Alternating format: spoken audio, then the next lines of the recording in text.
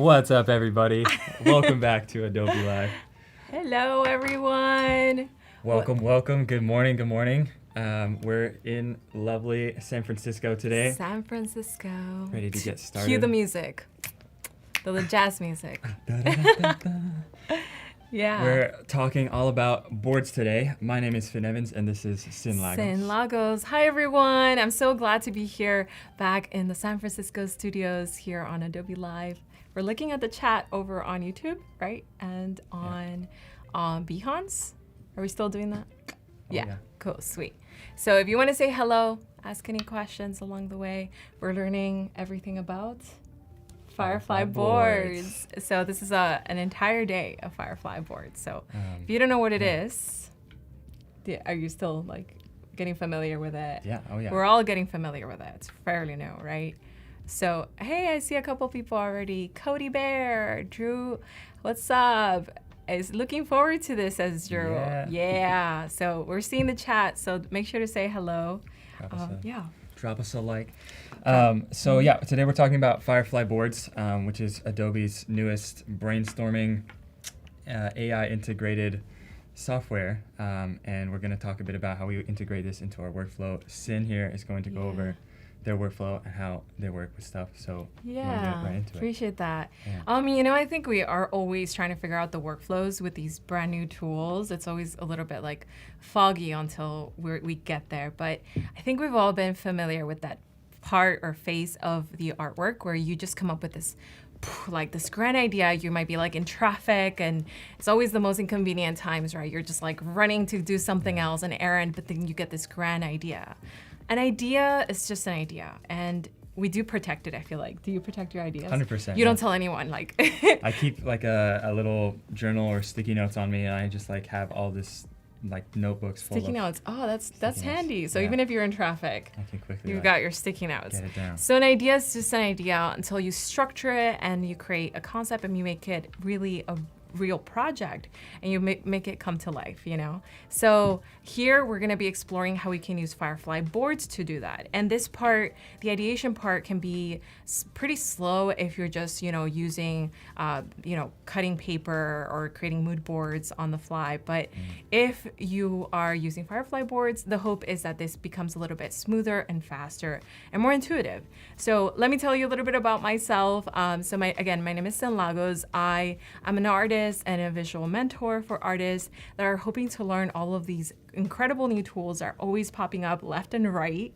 They're always a little bit of a tricky thing because it can be difficult to introduce new tools to your workflow. But what I want to encourage you is to try all of these new mediums. I've learned graphic design, photography, and now I'm so in love with video storytelling. Awesome. So we're going to be exploring some of those crafts here. The first one I'm going to be doing involves exploring how to create a book cover for one of my clients. And later today, I'm going to be teaching you some of my strategies to create a storyboard for video storytelling. I love this. So kind of, So touching excited. on both of my favorite crafts, That's awesome. design and everything. So this is my website here. This is cynlagos.com. It isn't just a website for you to get to know me. It is also a website filled with resources, and I love dropping in here any goodies that I think could be useful for someone else. So definitely tune in or go into my newsletter because I'm always dropping cool different effects for Premiere or different files that you can use on a regular basis for your business. So check that out at your convenience with your tea. I'm one of those tea people. I'm sorry, you guys. Cheers. We're not talked about well on the internet. No, it's all good. Yeah, your website looks amazing, by the way. It's very jam-packed full of awesome stuff. I've recently, have been really tuning into learning how to celebrate my accomplishments.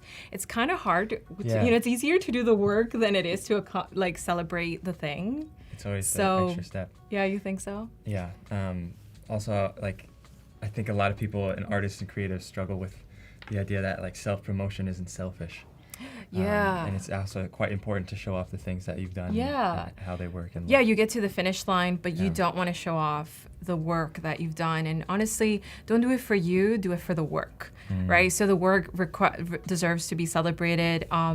I recently got featured on Behance as a photographer. And I was Hey, like, oh my congratulations. God, thank you. And I Yeah. wasn't really expecting that at all.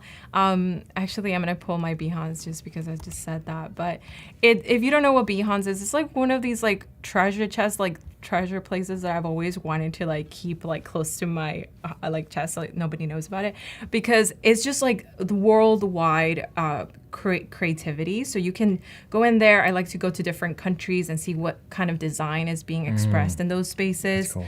I guess I'm not signed in, but this is that. And it's so cool to me to be able to, you know, share my work, not expect anything, and then get a quick email that says, hey, we feature your work because your work is so cool. And I'm like, oh, wow. I needed that today.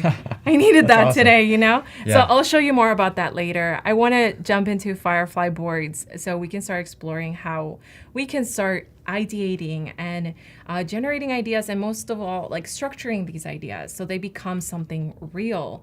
It's really easy to kind of be hard on yourself and be like, oh man, I had this idea and time has gone by and I haven't made anything of it. Or it's even harder when you have to collaborate with a client. And in this case, I had a client who had a book. She's an incredible person. Her name is Sophia, and she shout out Sophia. So she is so incredible because she wrote this book, and the way that she arrived at our meeting was like she knows her character by heart. That's and you know, sometimes the client doesn't know exactly Yeah. the direction. Sometimes they know maybe a little bit, but not all of it. She knows. She knew exactly what the character was supposed to depict, the kind of color palettes more or less, but we needed to arrive at a common place. So this is Firefly Boards, and I've set up a bit of a workflow here. When you enter Firefly Boards, it's going to be in firefly.adobe.com, where you're going to find all of this like plethora of amazing, cool AI powered tools, and they all live in here. And if you know, in the Adobe ecosystem, they're sprinkled along Photoshop and Premiere and everywhere else, making our jobs just a little bit easier so we can start focusing on even being more out of the box creative, right? So in here, you'll find like text to image, text to video, and then the first thing you'll see here is create a new board. I'm actually gonna open my cursor so you can see a little bit better. I use it all Cursor the time. Pro. Cursor Oh, Pro. wow. Yeah, so you can zoom in. Ah, awesome. Boom, boom. So here it says create a new board. So imagine this is like that board that you paste like along your wall, and you put all the sticky notes. Especially people who are UI designers, they tend to like be pros at the sticky note game. So this is that, okay? But what I really love about it is that all of these other tools are also embedded in there, and I'm gonna show you how you can use them during your ideation process. You can also find them in here on the left-hand side, and all of your files are also stored. This site alone has been overhauled recently, and it's just so cool because they've really taken into account a lot of our feedback about being able to track our files, our generations, and you know, making the work really feel like we have more control over it. So if you have feedback, make sure to send over a little message over here, or send it over on the chat. You know, there's always room for improvement, and really we are the creators of this, besides the developers who work really hard. I know you guys work really hard, but we are always collaborating with the artists, right, in the way that we create the workflows. So if you have feedback, make sure to leave it in a productive place. So I'm gonna go here into my recent boards, and again, this is my board for my client who we created a book cover for her. So right here, it looks like it's blank, right? But this is because this is an infinite board. So actually my board is in here. I can just go in here and click zoom to fit so I don't get lost. But that is an infinite board, so it can go on kind of forever. So make sure to know at what level you're zooming in and out. I can start teeny tiny here and write a quick text, right? And hey, Adobe Live. Wow, my type game has not improved. As after so many prompts, you would think, right? And you can just see how it just keeps Infinite. on going, right? That's one of my favorite things about boards so far is that like I like to work really small and then pick the best idea of that small batch and blow it up a little bit larger, so on and so forth. Yeah, so it you yeah. can just keep on going, and that way you don't feel stuck of like, oh no, I ran out of space on my wall, or even like exploring all of these other space tools. Like I feel like at least I used to use like Milanote a whole lot and Pinterest, but there's a point where you're just ingesting too much and you're not yet structuring anything. Yeah. So I think like every good creative project has the research and brief phase where you kind of really understand what you're doing, and then the ideation and development phase can always vary a ton before you get to like the first iteration or result. yeah, and I think it's really hard to be a structured individual when you're actually like an out-of-box thinker and like you love kind of going with the flow. So this is my sort of template that I created for myself. Very nice, clean looking template, by the way. I love layout design, and my first love was graphic design. So I created all of this using the tools right here on the left-hand side. So in here, as you can see, we don't have artboards, but if you wanted to find your place, you can create by using an artboard directly and creating those spaces, right? Yeah. But I also used a lot of these shapes right here. We've got little arrows in here. So for this section, you can see I introduced some of the arrows. And for me, this was important because I was collaborating with my client. So I wanted to make sure that this space was also something that she could understand and, evolve in. Did your client get to see this board and move around in it just like you were doing now? Yeah, a lot of the times there were just Zoom calls and we were constantly talking and iterating live. The first conversation I had was, are you okay with moving forward with a Firefly generated visual cover? We're gonna feed it as much as possible, but this is gonna be, I was able to tell it this is gonna be commercially safe. So you're able to print it, you're able to sell your book. Right. So they were happy to be part of this workflow. And most of the time, what we were doing was feeding it a lot of information. So we felt like it wasn't 100% generated by a tool or device, but it was actually influenced highly by our input. Awesome. So here's an example of that. So the first thing I like to do with my clients is I like to talk about the objective. What is the goal here? We all have like a sense of like where we're headed. Exactly. So we're going to be using Firefly Boards to like just bridge that gap of my clients' ideas and imagination and where I'm at, because nothing is worse than like creating artwork and then they're like, actually, I was thinking something more like that. And then you just constantly, now you're in the edit phase. I call it, it's hard to remove the salt from the soup once you've already made the soup. I like that. So it can get really tricky and we don't want those edits. We don't want to be in that phase of the creation. But here, they had a Pinterest kind of gathering of like what kind of character they felt like the character was like. So the character was minimalistic, was definitely had this like very important job in in a skyscraper in New York City, and they had these color palettes that they love to wear, very solid and greens, and so they have kind of like metaphors running throughout all of this. But even in these visuals, she was keen to tell me like, that's not exactly what I have in mind. It's just what I could find. Right. So the challenge here was to be able to have that imagination put into this place. So we started by photographing her composition. And so in here, you can see a couple of reference photos. This is literally like in my living room. And, she just had this idea. Whoa. There's maybe two concepts here, a flat lay or maybe looking over a table. And so we did a quick photo of that. What's up? When you say flat lay, is that just like taking an overhead shot of the stuff? Yes. Okay, A flat lay, like a nice little assembly from the top, a bird's eye viewpoint of things. And so as you can see, this is just a photo that doesn't have any lighting. Maybe all that we're trying to get here is the structure or the composition of it.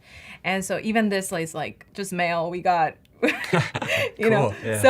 So this photo, this person here, it doesn't kind of quite get the aura of the character. So we went a little bit further and we made sure to add like nails, because this person, you know, kind of goes and gets their nails done. They have like a skyscraper behind them. You know, they have more of like this feminine expression. And so we wanted to introduce those things. So here are some examples of how you can do that just directly in here. So when you click on something, you can say edit under here. You're going to get this toolbar.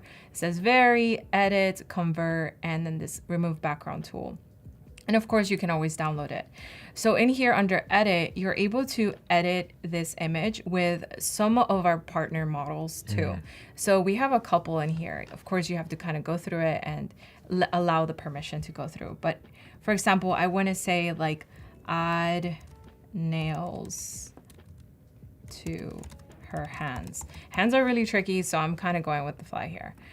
So what happens here is the generations tend to be typically more than one, but if you're using some of these other models or you're using Adobe Firefly 4, then it's going to only generate once, right? So this tool right here tells you, you can place me on the canvas and you can place it right here.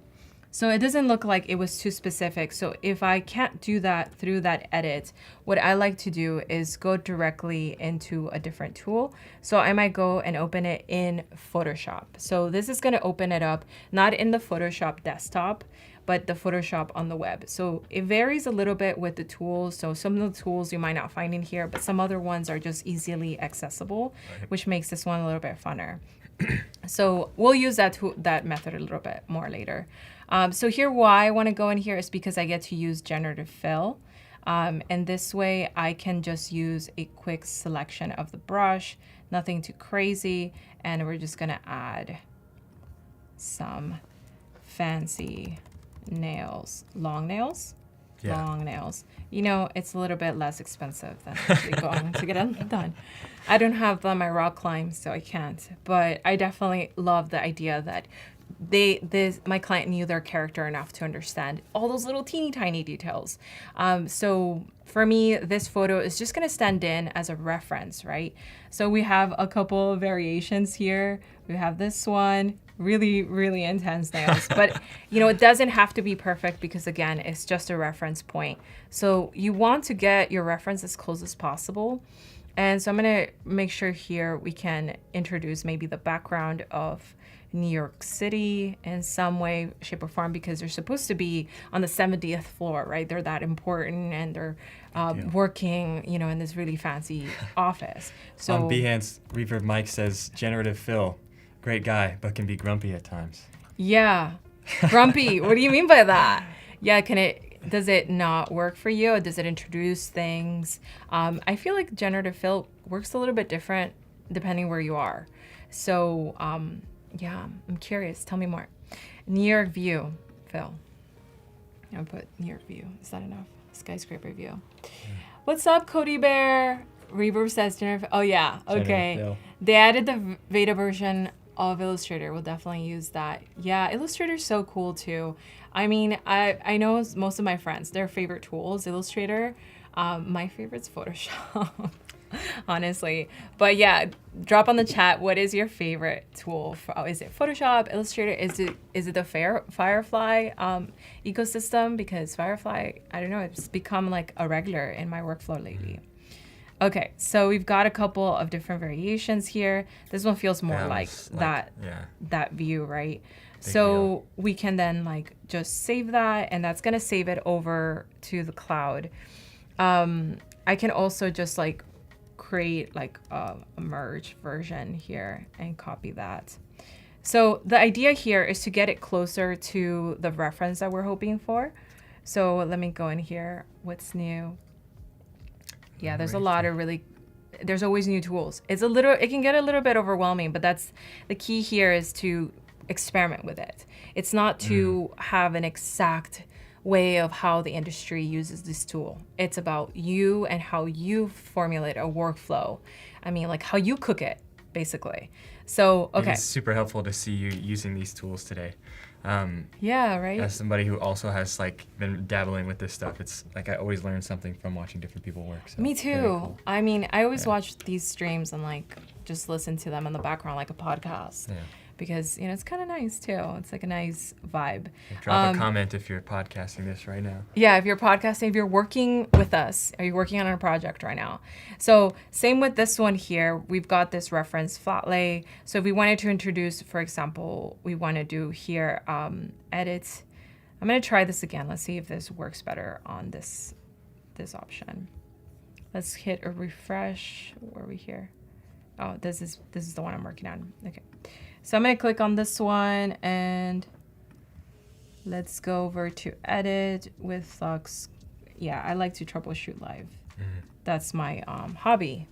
So let's add a lipstick on the table. So right now you're going through your board. The client requested this awesome book cover, and you're developing these two ideas for them, right? Yeah. The shot of this figure with the papers, and then the overhead, like top-down shot. Yes, exactly. So we don't quite know yet, like which direction we're headed in, but we know that we have this kind of composition that they've already agreed on. Like, yes, this is kind of what I was looking for, but we have no lighting, we have no like fidelity, color palette. We don't have a style direction. We just have a composition direction so far. So in this one, it like dropped in the lipstick again. That is how that tool works, but it isn't quite what I'm looking for. So I'm going to keep going here, and then the goal here is to be able to iterate as much as possible. So I have a couple of variations, and I'm going to show you how I arrived at something like this. So the coolest thing that I find in all of these tools is to be able to use these two little pockets, usually two. You've got here the reference that Adobe Firefly is going to use to generate things. So you don't just write things on the fly. You can also introduce influences. So what I want to do here is I'm going to show you a couple tools that we can use here. So I want to create something similar to this. And so we have this tool here that says vary. Let me zoom in. And so when you click on it, you're going to find this tool that says vary. And so you can say, I want more tools like this. We've got keep the style and keep subject. So if I want more tools like this, it's going to give me this kind of cool grid system, so which I created a placeholder for right here. Yeah. And so I'm going to put it here. Once we place it, it starts to generate a bunch of different iterations of that scene, something like this, right? I want more like this, meaning that it's going to have a little bit more freedom in the way that it chooses to do the composition. So it's not keeping the structure, it's just giving us different iterations of what else could it be? Can the person be on the side? I think in this case, having the person's face is not quite what we're looking for, but it's kind of interesting to see how it chooses to iterate on like the movement, or it's kind of like a shuffle button on a playlist, right? Yeah. I like that. Yeah. I like that. Yeah. So, this is like a bunch of them. So typically you're generating like 1 or 3 at a time. And so it's kind of nice to know that you can iterate this many at once. Can you select all those again? Yeah. If you zoom in, the content credentials change through each image, right?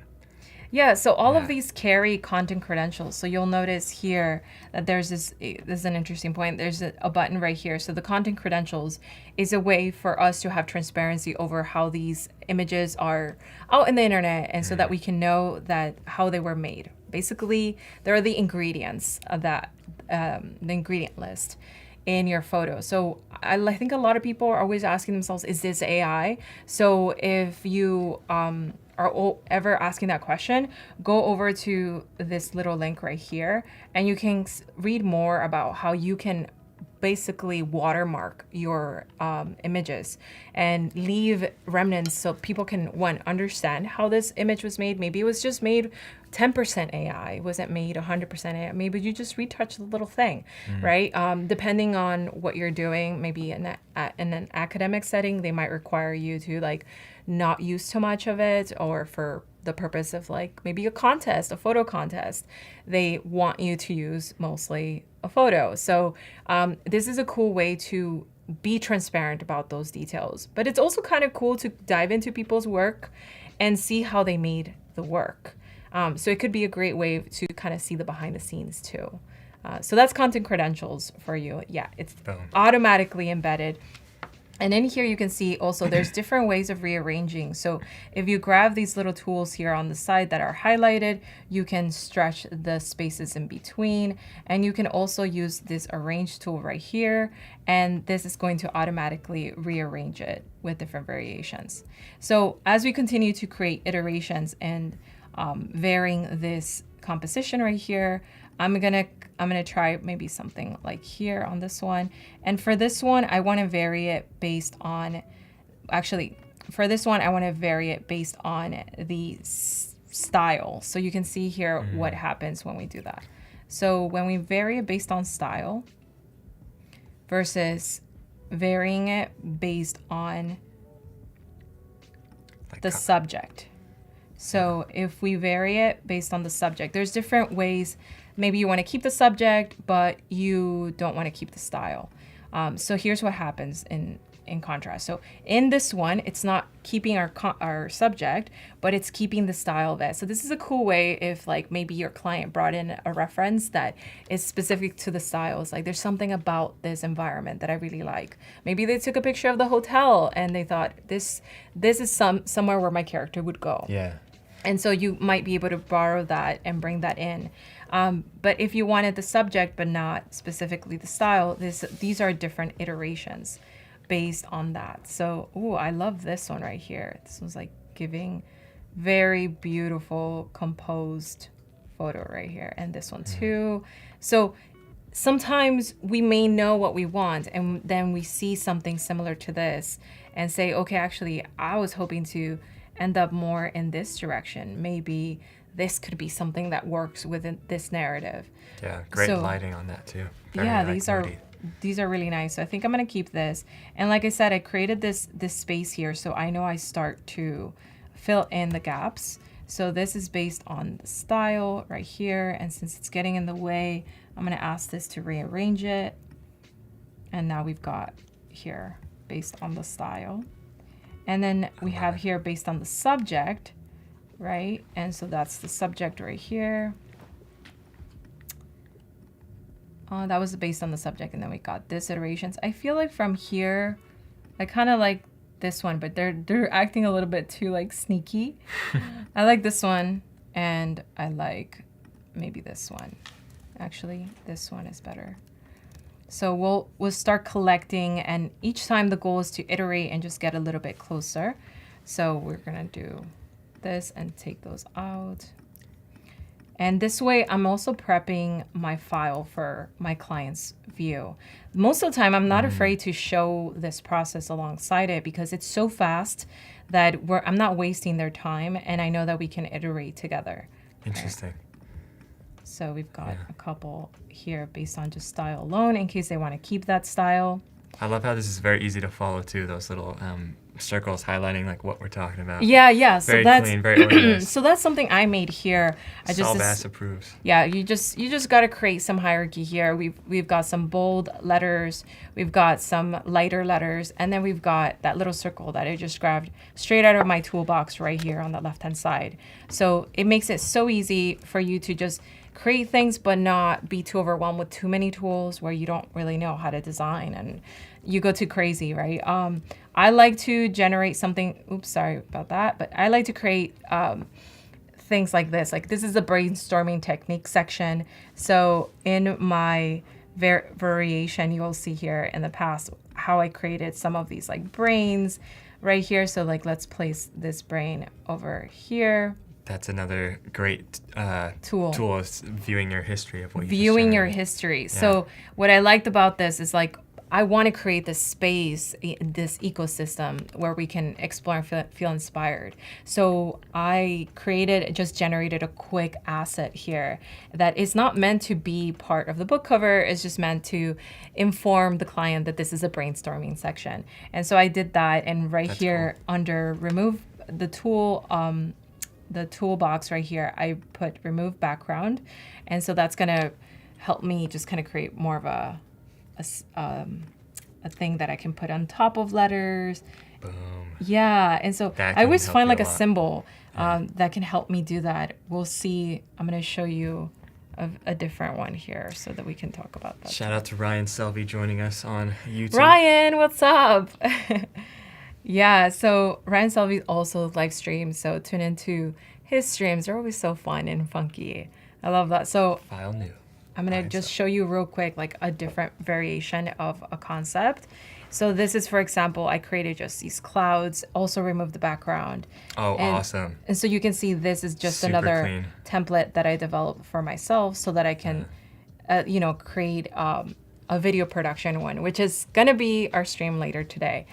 So for this book cover, I wanted to give that essence. And you would think that's not important, like let's just, focus on the book cover and make this a mess. But when you're collaborating with a client, It's a different story. it leaves a different impression, right? Yeah, I always have to organize something to make it look like inviting. Yeah. Otherwise, I feel like I get overwhelmed. So Yeah, it's like a pitch glad deck. to hear you do that. So this exactly. is a It's place where it can be, introduced as anything you want. So if you wanted to create a pitch deck right here and start iterating and developing ideas directly as you are meeting with this very important person, this is the right place to do that too. So it's kind of like up to you what you make of it. But just think about these tools and how you can kind of like shuffle them or remix them for your own needs. Right here, I have a comment section. So this is the space where we would like send back feedback. And so this is kind of the one for live stream, but that is the section here. So that's here on the right-hand side. Okay, so let's continue to iterate here with some of these. So I wanted to find also variations of this one right here. So we started to create some compositions, and this was based on a prompt. So if I go here, I can look at the different options that I have for this. Let me see if I go into that one. Yeah. So I'm going to start generating using a prompt so you can see how we can do that. So I wanted to bring this as a reference. So we're going to use this, let's see, keep this, this subject, maybe not. I want to find similar inspiration. So this is something that I like to do, especially in the face of like, we're not quite sure what we're doing yet.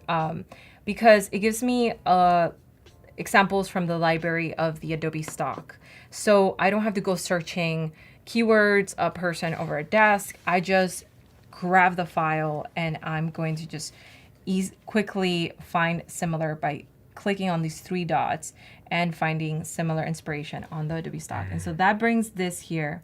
You can see here a reference photo.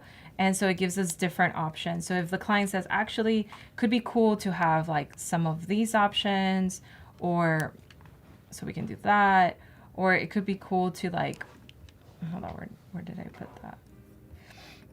It could be cool to have like a different angle. So before you kind of zero in on that composition, here it is, it was this right here. Then we can say, oh, actually, it could be neat to do it from this vantage point, right?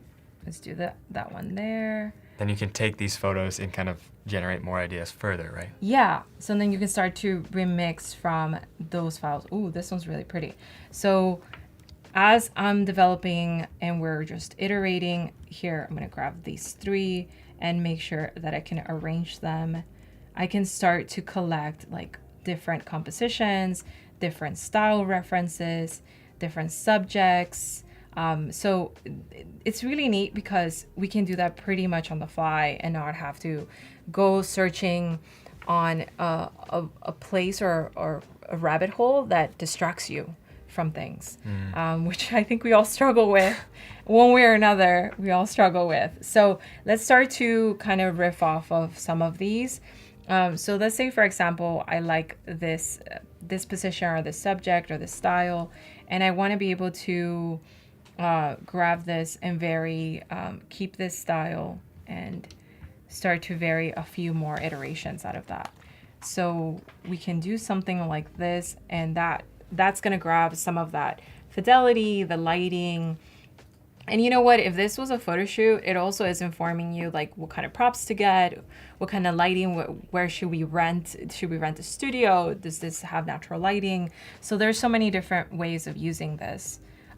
So we have here some really cool uses of the lighting and fidelity, but not keeping the composition. So this one's really pretty right here. So there's something Reminds me about of like creating a brand too, where you want this level of cohesion, and sometimes that's done via a simple color palette, but most of the time it's like there's more to it. There's like tone, there's like, hey, this one's mostly using natural lighting. So if we're going to talk about a cooking session which feels completely out of left field for us, we can still marry it or like unite it through like the common thread that a is common like thread. your aesthetic in this Right. case. Yeah. So this could be a great way for you to organize even like your Instagram feed or your Behance feed, so that you can start to develop a style and people come to you for a style because you're paying attention to that, right?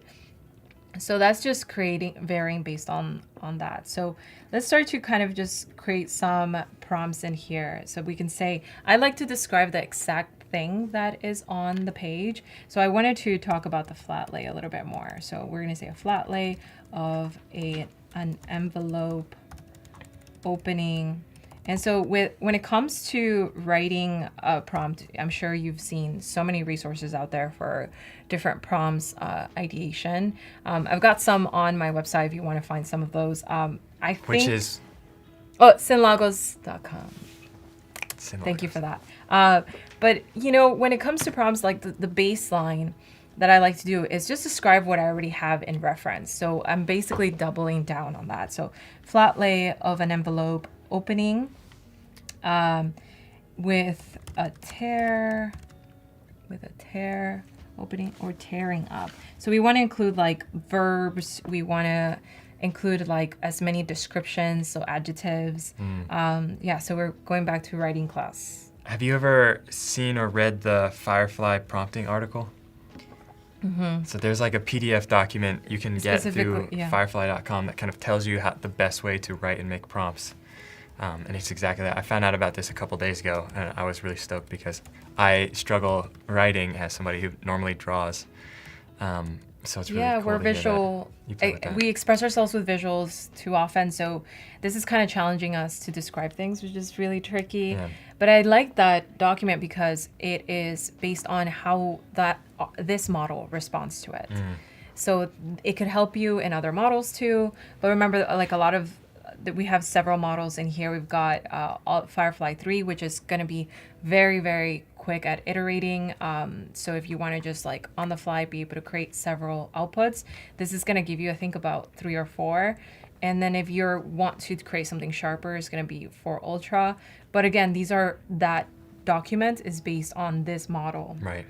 That it might just as well function for these, but there's so many strategies out there that people are trying and experimenting with. I think experiment is the key, right? So I don't think anyone arrives at any solution without first not knowing and just kind of aiming at anything and just trying it out. So I'm gonna make sure this is at Firefly 3 fast. Flat lay of an envelope torn open over a table. We want to kind of create this sense of conspiracy, like what's going on? Why is this envelope torn open? Like what's this message about? And so we're gonna do that here. And this little tool, sample from Canvas, is like a little eyedropper that is sort of the game changer here. So let's say as we are developing the style, we're liking this particular style, we can airdrop it, and it asks me, do I want to use it as a style reference or do I want to use it as a composition reference? So the difference is, one is like listening to the fidelity, the color, the lighting, all of those little things, the tone, and then the other one's just listening to the structure. So imagine like in architecture, like just a building with like just the structure of it and no interior design yet. So that's kind of how I like to think about That's it. That's a good way to visualize that. Yeah, so I'm going to use it as a style reference. And then I'm going to use maybe this one here as the structure reference because we're going to use this one. So I'm going to just quickly airdrop that and say use as a composition reference. And then we're going to generate. And in that generation, you can see down here, it is generating 4 at a time. So it's one more than on Photoshop. So if you were generating in Photoshop, maybe that feels more fit for once you're closer to creating the project. Here is more for brainstorming. If you are attending Adobe Max, by the way, Drew Cav says he's got a Firefly Boards class you can take with Chris Katsanova. Oh my God. Yeah. Who's going to Adobe Max? I'm going to Adobe Max. I'm excited. Yeah. So it's going to be in Los Angeles, and I'm so excited because, you know what? I love staying tuned with everything new, but there's just so much. So it's kind of nice to just like watch a conference where everybody's creating workshops. And whenever I don't have a chance to go or something, pops up, I still tune in live because it's streamed. So make sure to tune in, maybe like make it a gathering, popcorns with your friends, and check out what's new, because it's really first important to stay in the know of those things, but also so that you can know where your tools have been boosted, because oftentimes these are tools you're already using, but they're just like powered up with Firefly like in the background, which is really neat. Like the remove tool is one of my favorite tools in Photoshop. I use it for everything. Yeah. And every time I'm just like, whoa, hold on, what just happened here? This is getting better. And so the remove tool has that little drop down where you can just choose if it uses AI in the background or if it's the traditional one. So yeah, definitely let me know if you're joining Max, and if not, definitely like rally up the friends and watch it live. Make a watch party. Love that. Yeah. Tom is joining Adobe Max. Shout out to Tom Blake. Oh, nice. Yep. I'm going to Max. Super excited. Is it your first, Tom? How many is it? Your second, third? I remember the first one I ever went to, I was really overwhelmed. I was like, oh my God. Crazy. Yeah. It was during my Adobe residency. So I was... Whoa. Yes. Cool. So I was an Adobe resident. I'm a former Adobe resident from 2019.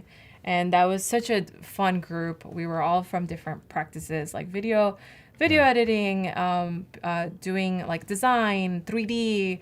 There was a little bit of everything. And it was my first time going, and it was just like nerve-wracking. I met the Skillshare team there. What? So it's like a wonderful place for networking. Yeah. Now I teach on Skillshare. I made it to top teacher. Congrats, Celebrating. what the heck? Yeah. Let's go. These little milestones that I generally just put down somewhere on like one of these Mila notes, and then I forgot about it.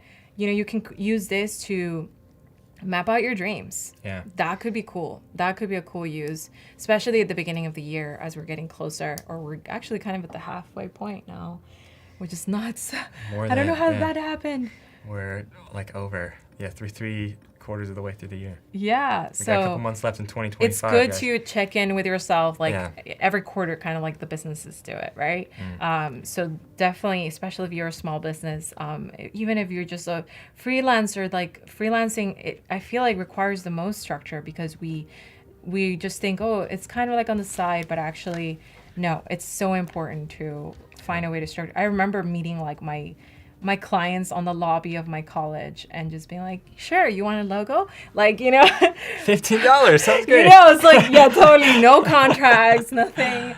And it's like, I needed structure, and I began, it sucks to learn them through failure, but failure is never failure. No, these are the most direct way to learn anything. Yeah. Is to try. It's to That's try. ultimately I what think matters. failure is not trying. That's where I think is failure. There's always a place where you can redeem yourself and try it again, learn the lessons, take the L, learn the lessons. So here is the iterations that we got. So this, you can see here, we've grabbed the silly photo I took of like just with my phone of the composition, and we grabbed the fidelity from this photo right here. Yeah. So you can see how much it like resembles that. So you can start to just, think about scenarios in which you just wanted to know, how could that look like if I had a different color palette? Maybe you're making over your studio. That could be neat. Like you would just take a picture of the studio, and then you say to yourself, like, I think my brand color is orange. I love orange. Me too. I'm so obsessed. So I feel like everybody's catching on. I was like, no, everybody loves orange now, but I'll let you love orange. So you know, like sometimes you just want to iterate, like what would that look like, and this is that. Okay. Yeah. Sometimes I'm shocked. This is a little bit magical. I'm kind of getting used to the magic now, but I remember the first time I played with this, I was like, whoa, What the heck? that came straight out of my brain. It seems like you've really got this awesome workflow, and you've kind of really locked in these unique tools. I've definitely learned a lot just from watching you. Yeah, I'm glad. Yeah, so with the last bit of our time here, let's bring it home and lock in. Thank you for that. So, so I love the style direction. So far, we've been able to iterate on by finding different compositions on Adobe Stock, by varying the style and also the subjects. I think I kind of switched those up. And also kind of iterating on different subject matters that you just take a picture of. That's kind of what I love to do all the time, because I want to inject my artistry as much as possible. We're going to end it up here with some of the typography direction. So because this is supposed to be kind of like a mystery book, we wanted to try to do this, like these like ransom letters, you know. So I cut up a lot of stuff. And you know, you got to get crafty with these things. And my scanner was giving me a hard time, but I was like, you got to do this for me. Last one, bring it in. Yeah, it's one of those like very cheap scanners, but only scans. But that's kind of like the coolest thing. I scan it on PDF format because it thinks it's not supposed to be high fidelity, and that's what kind of gives me this like really cool grainy look. But I wanted to be able to iterate on this. So like I like this style, and so my client was like, oh, this style is so cool. Like how can we iterate this kind of fidelity for the things that we were already doing? So again, we can say something like a flat lay envelope, and instead here on the style, we can airdrop maybe one of these and say use as a style reference, and we can generate from there.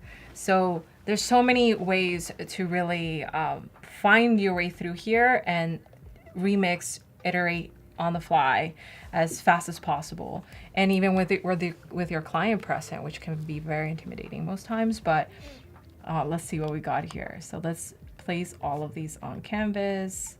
Let's do that one. Place on canvas. Ooh, so teeny tiny because we've got you've gone large scale. We've got an infinite board. Yeah. So let's take a look here what we've got. Grab them all and do a quick arrange. And that's what we got. So it looks a little bit more crafty. It looks a little bit more like cut out. So of course you can continue to inform in the prompt and be like, I want more of this and more of that. So like if I want in here, I want to add like a pencil, I can say edit using flux, and I want to add a pencil on the right. Let's see if that goes through. So I think there's a lot of different iterations here that I want to do just for how I'm developing the style, especially when I'm changing my point of view, or I'm traveling and exploring. I love to bring back like pictures of textures. Yeah. Something so simple, you know, that can end up influencing some of these things. So I'm gonna place it here, and just by doing that, again, I'm gonna show you how I did it. So I click on anything and hit edit, and then pick a model, and then just tell it what I want in it. So it just added that pencil, which is a little bit unproportional, but you can just keep iterating. It's not wasting any of your time. So you can see here, it also has those content credentials. So it tells you what it used. So on September 18th, you know, we've got here that we used this source. So we have this AI information, but if we wanted to go further and leave our mark and our watermark, so to speak, the watermark is not a watermark. It's like this very intelligent thing that is just like embedded within the pixels, and it cannot be misused. It's a type of metadata that like will kind of copy the image and recognize it across like platforms online and in real life, which is pretty cool. So it's like really cool, and you can just use it also to link back to your tools. So I love to drop in any of my artworks here, and to be able to apply content credentials or to inspect it. So you see here, you can inspect a file, and you can drop it in. So if you're a mentor, you're a teacher in an academic setting, and you want to be able to, hold your students accountable to how much AI they use, or that they used it because you're teaching the tool, then you can drop it in here and not feel like, okay, there's this like underlying like question that you can't answer. No, you have tools for that, and these tools are honestly awesome. I love that that Adobe's spearheading something like this, because that sense of responsibility is such a like strong backbone of how even Firefly was created, right? Yeah. Because Firefly was made with all of these awesome images that are available on the Adobe stock that were attributed to the artist. So, I mean, that to me, it's a game changer, and it's why I continue to use it. So, as you can see here, we developed a lot of cool stuff. How much time do we have? About 5 minutes. Okay, cool. So we have here kind of like the final iteration that I developed with my clients. So it says nice. bold fabrications. And so I might grab here this one, and I'm going to take this, one of these mock-ups that I generated. Whoa, so that's really cool. Yeah, so this Heck generation was based on, so we're going to load it here so we can examine it.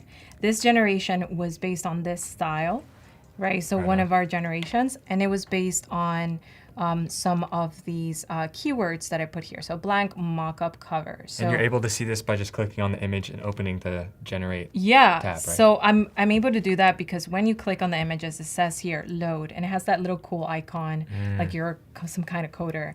And so it gives you every single thing that you used. And something that I really like is like if you are able to maybe like edit this image in Photoshop, for example, here, we're going to go over to Photoshop real quick. And I can grab then this tool. I'm going to grab the select tool and do a detect object selection, which cool. looks at all the different things that are on the scene. I like this one, and I'm going to create a quick mask here. So duplicate this real quick first, and we'll create that mask. Okay, and then we'll drop in that image. Let's see if we can drop in that image. Copy and paste.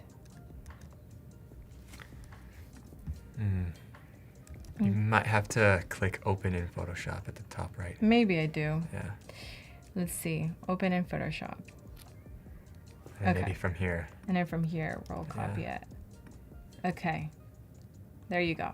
Oh. Okay, so then we're gonna from here just resize it real quick. This is a pretty big. Hold shift so it doesn't get unproportioned. I didn't hold shift, you guys. Oh my gosh, I didn't hold shift like big time. There you go. Okay. There you are. Okay.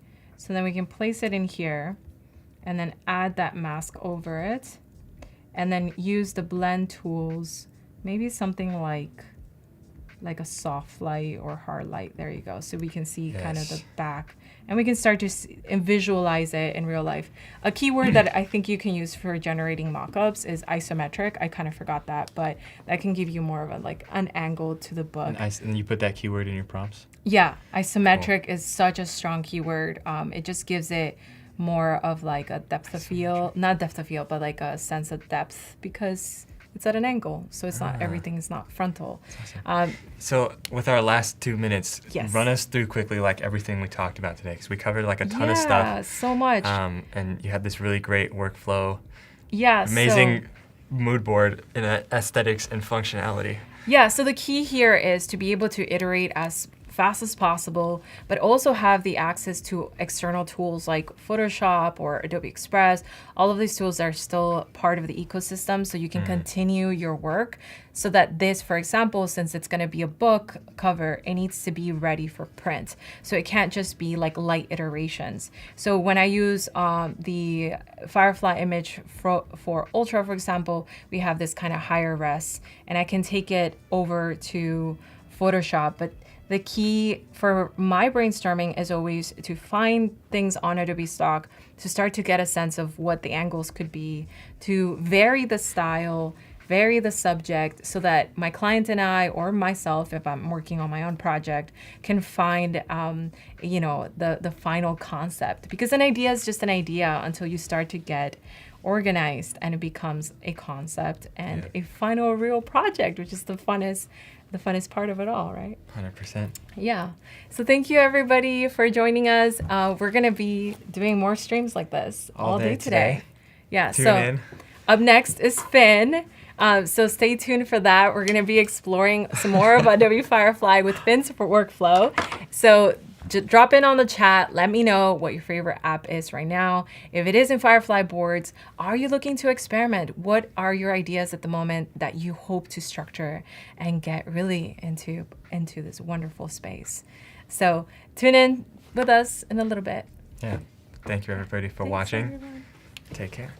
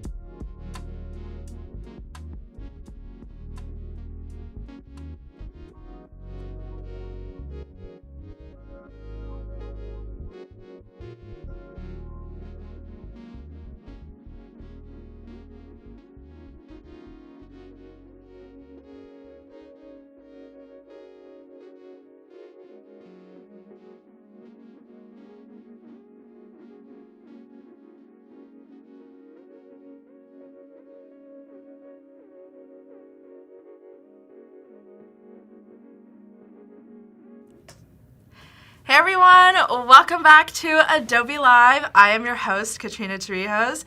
I am the Adobe Express evangelist, and today I have the lovely Tanya Gupta. Wow, in the studio. So excited. This is a monumental moment, chat, because it is Tanya's first time ever streaming with us live in San Francisco. How are you feeling, Tanya? Yes, it is. I'm feeling great. I'm a former creative resident, Yay. so I have been with Adobe for a while, but this is my first time doing a live, and I'm super excited to share a little bit of my workflow with you today. Yeah, about time. Okay, well, Tanya, tell us what we're doing today. Okay, so I am a freelance art director, and I specialize in photo manipulation, surrealist self-portraits. But today I'm going to be doing something a little bit different. I'm going to be talking a little bit about Firefly Boards and how I mood board this concept that I've been playing with for a little while, which is creating a virtual closet. And so I guess we can just dive right in. I think so, yeah. But before we dive right in, let's talk with chat. We got a few people in here. We got Drew Cav. Sorry, I got to squint a little bit. It's a little far. Cody Bear. Reverb Mike. Hello. Welcome to the stream. How's it going? Love to see y'all here today. Ryan Selvey in the chat. Hello. Oh my gosh, shout out Ryan Selvey. Yes, a shout out.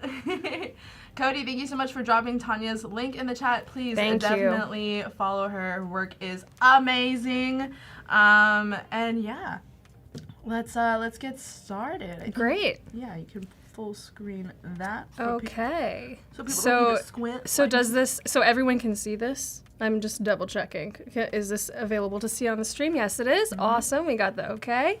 Awesome. So this is Firefly Boards, and I'm going to walk you through this little mood board that I created, and then we're actually going to go ahead and pull in some looks into Photoshop, and I'll show you where we go from there. So something really cool about Firefly Boards is that you can kind of create your own mood board like within the native Adobe landscape.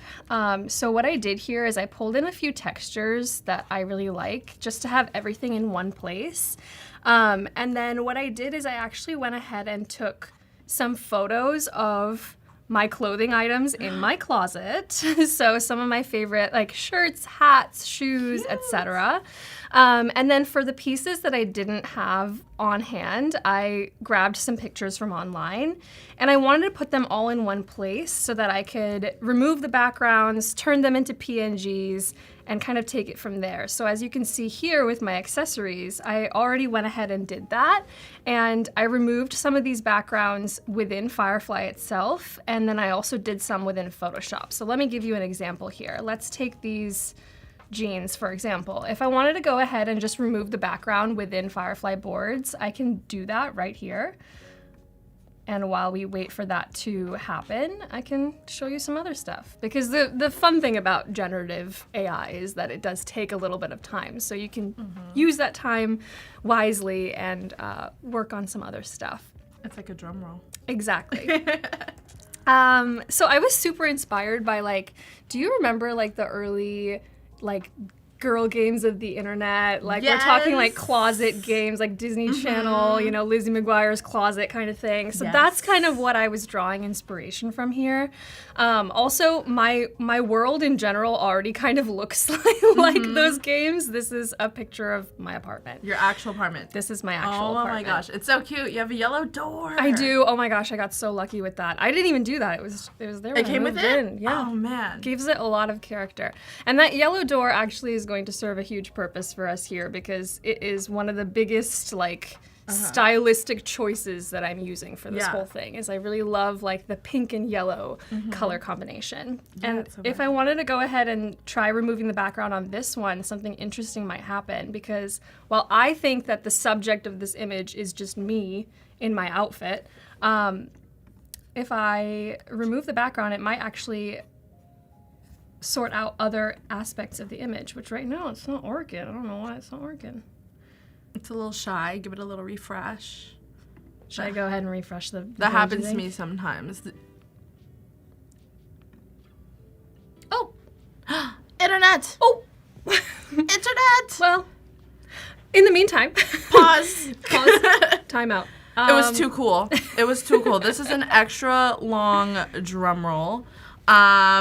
Yeah. So talk a little bit more about like, kind of like your process then, like. Yeah. So basically with Firefly Boards, what I wanted to do is kind of come up with the stylistic concept for this virtual closet and to remove the backgrounds from the images.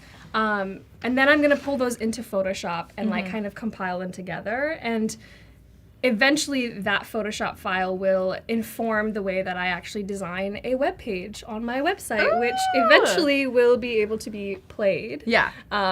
And I'm probably going to post that in like the next week or so. So everyone in the chat who is tuning in right now is getting a little bit of a sneak preview, which is pretty exciting. I'm actually waiting for you to drop a game. Like, I feel like It what may you be have sooner right than now. you think. I could see the vision. I see the vision, Tanya. Thanks, Katrina. Okay, I think we may be back. Yes. I'm going to go ahead and make some changes. There we go. Okay, so let's try this again. Take two.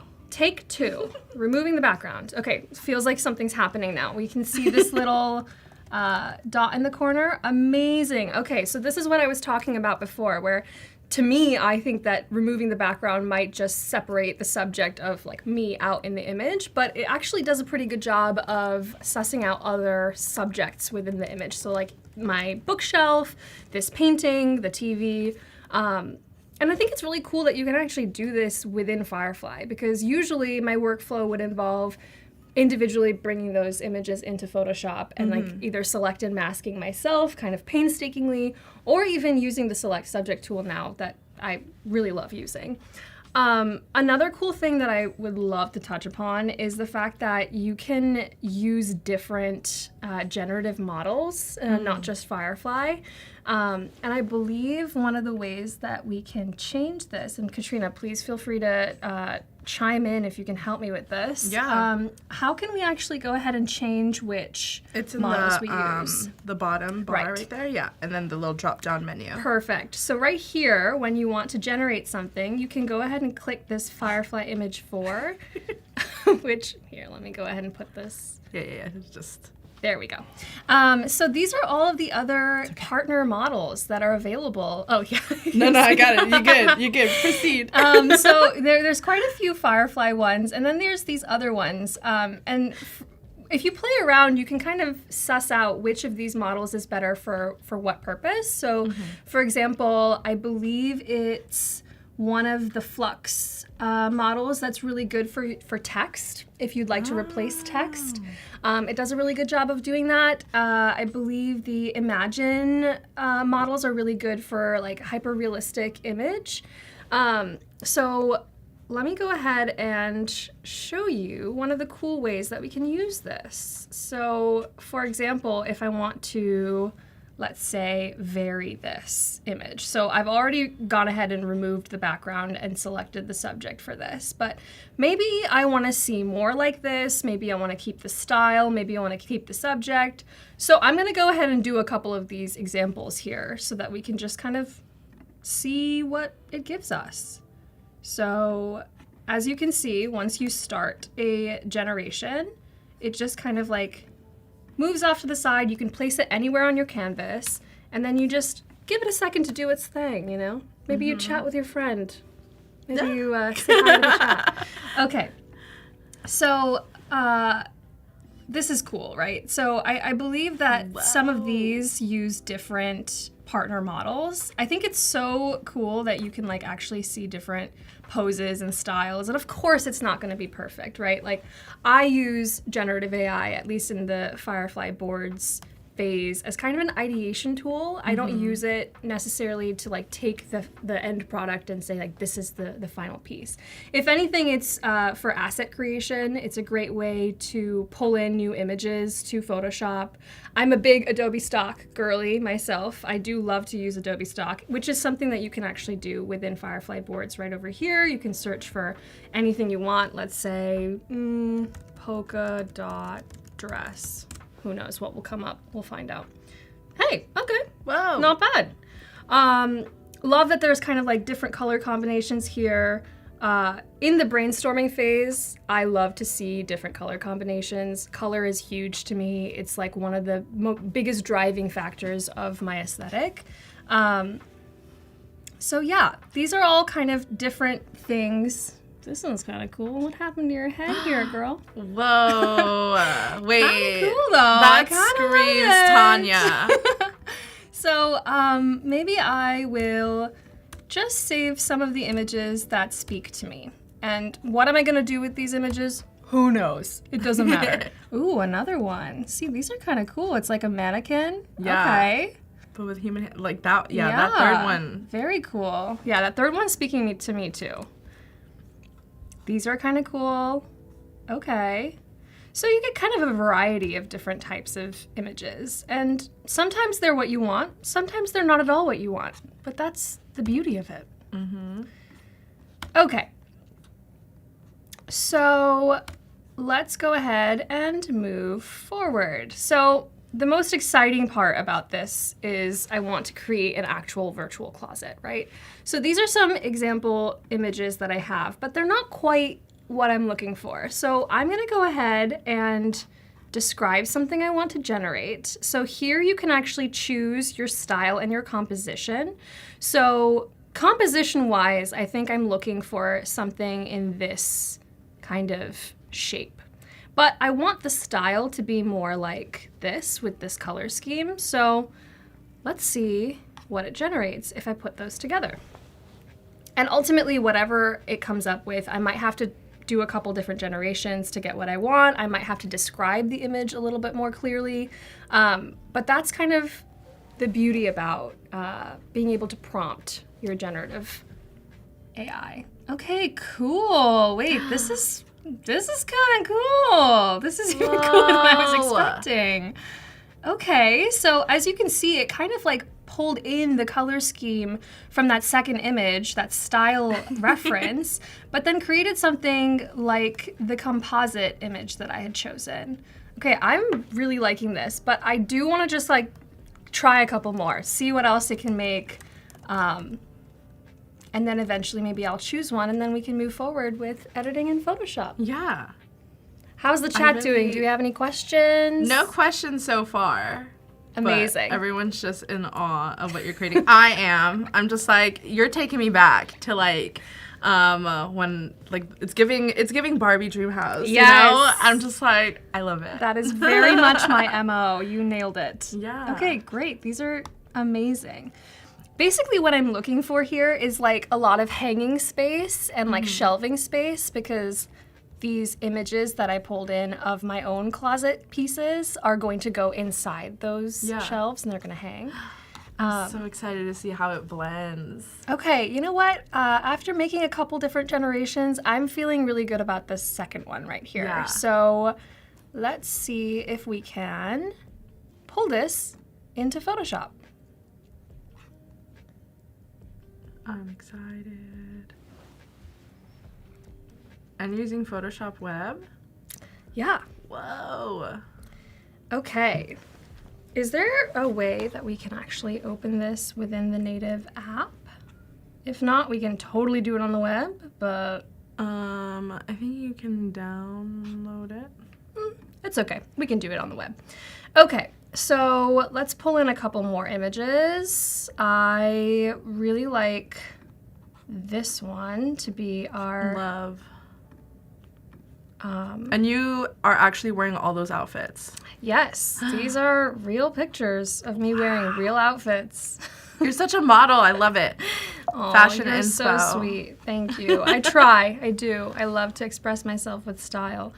Okay, let's see. You know what?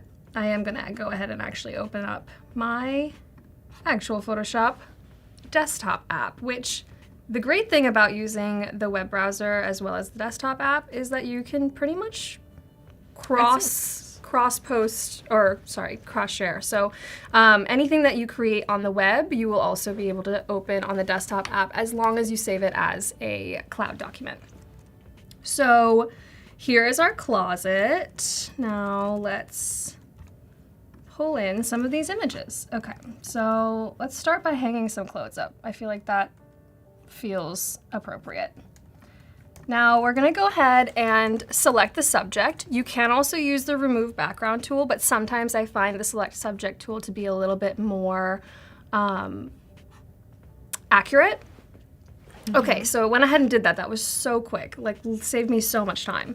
So now that you can see the marching ants around the subject, you can go ahead and actually create a mask. Wow. Look at that. And gonna go ahead and put that kind of where I wanna hang it. And it may not look completely cohesive yet, but no worries. I will show you how to fix that shortly. But I'm gonna go ahead and just kind of do this process for a few different items. And Yeah. Tanya, how big is your closet? it's not very big, Katrina, honestly. I'm Not not gonna very- lie to you. What? It's not very big. I live in Manhattan, so Uh-huh. I have to really economize on my space. Yeah. But it does kind of force me to be a little bit creative with my space, and that's kind of why I'm making a virtual closet. Yeah. Because if I can't see all of my clothes in real life, maybe I can see them. How would you describe your personal style? Very maximalist, very colorful, which I would say maybe my outfit today is not really an indication of that, but that's because we're here to work. I don't know. You got some leopard print shoes on, girl. I do. see it. They Is can't that, see is your that feet. crazy? Did I show my leopard Yeah. print shoes? Look at that. Oh, girl, you're flexible. Oh, thank you. You're flexible. Okay. Back to the matter at hand. Love. Back to my virtual closet. Okay, so we can obviously make some tweaks and changes to this mask. As you can see, it's kind of picking up some things that we don't need. So you can clean that up, you know, with the brush tool, just like this. And now I'm going to show a feature that I think is really cool. It's kind of new, relatively new. It's called Harmonize. So what it does is it actually takes kind of like background information about the image and then tries to create kind of a, What? I'm trying to find the button. Oh, okay. I was like, the sentence The did not sentence finish. did not finish, that's right. What's up? I'm trying to find the harmonize. I'm trying to harmonize this, Is it on the contextual taskbar? it should be, let's see. Chat. Maybe I'll, Phone a friend. Chat. Let us know. if anyone can help. You get 10 brownie points if you can tell us where, pop quiz, the harmonize button is. My guess is that it's in the contextual taskbar. If you press like the dots or like, is there a more button? Am I wrong? Am I completely wrong? No worries at all, you Am I guys. completely We're just gonna. I'm the Adobe Express of it. Well, I was a creative resident. It's Or- all good. You can search too. Search. I think where you go help. This would be very, don't think it's available on the web version. We are on the app now. We have switched to that. Okay, maybe it would be on Photoshop and beta, but no worries. We can just continue. We can move on. Yeah. I want to bring in some more accessories. Let's do maybe some bags, some camera equipment. Okay, here we go. This is going to go on one of our shelves. I'm going to go ahead and mask that out. Let's see what happens when we remove the subject from this. Hey, that was pretty good. Okay. Oh my gosh. Wait, that's Yeah. really accurate. And that happens so fast. Like, it actually does blow my mind how quickly, like, how much shorter my workflow has become with these generative tools. Because I have been, like I mentioned before, I was a creative resident in 2021. I've been using Photoshop now for, I think, 5 or 6 years.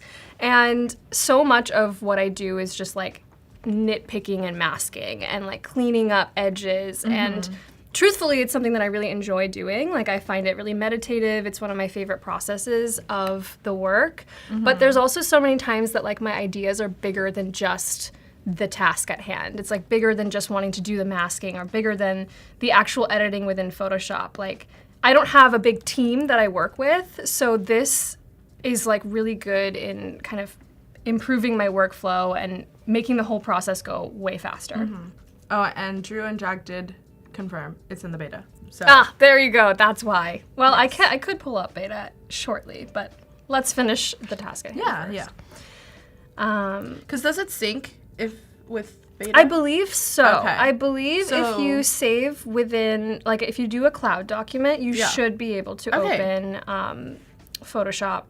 Yeah, so what we could do documents. is you could finish the composite here and then harmonize And everything. then we'll in go beta. ahead and pull it all up at the end. Good job, chat. So we will still be able to see that happen. Thank you so much for helping me with that, chat. Appreciate it. No, this is exciting. Cool. We love it. Okay. Now let's pull in Tanya. That's me, guys. It's you. I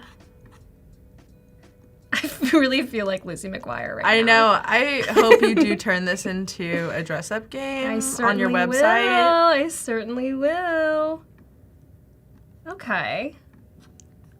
Cool. I'm going to go ahead and just pull this into Photoshop beta now. Let's see if we can make that happen. I think we're at a good point. Photoshop beta. There you are. Okay. This is fun. Yeah. No, I feel like we're like kind of. Yeah, it's like we're like Magazine figuring it clipping. out in real time. Yeah, it's like digital collage. Amazing. Look at that. So we can actually open up. Yeah, continue on there. Perfect. Don't tell anyone I'm not updating right now. Don't Okay. update. Don't do it. I will do that later. Okay, so there we go. Now we can see the harmonize button. I'm not crazy. So here we go. So it'll basically take some information from the background image, like I said, and it'll like figure out what the lighting and like the color is supposed to look like on the image. I'm not sure if it'll work completely the way I want it to with this red shirt, but You we'll never find know. out. I'm usually pleasantly surprised. Oh, Did it create a amazing. shadow? It did create a shadow. Oh my gosh, so it actually created shadows not just against the background, but also against the other layers. So against the shirt behind it even. Okay. Love. Now I'm gonna try something just for fun because I'm curious. Yeah. I'm gonna go ahead and turn all three of these layers into one.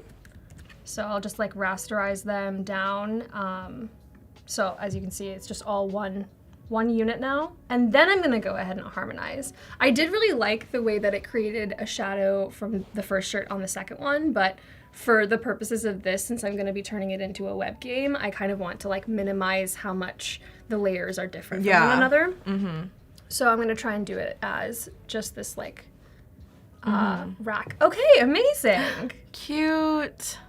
Very cool. I love that like the shadows also match the background because I think as an editor sometimes it's my instinct to like create shadows as just like a black drop shadow with maybe like the multiply tool. But as you can see, these shadows are like bright pink, just the way they are in the actual image. It's very consistent. Very consistent. So I'll go ahead and do this with the other pieces that I have in here too. I'm so excited. How many cameras are in that? 1, 2, 3, 4. Well, there's lenses in 3 there. lenses, 2 cameras. Okay. Wow. Whoa. That one's great. Yeah, this is really impressive. Our producer's off to the side just oohing and awing. And he's also impressed. Love. No, I'm really going to be curious to see how it harmonizes me against the background. I want to redo my entire stream now. 2 hours. This is so cool. Yeah, it's pretty neat. I love it. And like I said, it does take a second, but okay. Hey. Wow. Very neat. I love, yeah. Yeah, I like that one. I think that one's consistent. I like that one too. You kind of look like a doll. It gave you like doll lighting. Yeah, it did kind of, maybe it just like can sense that this is my dream house. And it's like, how do we really sell this? This is Tanya's house.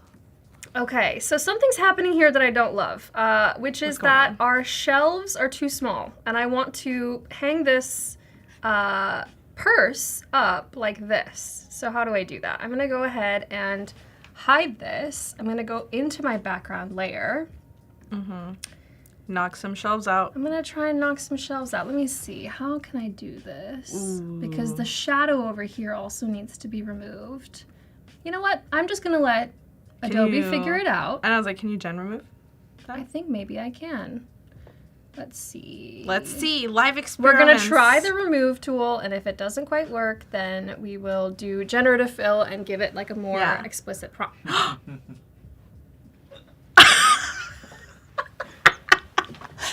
Okay, so that worked really well. Wait, Didn't can even- someone check? Just clip that reaction really quick. Stopped us in That our was tracks. so good. That was She didn't even finish a sentence I yet. amazing. Amazing. I mean, really, like that tells you how incredible this tool is. Like, at least once a week I have that kind of reaction, only it's not on camera. Okay, let's go ahead and harmonize this purse. I think that the shadows are going to look really cool with Ronnie's this like, wow, XD. Oh my god, I haven't seen XD in a long time. Haha. Cody, LOL. I know, we're just like one. Shook. Did y'all have the same reaction as us? Ooh! So easily impressed we are. We are so easily impressed. I love it. It's cute. You know, it's not perfect, but I can always generate a couple more times, and eventually I'm sure I will come to something that I really like. Okay, I'm going to go right back into boards now for a moment. Oop. Oh, Tanya's calendar. oh. Where are you? There you are. Okay.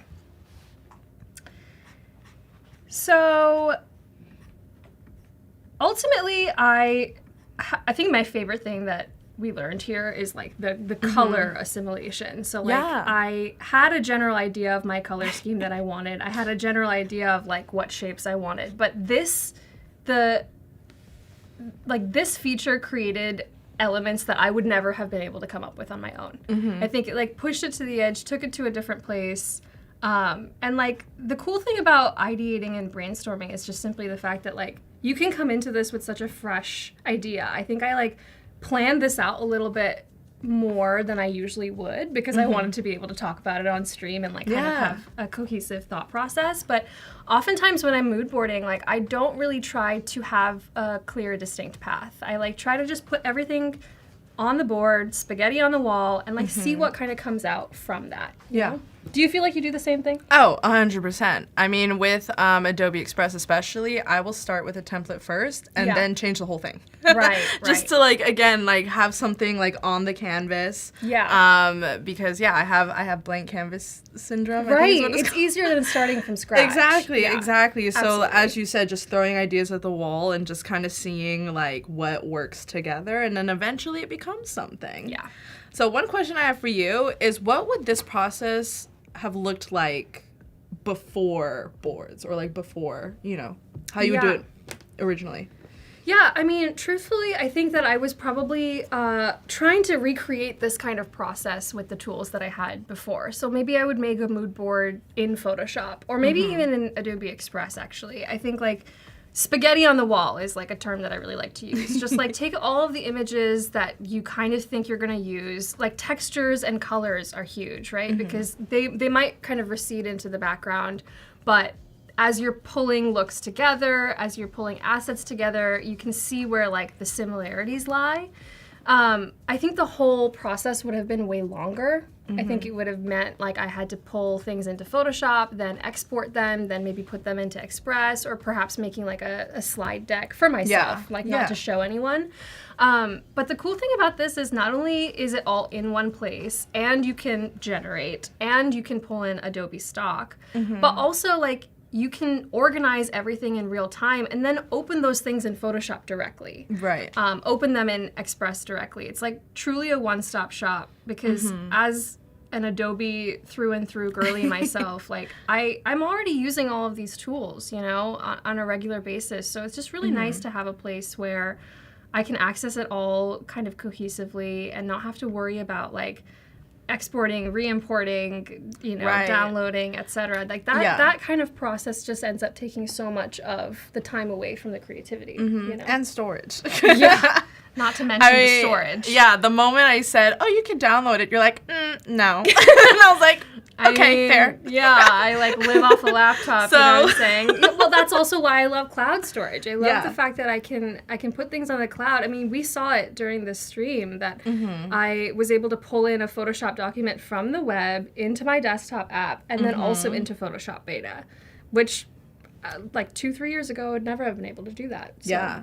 Yeah, because I think how I imagine, or I'm just assuming this, but if you were to create the same asset like a couple years ago, I really think it's just a lot of blending and a lot of stock images, Yes, right? And like totally. manipulating as well on Photoshop as well. Yeah, a lot of masking, and like Yeah. I mean, our reaction was so funny when we saw that the shelf just disappear. Yeah, disappeared. Yeah. But like truly, I think like part of why I reacted that way is because like I have done that before, Removing like shelves? myself. Yeah, like I, it would have probably taken me like a good 5-10 minutes of editing, masking, cleaning up, whereas this was just one click. Yeah, and wouldn't you have to like what's it called? Bring back the shadow? Like you'd have to. Yep. Some people like draw stuff back in or something. Right, and like I mentioned, my understanding of shadows is like not perfect.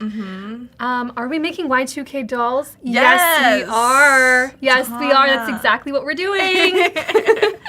Let me pull back up. Yeah, give us another Yeah, outfit, this is what we're working with. Okay, let's do Yeah. another outfit. This time, maybe we We can. have 30 minutes. It's enough time to make. Absolutely. More than enough time. I'm gonna pull More Tanya in dolls. a look, and then I'm going to pull in the exact clothing items that I'm wearing in that look. Let's try that. Ooh, okay, yeah. Okay, so let's see. What looks do we have here? We have some. Jack said, "What a throwback!" I know. Where did you take all these photos? Like in your apartment? Literally in my apartment. Wow. Yep, that's it. Would you say that's where most of your work is? Like all the photos that you take for your composites are Pretty done in your much, apartment? yeah. I do try to be economical with my space because renting out studio space for like personal projects can be pretty expensive Yeah. and just kind of hard to do. I live in New York City. So I try to do as much as I can in my apartment. Let me see if I can actually pull up an example. So the way that I got these images is instead of actually shooting them individually one at a time is I actually just like took video Wow. footage of me in my apartment trying on different looks, and then I took screen grabs from those videos and then created like individual lookbooks. So this is an example, and this is what we're going to be pulling into this Photoshop file actually. Yeah. Wow. Reverb Mike said, "But I enjoy doing all those stops." You could still do that. That's so valid. That's so valid. I was just talking about how much I enjoy kind of like the meditative aspect of editing within Photoshop, and like I'm not at all suggesting that we have to stop doing that. You know what I mean? I just think it is really useful to save the time that you have to do more fun stuff. Okay. So these are the shoes that I'm wearing. Let's go ahead and put those on a shelf. I can't wait to harmonize this. Ooh, I'm excited. Okay, let's see. Clothing. This is the dress. Let's remove the background. Easy peasy. Love. You know, I feel like harmonized should be in Express. That would be super useful. Because when I look at like designers and photographers, they work in like, Photoshop or Illustrator or anything like that. Yeah. I'm always thinking about how I can possibly recreate the same art in Express. Yeah. That's just my brain always How do thinking you about usually do it? Like if you wanted to do that now, what would your process look like? So in Express, I would do exactly what you're doing, bring in the image, remove background. But the thing is, we don't have harmonize. We do have blend modes though, and you can like edit the photos, like adjustments and stuff, add filters and stuff. But just imagine the blend mode. Oh my gosh. Or sorry, not blend mode, harmonize. I'm sure that Amazing. would be. It's probably coming soon, Manifesting, please. Because that'd be cool. my never-ending wish list. Would you say Adobe Express is like the tool that you use the most? Oh, yeah. I always try my hardest to do everything I can possibly do in Express before I move to another app.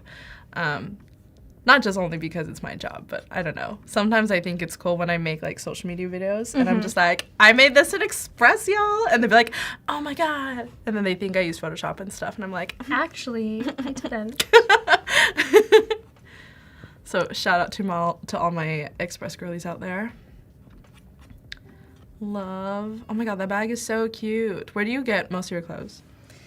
Honestly, Do you thrift? I love to thrift. Oh, You knew it. I knew it. I was like, Yes, I'd say that the majority of my clothes I like to thrift because your girl has expensive taste and doesn't have the means to be buying things with expensive taste.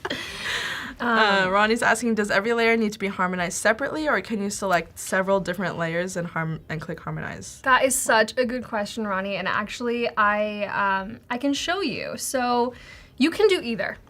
In fact, originally what I had done with these 3 pieces right here that you see on the right-hand side is that I harmonized them individually first. And what ended up happening there is that that's why I'm in Photoshop. I'm in the regular Photoshop. I need to be in beta. So I combined these 3 clothing items because I wanted to. I'm ultimately going to be turning these into a game on my webpage, and I'm trying to like minimize how much change or differences between each layer. But initially, when I harmonized just one layer at a time, it was casting shadows on the layers behind it. So to answer your question, you could do either, but it depends on what you want. If you want to impact all of the layers within the image, then you would do them individually. But if you only want to impact specific layers, then you could rasterize or combine or group some of the layers together so it will only cast shadows and change the color in that way. I hope that answered your question. That's so funny. This whole time I've been doing it in Photoshop and I didn't realize it's because it was the wrong one. I wonder, since it's the same file, right? I believe it's going to end up saving 2 separate files. That's usually what happens. I have had this problem happen to me once before. Yes. Am I in the beta? Yes, we are in the Photoshop beta. Okay. I'm going to create a new version. Perfect. Just taking what we already have and like kind of clearing it out. We do have a little bit of this left over from one of the previous shirts, but good thing is we could just fix that. Let's go ahead and remove. Love. Amazing. So clean. Okay, so let's do this again. This time it'll be even quicker. Pull you in. Perfect. We'll pull in some clothes. Boom. Remove background. Easy peasy. It's so easy. Couple more things here. I'm gonna pull in some accessories. Maybe one at a time. All of them, all at once. No, I have to accept those changes first. There we go. So when you were taking all these outfit photos, did you have someone taking the photo for you or on tripod? Yeah, Tanya. I did this all by myself with the tripod. And like I mentioned before, it did help my process a little bit to just record a video in 4K and then go ahead and take screenshots afterwards. That's not always how I do it, but oftentimes when I'm trying to do like multiple looks or if I need to like shoot a lot at once, it's easier to do it that way than to set up a tripod and like either do a remote shoot or a timer or anything like that. Do you reuse the footage for anything? I try to, I do. I try to like create multiple pieces of content using the footage that I have. It doesn't always work out, but I just try to like repurpose what I already have as much as I can. It's kind of like the mood boarding idea. It's just like put everything all out on one board and then see where it takes you. Yeah. Okay. Now we get to harmonize. Now is the fun part. The fun part. Mm-hmm. I'm so excited. Okay, so for this one, we're gonna do them one at a time individually. Oh, where did our shoes go? I guess I need to bring those in too. Oh yeah, I don't think you brought them in.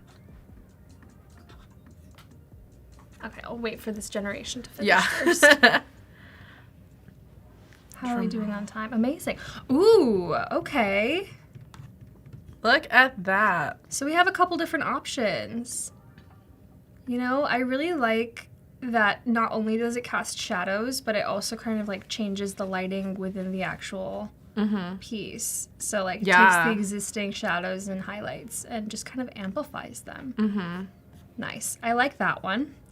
Before I go ahead and harmonize any more, let's bring our shoes in. Cute. I do really love these shoes. You ever have that thing where you have like really cute accessories, but they like hurt or they just like are uncomfortable and you just suffer through it anyway? Yes. Story Exactly. of my life. Mostly shoes. Mostly shoes. I really love the way the harmonization happens in these shelves over here with these like bright pink shadows. I'm still shook about that. I know. Tool. Okay, great. Okay, I wait, kind of zoom in. like this like dark, shadowy look where it kind of just like recedes into the background. See, so like it's like not just the shadows either. It's like the actual colorization of it. Like this one kind of matches a little bit more of the pink from the background. This one recedes into the shelf. This one's bright. Like it really just depends on what you want. And the fun thing is that if you don't get what you want the first time, you can always just do it again. generate again. So for this one, let's go ahead and harmonize the two together. So I'm going to create a new layer with the two of them. So now they're both in one layer. And then I'm going to harmonize these together. Nice. Also, I might be tripping, but is the closet background an illustration? So Or is this real? Or is it like, because zoomed in, it looks like an illustration. yeah, I think it's And that's pretty sick. it's supposed to look like an illustration because if you remember when we went in Firefly Boards, we took You took we two took and the you style blended. and the composition, and both of those images were illustrations. So Love. it would make Oh, sense okay, that yeah. this one looks like one. Yeah. And that's also on purpose. Like I did consider when I was coming up with this idea if I actually wanted to generate a more realistic, like Barbie dream house type of closet. But the reason why I chose to go in this direction is because those Disney Channel games that we grew up playing were specifically in this kind of digital collage type of look where the background is not real, but the images all are. I really wanted to lean into that, but it's a great question.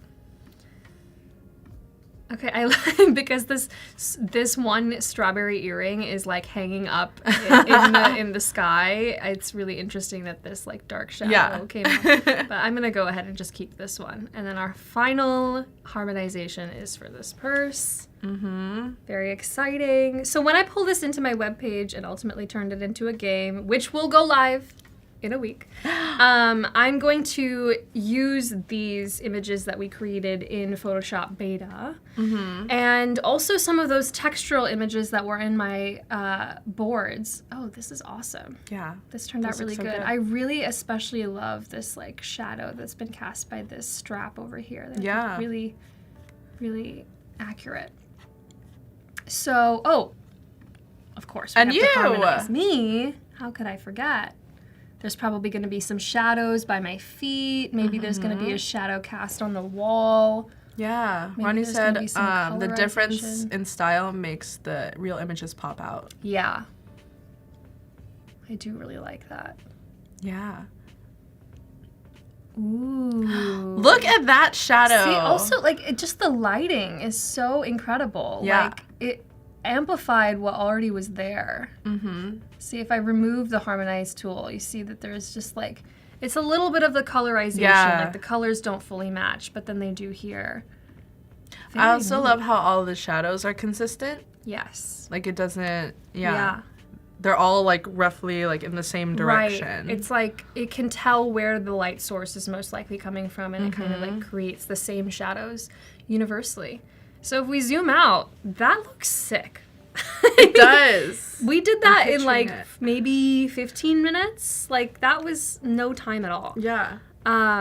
I want to change my entire demo now in 2 hours. Oh, I'm sure yours is going to be I'm really excited to see your demo. Oh, put the ball on the floor. Come on now.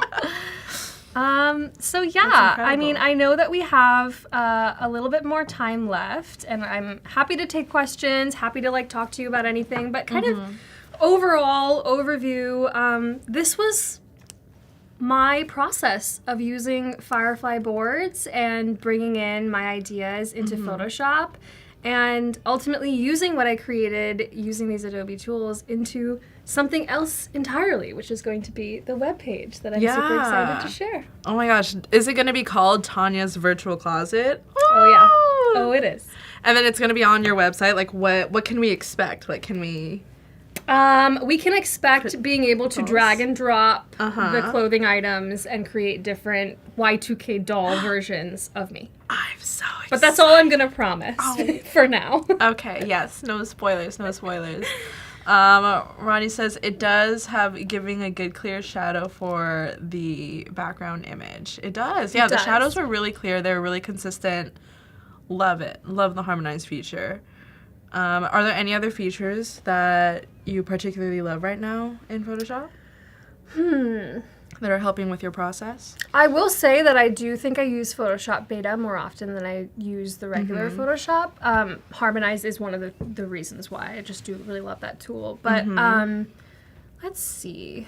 What else? Ronnie asked one question. How was the texture meant to work in all of this? What do you mean by texture, Ronnie? Oh, maybe they are referring to the textures that I had in my mood board Oh, over here. okay. That's a really good question. It's not necessarily something that I touched upon during this live stream, but when I'm going to be designing the web page, the textures are going to inform kind of like the overall aesthetic, because the virtual closet image that you see over here is only going to be part of the web page. The rest of it is going to be other assets that I pull in. But yeah, good catch though. Yeah. Another cool thing that you could also do with the textures is also like change the textures in some of the clothes as well, because in Firefly Boards you can blend, like what you did, you blended two images together. So I imagine you could take like a texture and an accessory, Totally. and then just prompt it being like, make these into leopard print shoes, and then it'll pop it over. Yeah. So just some ideas that you could use that. Any other questions, chat? What are there any other exciting projects you're working on besides this lovely virtual closet? Actually, I'm super excited to be attending Adobe Max this year, and I think that a certain somebody might be there too. Oh, who? I wonder who. No, I'm super excited for that. Are you excited for Adobe Max? I'm excited every single year. It's so much fun. I'm excited to know that you're coming. Yeah. But yeah, chat, let us know if you are coming to Adobe Max this year, whether in person in LA or virtual. So yeah, also, if you are coming to Max, I am leading a session, shameless plug here, but I'm going to be talking all about social media and how to navigate social and cultural trends.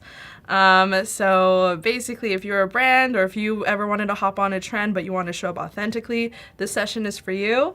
I'm excited because it's a fireside chat, so I'll be chatting with actually Jared Carnison, the head of Adobe Social. Wow. I know! And we're just going to be just like riffing off of each other, talking about the latest trends that happened this past year, cultural shifts that happened. So it'll be really fun. And it's also virtual and in person. Very exciting. You get to that experience sounds both. Exactly like something that I want to attend. Yes. I definitely need to up my social game. I may be good at Photoshop, but my social media could use a little bit of a refresh for sure. Yeah, no, same. Social moves so fast. Did you hear... Let me know, chat. Now we're just chatting. But did you hear that they're changing where the highlights are going on Instagram now? Yeah. Chat, let me confirm or deny this. I don't know. I might be hallucinating, but I saw somewhere that The highlights on Instagram are now going to go as a tab in your feed. Oh, so instead of being like on Little your circles. profile, yeah. Yeah. What do you think about that? I don't know if I love that. I don't know Hot if we take. need more tabs. I feel like because we already have feed posts. Yes. And reels and tag and reposts. Now we're getting a fifth, and it's going to be your highlights. So, we do have a question about sessions, if Yeah. they're going to be broadcasted to the people living in other continents that cannot attend. yes, I believe some of them are. A lot of the sessions will have a hybrid or like a online version, which you can catch.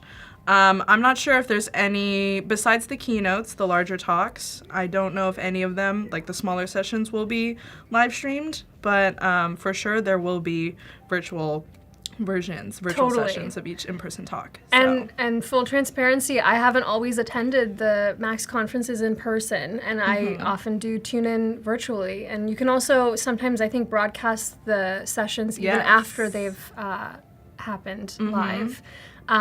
So Yeah. highly recommend. Highly recommend. And also you can, Cody answered the question. Okay, cool. Right. And also if you want to connect with the community, there are two big main spots I can think of. One, the Adobe Live server. Of course, we're going to be at Adobe Max as per usual. So hang out in the Discord server. Cody, can you drop the link there? And also, there's an Adobe Max Discord server this year. Yes. Nice. So can we get links for that as well? But yeah, definitely a lot of community spaces to hang out and chat with other attendees, whether you're in person or virtual. Please come hang out, join us. But before we end the session, Tanya, where can people find you on social, connect with you, see more of your work, and stay up to date with this game? You can keep up with me on Instagram. I am guptanya.jpg. On TikTok, I am guptanya.mp4. And my website that you can play the game at very soon is guptanya.com. That's Guptanya. Love. Awesome. Well, thank you so much for joining. Also, congrats. First live stream ever in the studio. Yay! That wasn't too bad. No, painless. Thank you It was so much great. for having Thank me. you. This was a lot of fun. Awesome. Thanks, everyone, for joining in. Please stay tuned for more live streams throughout the day. And with that, we'll see you next time. Show the schedule. Bye. And today I'm going to show you how I'm going to use Photoshop on iPhone to make some cool graphics for my parkour videos. Super cool. Let's get into it. I do these like daily sessions sometimes where I'll just go out for an hour or two. I was out there filming myself, doing my tricks, and I was like, oh my gosh, I'm so happy I got posted to Instagram right away. So here I am. I only have my phone right now because I'm outside in the cold. And then I remember I have Photoshop on iPhone. I need a post for Instagram that's a thumbnail, right? Yeah, okay. So I'm going to make a new document. There we go. There we go. Perfect. From our photos. Boom, new layer has been added. Cool thing about this is when we hit transform, you can actually toggle on a setting that makes any direction Oh, perfect. use size scaled and linked. I'm gonna add from photos again. So I love doing this. I'll take stuff that I've actually drawn and written and I will populate it as type. This has been something that I haven't really been able to do on the phone at all up until now. So what we're gonna do is make an adjustment layer, which actually doesn't tweak the image. We're gonna take our curves and make our darks super dark and our lights super light. Then we're going to add a mask to just our type, which is gonna be solo session. So quick select brush, boom, boom. Now it kind of knows what we're doing. It's super intuitive the way you can mask on mobile just by tapping and using a brush. Boom, okay, so that looks pretty good. So I'm gonna add a fill layer, like a nice kind of yellow, maybe more like an orange. We're gonna add this and notice how when I open my layers, everything is automatically clipped. This is one thing that Photoshop Mobile does for you. So we're gonna group these right here to make it nice and neat. And then I'm going to transform this whole thing and scale it up. So I'm gonna duplicate this layer, move it on above, and then we're gonna create a mask. Throughout the years, I've learned that like you have to fail to succeed. That's especially true with landing things, trying your moves and your lines. And that's especially true with design and technique and especially drawing. So we'll say, oh my gosh, I'm upside down. Oh my god. That's how it works. We have access to Adobe fonts. I'm gonna look up condensed. Let's do this, demi, done. We can use this to scale up our type without warping it. Oh my god, I'm upside down. If we wanted to, we can skew it a little bit. So yeah, we'll call this one done. We're gonna go ahead and export this as PNG. We got to make another one. Let's do it. So I had the idea of doing like kind of a surrealist looking photo. One thing I want to do is actually hide the background right away. See, it already anticipates what I'm gonna do. So we're gonna add an adjustment layer. Boom. So we're gonna add some exposure. Now I'm gonna add my image. I took this picture when I was out training. I thought, wow, it could come in handy, and it sure did. I'm also gonna add a new adjustment layer. Curves are my go-to because you can change like all kinds of levels right away. So here's my type again. Mask this now. Let's add a fill layer. All right, let's clip this now. So I just wrote staying cool, staying fly. And we're gonna also skew this up like we did last time. So we can go ahead and scroll over to hit size. Ratios, 4:5. Yeah. So like if I wanted some clouds or like an airplane. Oh, an airplane would be cool. So what we're gonna do is hit this plus button here, hit empty layer, and we're gonna select an area. Jet, plane, far away with contrail. For adding things and getting that extra spice like this awesome Wow. result, that is perfect. Gen AI is like our perfect solution here. Actually, one thing I am gonna do is add some clouds behind me. So I'm going to go back, hide myself because I grouped my layers like a good Samaritan. Stay gentle. I'm trying to be a poet here. Gentle, G-N-T, view from below. Oh, that's perfect. Let's add another one over here. Why don't we add like just a little bird? Bird in the sky from far away. Flying pose. Flying pose. Sometimes it might get like a bird that looks like this. Yeah. We want like a cool bird. Oh, wow. That's pretty Oh, much perfect. I that's think. good. I love that. Yeah. Okay, cool. We want to go to stock. So we're going to look for skyline daytime. So we're going to go ahead and pop this in. Boom. Banana downloading asset. Can we place it quickly? Man, I sure hope so. I'm going to design it sickly. Whoa. We're going to tap select the sky, and then we're going to go in here to edit mask. We're going to invert it so that the rest is kept. And I'm kind of going to just see where it would look good. Just like that, my friends. So we have our solo sesh. Oh my god, I'm upside down. Oh my god. Upside down. Chill day. Stay cool. Stay fly. Wow, you did a fantastic job. Peace.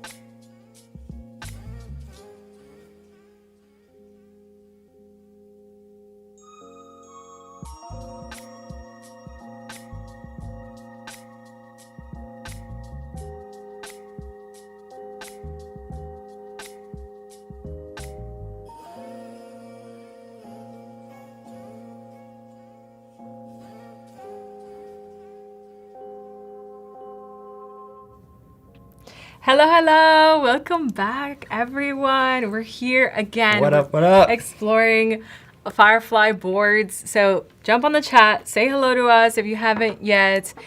So we're here with Finn Evans, artist and creator, and he's going to be showing us some of his workflow in Firefly Boards. Definitely. I'm excited to see what this is going to be about. Yeah. We've been chatting a lot in the back end. You're pretty incredible already. So Shoot, thank you very hope much. to be sir. shocked and impressed on the other side. Yes, I'm adding see the where it pressure. goes. Yes, sprinkling in 100%. it. All right, so Cyn Lagos, can everybody. you tell us a little bit more about yourself? 100%. So Yeah. my name is Finn Evans. I'm a designer, illustrator, and creator based in Brooklyn, New York City. And I love all things drawing and design. And I wanted to take you all through this project that I was working on recently that had a last minute change. So this is us joining you live from San Francisco. San And Francisco. here we are. This is last minute. So I'm a graphic designer, illustrator. I love working across all mediums. So cool. Pulling in like different textures and tactility. Thank you very much. And yeah, I do a lot of really cool stuff. I'm on a mission right now to make 1,000 sticker packs before I die. This is the first sticker pack. So you made that. It was on the back of your computer. Yeah, Okay, exactly. nice. I need to add to my sticker collection. It's a good thing to do. I love putting stickers everywhere. It's like a time capsule for where you are in life, your creative work, and Yeah, like this is bumper stickers in a car. exactly a way to kind of experiment and see how things evolve. I love doing parkour and free running, and a big part of that is creating merchandise and t-shirts. I love wearable stuff. I love t-shirt graphics, and today I wanted to talk to you about a project I did for t-shirt graphic. This is some previous work I made for Crapone, which is Team Crap, which is a gym in Italy for parkour and free running. Wow. So I was going along my merry way, drawing some stuff a couple of weeks back, and I got an email notification, and it was these group of people who look a lot like my brother in 4 different pictures, but that's kind of weird coincidence. So Is this what, for real? yeah, so this is the band called Amset, the Asher Evans Method for Perfect Success Every Time. They're a straight edge punk rock band. They sent me an email and they were like, "Hey, we really love your work and we'd love to get a T-shirt made." Yeah. Because they're only wearing black T-shirts. Because they're only wearing black T-shirts, they need to spice it up, as you can see. So I was like, okay, fire, like, let's do this. Let's jump right in. I'm so excited. So I contacted the band manager, who happens to look a lot like my mom. And the manager said, okay, we need 2 things for this project. She was my contact and my go-to. So the first thing is that we need a cool-looking typographic T-shirt design. This is like pretty obvious. This is my creative brief. And she said, there's a second thing we need. Of course. That second thing is it should look old school, like this bike from the lead guitarist, whose name is also Asher. Weird coincidence. This is the bike. This is Asher's bike. Nice bike. So very Nice cool, choice. like clean graphic. They were like, the band's very eclectic and cool into motorsports and biking, and so they wanted inspiration from this graphic. And so I said, the band manager said, "Do you get that? You read me loud and clear." I said, "Fire, let's do it." So Yeah. I dive right in, start drawing, I start sketching. I love using tracing paper and creating like old school methods of making like new school things. So I made some Love cool tracing graphics. paper. They had a phrase that they wanted me to make. The phrase is, "Each day is all there is." So this is like the Good graphic, mantra. right? A really great mantra to make the most of every day in your life, because the culmination of things that you do every day becomes who you are and becomes your Yeah. life. Seize the day. Yeah, very Squeeze the lemon. very like punk rock mindset. So I thought this was pretty cool. So I sent them this graphic. I put it up on a T-shirt. I thought this colorway was quite nice because it kind of references like sunsets and days and night skies and warm sunsets. And the band was like, "Oh my gosh, that's awesome! Thank you so much. We love it. That's great." And so The guy on the left was like, I don't know. he's always I a need little an edit. skeptical. He's the one that sent you that last minute. I could just see it. Well, as a matter of fact, so I sent that off. I thought it was done. I send off my reference. And so I sit there, I'm doing some more doodles, getting ready for my next project, and I get a little ping. I get a little notification, that little number 1 on my Gmail. You're on your way out. It's Yeah. always like that. It always comes back. And these guys come back, and they said, "Oh, hey, it's us again. We have a request. Can you please quickly make a change last minute? I know we're almost done with the project. You I gave love us the word final files." quickly. Quickly. They want it done quickly, which is a big emphasis here. They told me that the T-shirt graphic was working fine. They liked that it was kind of minimal, matching their black T-shirts. But they said they actually wanted it to look a lot more grunge, kind of punk rock. And for some reason, they just wanted lightning bolts. They were just like really obsessed with the idea of And lightning bolts. Lightning bolts. Just throw it in the mix. And so a lot of graphic designers always take like client feedback that seems out of left field, be like, try to push against it or whatever. But Aaron Draplin actually said this great thing. Oh, he said love that him. Yeah, shout out to Draplin Design Company. The client actually has like a really great idea, and you're here to kind of like serve them and collaborate. And so it's really important to listen to what they're saying and kind of interpret it. And if they want to make a lemon, Draplin says, let them make a lemon. So I said, all right, let's put some lightning in it. Let's figure out how to do this. Thanks so much. We'll talk to you soon is what they said. And left you to work. Left me to work. So I sit there. At first I was like, Quickly. oh my gosh, lightning bolt, how am I going to do this? But I have that attitude where I'm just like, I mean, fire. I think Let's you have do it. grit. You're holding on to that apple this entire time. An apple a day keeps the bad clients away, they say. Yes. So that's what I'm doing. So I turned to Firefly Boards to kind of get started for his last minute adjustments. And thankfully, we're going to keep moving because Firefly It's boards, fire. It's fire. So let's get started on Firefly Boards. So I use this to kind of conceptualize and organize my thoughts around this project. And I was really eager to load up the boards and make like this way of organizing my thoughts and my visions. As I mentioned earlier, I love sticky notes, and so I kind of just quickly made some sticky notes to talk about the client, how we're going to break this down. Yeah, and he really does. He just pulls them out of his pocket. Yeah, just like this. I have some sticky notes right there. right here, always on hand. And it is kind of amazing how much these four identical twin brothers look like my brother, so I had to make a note of that. It's a mystery. Yeah. So I always like to have a section for any board that I'm in about what kind of project I'm doing. It's really helpful to have that honing, grounding main goal somewhere in your board, whatever it looks like. For me, it's just text on the board. Yeah. Each day is all there is, and kind of what the ask is and what I'm looking for. And so like I have just here grouped these two elements, text box and a rectangle. And so it's really easy for me to copy this and say we have a last minute change. More grunge. And add that awesome. You're almost using it like a project management. You're like, okay, this Yeah. is to-do list, must do this, must keep this in mind. And that way, if like this gets lost, you've got it here. Exactly. The other thing that I'm keeping in mind is the inspiration. So I Okay. like The highlighted shrimp bike and is selected. beautiful. Very, very nice, very clean looking logos. I ended up using this like old symbol in the final design, as you can see. Collegiate, I love this typography, and I was able to match this using Illustrator's It's like match Century font. Gothic. Some kind of like really nice, clean sans serif white Yeah. font. So there's like a couple phases to this project. There's inspiration and curating a lot of really great stuff. And I have like these reference images, but I also really find it helpful to kind of like ideate in a different way that's more like research-based. And so I'm also taking into account like investigation of this project. The discovery process. Yeah, it's kind of a discovery process. So I'm also doing research into like, okay, straight edge punk graphics. This is another like straight edge adjacent message. It's always using like handmade. I like to make a lot of notes Handwritten, yeah. about things that I observe because there's always some kind of through line. Like here, through putting these three images together really quickly, I was able to notice that Right. there's like this handmade drawn texture always.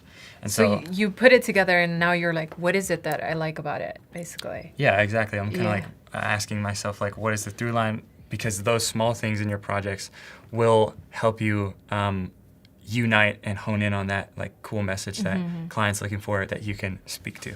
So you're like, I want it to be handmade. And this is Exactly. very leaning into like your style. So it makes sense why they picked you. Yeah, exactly. And so I was able to put in my drafts and work on like some initial ideas Oh. from that.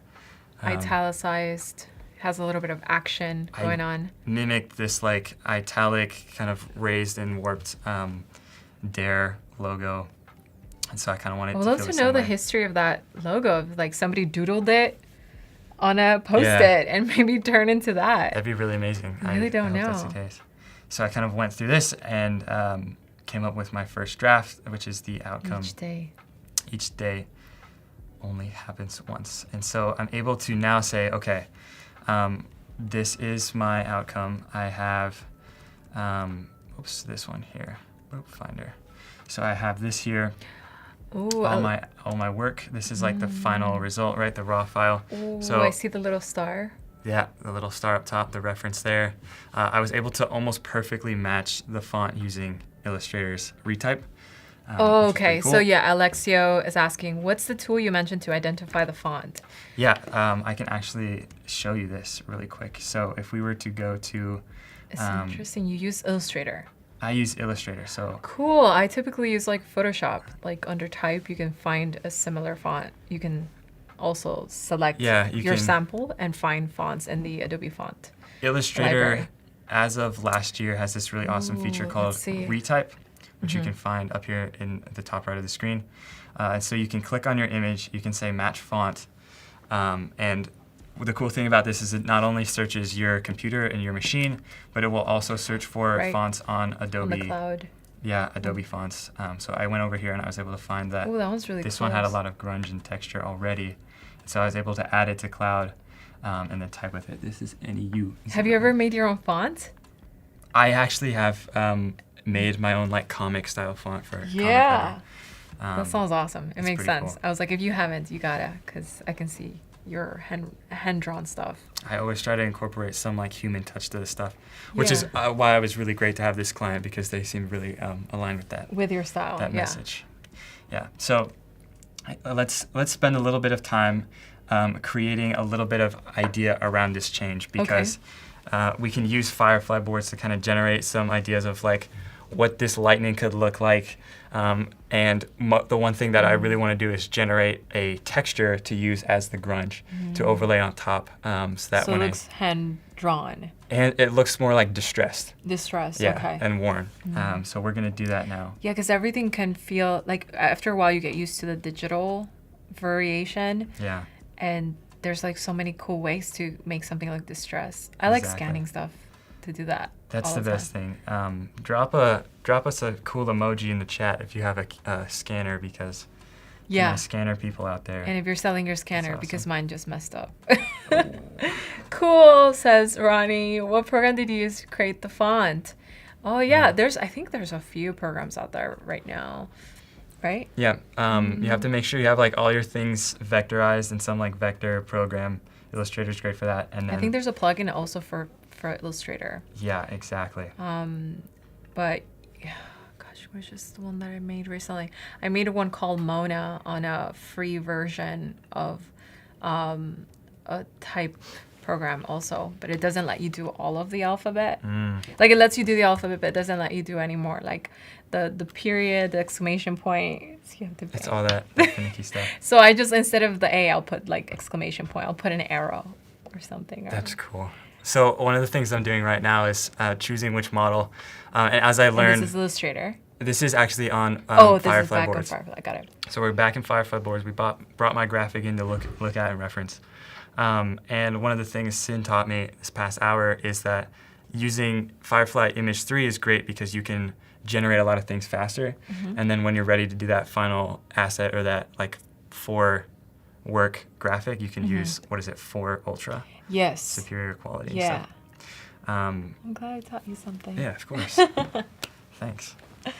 So Ooh, first that's thing we're gonna do, cool already, the variations. right? Yeah, these are some Sneak variations I peek. played with earlier on. You can tell I'm dyslexic because I thought it was said every day, but good thing I had Every day. my brief to go back to because it's in fact each day, not every day. There you go. Always keep it close by, everybody. Yeah. I keep Yeah. a buddy system too. Yes, That buddy helps. system helps. Buddy system helps. So what we're gonna do is go through our hierarchy of prompting. This is something that I'm also like learning the more I work with AI tools. Is that if you were to just say like grunge texture for graphic, something that's like 4 words, it's gonna give you a very different result than if you're more descriptive. And there's a hierarchy of description.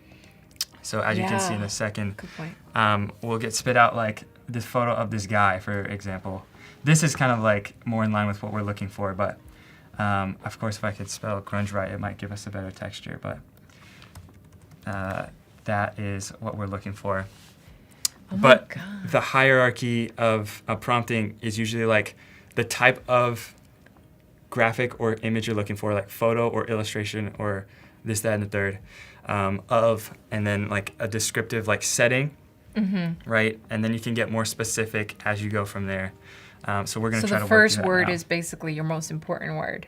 Is that what you're saying? The first word like sets up what you want. So I just said grunge texture, but what I should probably actually say is photo of distressed, D-R-E-S-T-R-E. Rick Big says, I have a mini battery powered scanner that fits in my bag, which I love.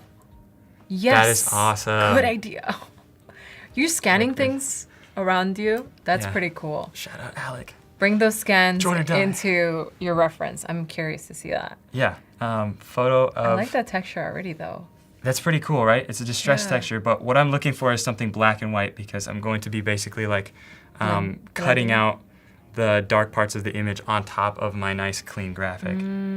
So I'm gonna say photo of distressed texture, even overhead lightning, oops, L-I-G-H-T-I-N-G, even overhead lighting, graphic for Photoshop edit, distressed texture. One of the things that I've been playing with is saying more of like a vibe or feeling, like thin hairline cracks in large paint. And then let's see where this takes So you're us. describing the subject, and you're even describing the lighting, Mm-hmm. and then you're talking about like those additional details. Yeah. So yeah, a prompt can end up being gigantic, but also even if it's not, you're just focusing on those little parts to describe it, or the scenario, the scene that it's gonna be in, or black and white, like you said, because you know what you're gonna do next. Exactly. Photo of a distressed texture. So it takes a second to like really develop a good prompt, but I think that like for anyone who's new to AI tools like me, like taking that extra second and kind of developing like a thorough descriptive Yeah. prompt can help you get more close to what you're looking for. Sometimes I get really scared. It was like, am I ready? Am I ready to press generate? Because, you know, of course, each generation is taking some credits. And so you're going to be very, very aware of like each thing that you do. But I feel like in this, you also have kind of this ability to generate lighter. So you get 4 generations each time. And so it can give you a lot more for like your credit run. Exactly. Ooh, that one's so cool. This is kind of more what we're looking for, actually, almost like spot on. So I'm going to pull in these graphics here. This is like more closely what I'm looking for like a paint chip texture. Yeah, so that you're looks looking for like distressed, high flaked. contrast, Yeah. black and white. High contrast, black and white. And so one of the cool things that I can do is select this and vary. We're going to do more like this. And we get like a variation based on the looks of this amazing texture. And so I like this version better than the other because it's obviously black and white. It's a bit too dark, so I'm hoping to find something that's a bit more contrasted and a bit more like Are you gonna detailed. blend it on top, or I'm gonna Yeah, blend it yeah. on top and then cut it up. so what will stay behind will be probably like the white. That's really cool. Yeah, so you can see like something like this is more preferable over like something that's mostly chipped off because then you wouldn't see the graphic at all, right? And so like because I'm going through this and finding some things that kind of work but aren't quite there yet, I'm able to take my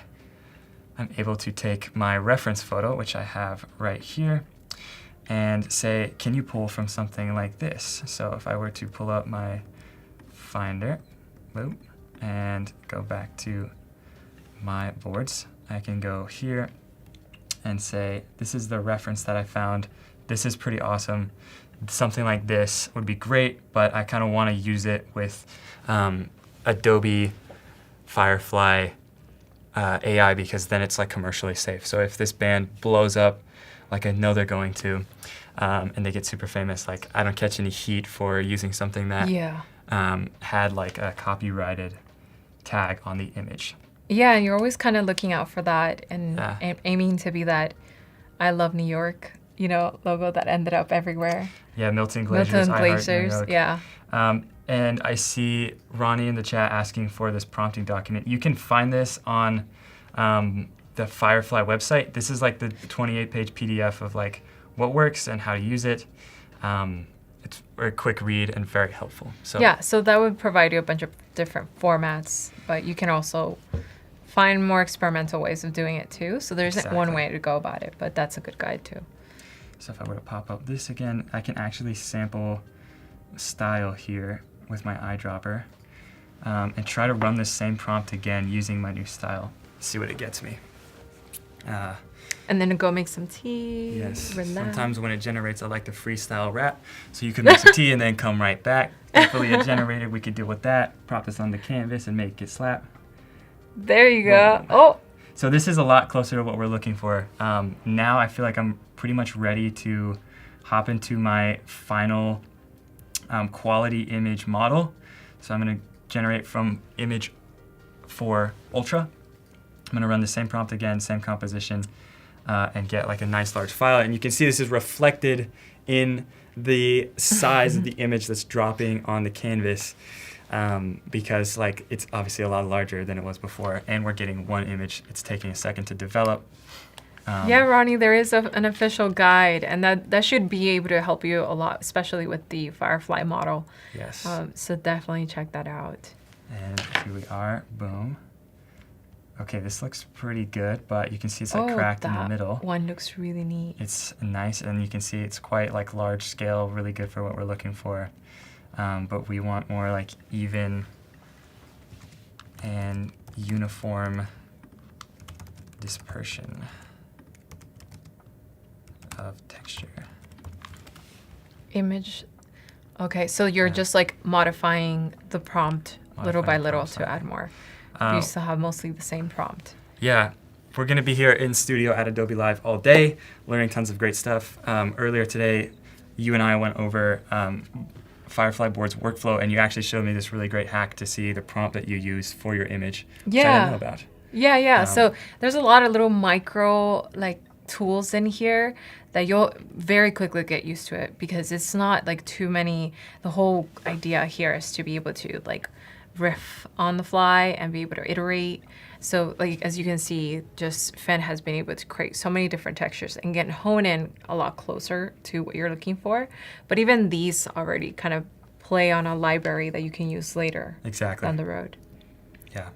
Shout out So to many. Nick Ooh. Longo joining us on. What's up, YouTube. Nick? So nice to see you in here. Hi, Finn. Boom, Hi, boom. Sid. Okay, cool. So this is looking pretty solid. Actually, I quite like where this is headed.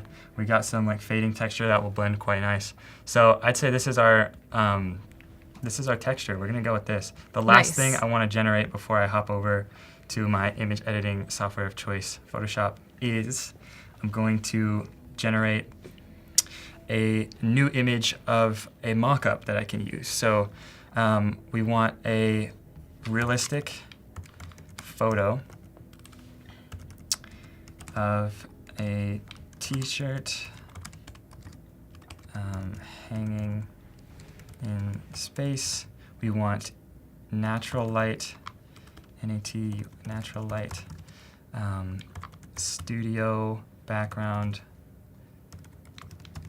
minimal shot,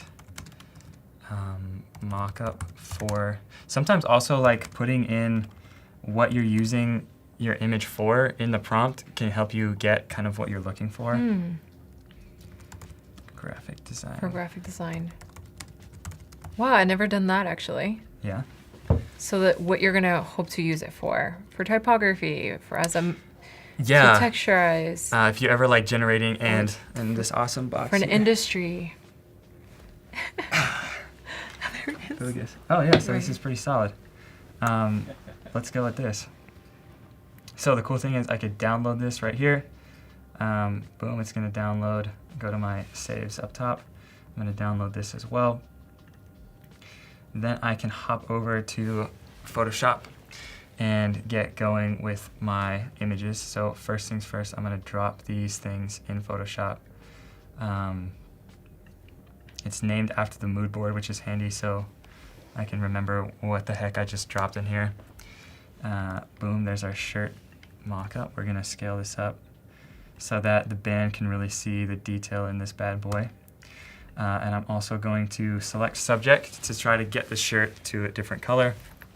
I'm gonna use my quick selection to erase this hanger because we don't need that, but we do need like all the other parts of this image. I'm gonna create a duplicate and then mask it. Nice. Right? So we're gonna turn everything off. Here's our shirt. Also, a quick hack that I learned is Command caret on the left side will help you hide an image in Photoshop quickly, which Nice. I never knew. Then we're going to create a color fill to make this like a dark blue shirt because I want to stick with the same colorway that I had, right? So we're going to put solid color. We're going to make Solid this color. like Okay. dark blue. I do this. I'm so I like can- always trying to guess the next step. Okay. Oh, Adjust. and then you're gonna do a clipping mask. Yeah, clipping mask, and then I put this on like Nice. some kind That of works. blending mode. We'll go like multiply and do a little bit less opacity. There was one that was really good. Soft. I think it was like hard light or soft light. That's. Yeah. As you're adding a little I'm bit of just contrast. tweaking the image to make it look more like it's actually a blue shirt. Yeah. One of the cool that was things. fast. Yeah, thank you. One of the cool things about this new version of Photoshop is that masking is at a whole new level because a lot of the image data used in masking is now stored on Adobe Cloud. So you can get like more refined rotoscopes of hair, of objects. Like this is one of Hair my is really favorite things tricky. about AI is that you can use these amazing tools to help like expedite and excel your workflow. Yeah, generally, like before it was just the pen tool because Yeah, that was the most exactly. accurate way to ever get anything done. But now it's like you get a little bit closer, and even now when you remove the hanger, it was quick. Yeah, so we clip that. Here's my texture. So I have this here, but you notice I wanted to implement all the design changes, and so they asked for lightning bolts. Yes. So I have this visualization when they say that of like the graphic on top of this cool stormy cloud. And I kind of want to like implement some lightning bolts coming off of that. So we're going to try generating one more thing in boards before we hop over to our final graphic. We're going to try this one more time. I actually have a reference for this. So if I were to go over to my massive folder where I keep all my amazing things, I have my reference. I was able to generate this cloud and I kind of like it. I want to see if I Whoa. can make it fit a bit more inside this universe of like the cool graphic t-shirt. And it says right there the prompt that you use, right? Yeah, and if you're on a Mac, you can hit just enter and Command-C to copy that. And we're actually And going you to use can- that prompt. Iterate more of those prompts Yeah, from there. exactly. So let's hop right in. Boom. We're going to delete this. Firefly, cloud you missed. You even have the seed number. Is that Boom. what that is? Yeah. Yeah, we're going to leave that off for now. Mm-hmm. We're going to do style. One thing that I'm going to do now that I know how to do this is create a remix of some of these designs that I'm going to get. I'm going to change my model to Firefly Image 3 so that I can get a bunch of stuff quickly. So while that's loading, I'm going to hop back over to Photoshop and get my graphic ready. So I have here each day. We're going to drop this on and In a size it PNG up. already, transparent. PNG, boom. And we're going to create another color overlay for this. Clipping mask it. And then this is going to be our like nice sunset orange. And we're going to change the blending mode to normal. So that now we have this bad boy right here. Use a clipping mask a lot in your workflow. It helps That it, works, yeah. Yeah, it helps it stay editable. That's the certified Adobe term. Editable, Editable. not edible. Different. And sometimes you can get cool effects by cool realistic like overlay effects by changing your blending modes. If anybody knows how blending modes work, I would be happy to chat with you and Yeah. buy you a bunch of coffee if you tell me. So there's how to like work. subsections. You see the line? So there's I different. want like, this free blending modes. coffee. Just kidding. Yeah. Free tea forever.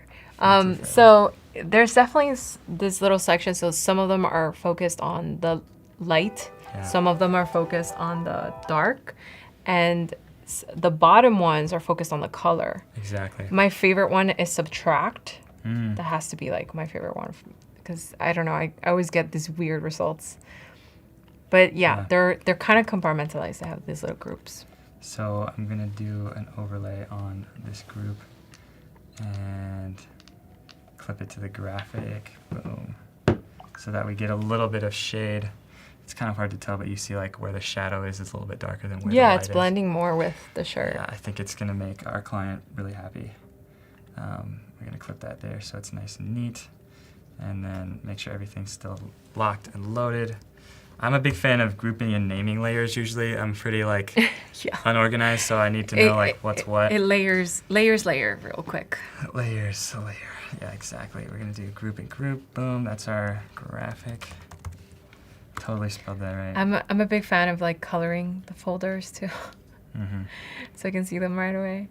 Okay, this one's kind of cool. We have like some generations where the lightning's like really spiky.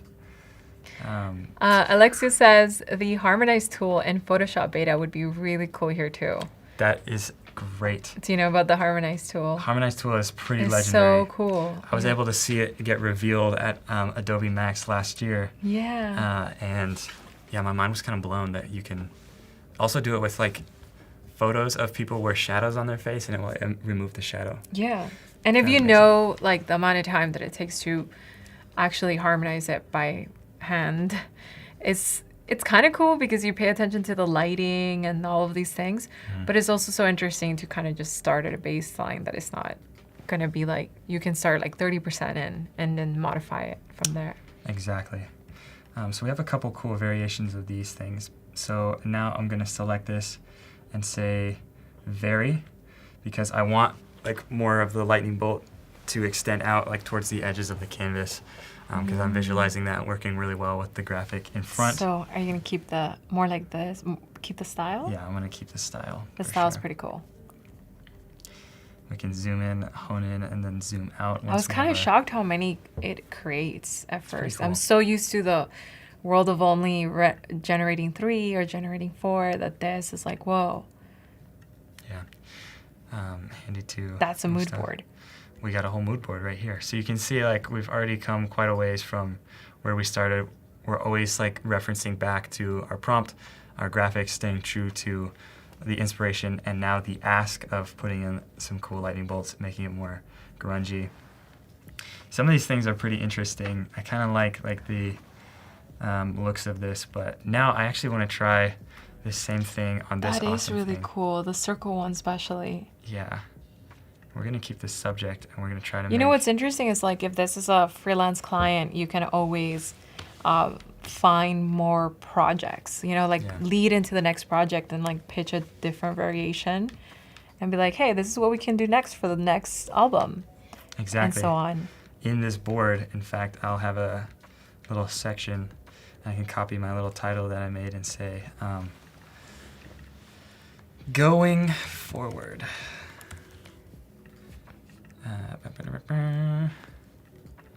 And we can save some of these cool like ideas over here. I'm gonna pick a couple of these. Boom. Messages. So I enjoy the idea of like moving across and in and out of the mood boards. Yeah, I was gonna say That flow works really well for me. you're not And stuck with an artboard.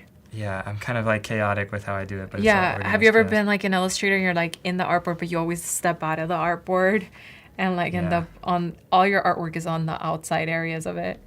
Yeah, exactly. Oh, so that's we got some cool like lightning bolts, which I was looking for. That third one Um, is cool too for texture, like just This could be pretty because nice. it doesn't have any other obstructions. Yeah, we'll keep these in mind. Gradient's pretty. So I'm going to use my reference now, pop it into my file.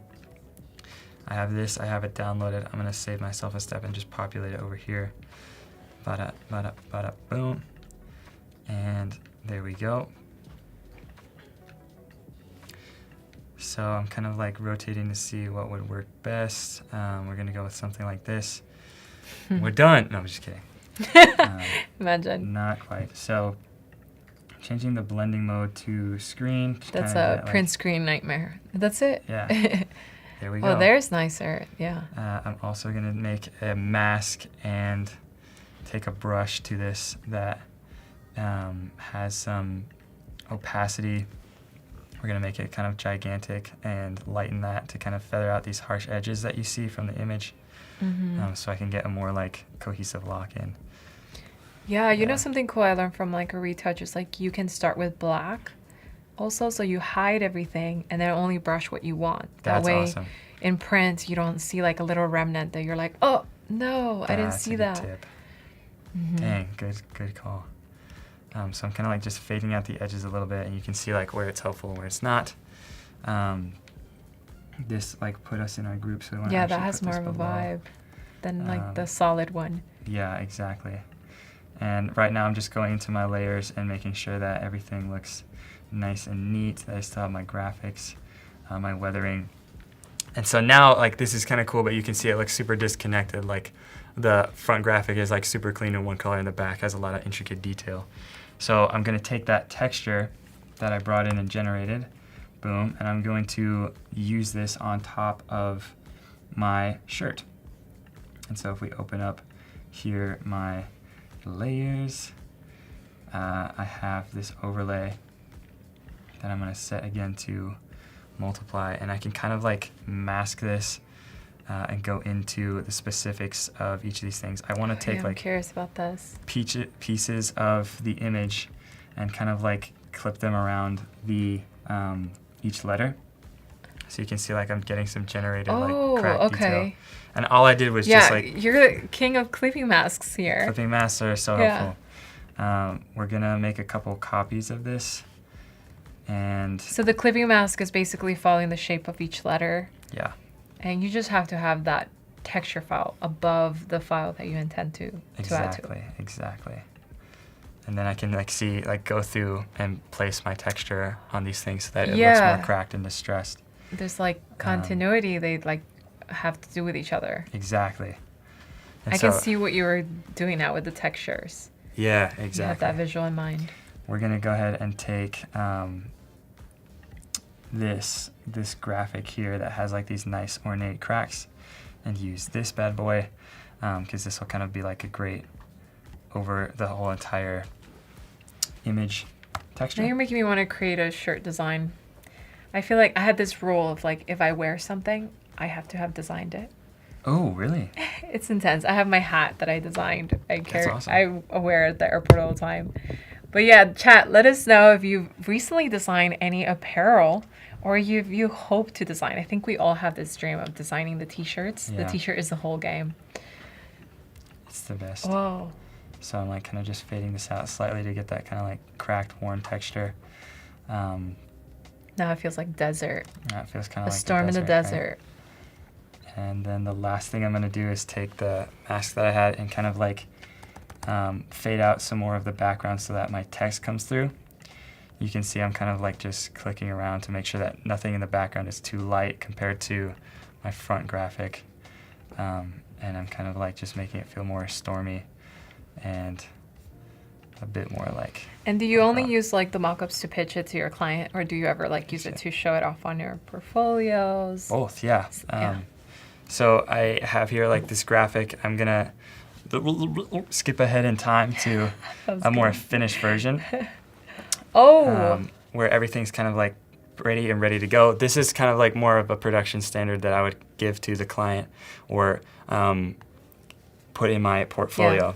or even to the printer, because they can say, oh yeah, that's possible. Like, oh, I really like this. Designing for print is always a lot more intensive than you think, and so it's always a good idea to have copies of your files for the artwork, for the mock-up, and for everything and to else. show them. But the last and most important step to creating all of this stuff is making sure you align compensation. And sometimes that can be like just doing this for friends, but I always like to keep some kind of paper trail. In this case, since That's fair. Amstead is my client and I'm working Yeah. with their manager, Yeah. I need an invoice. They requested an invoice. Yes. So, we don't believe in starving artists. no, We exactly. must eat.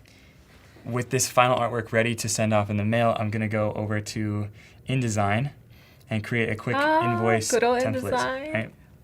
So here we are. A lot of people are very intimidated by InDesign, but I'm here to tell you that you should not be An intimidated. Illustrator and InDesign, yes. Yes, this is worlds colliding. So I have this template for you guys to actually use on your own. We're going to be sending the outline and baseline of this template into Adobe Express, Okay. where we can actually retype things, copy and paste a lot faster and easier. But to set up this document, I've used InDesign. Send I love it links. so much. Yeah, if you're Exactly. not as familiar with InDesign, then you have other tools that you can still play with, so like Yeah. Adobe Express. Check the description of this video for this asset. It is completely yours, completely free. Sweet. And keep in mind that you will have to change some That's things. very nice, like the guy says at the top. So tell them what you want. What you really, really want is probably not a great way to charge somebody. So I've made this template, and the cool thing about this is I can lock certain parts of it and leave certain things for changing. And I find that even though I have my character styles and everything set up in InDesign, basically just ways that text exists, it's a lot faster for me to With the change it formatting. and put in my own graphics from Adobe Express. So I can actually do You that. start building a brand, and people know how you're conversing through all the faces. Yeah, nice designs. Yeah. Has your vibe. That's my vibe. So we're going to go to File, and then right here it says Export to Adobe Express. I like using... Thanks, Cody Bear. Yeah, shout out Cody Bear for dropping the links. I like using Express for stuff that can be expedited. Obviously, the artwork and the drawing and Yeah. all this stuff I take very personally, and I love to do that myself.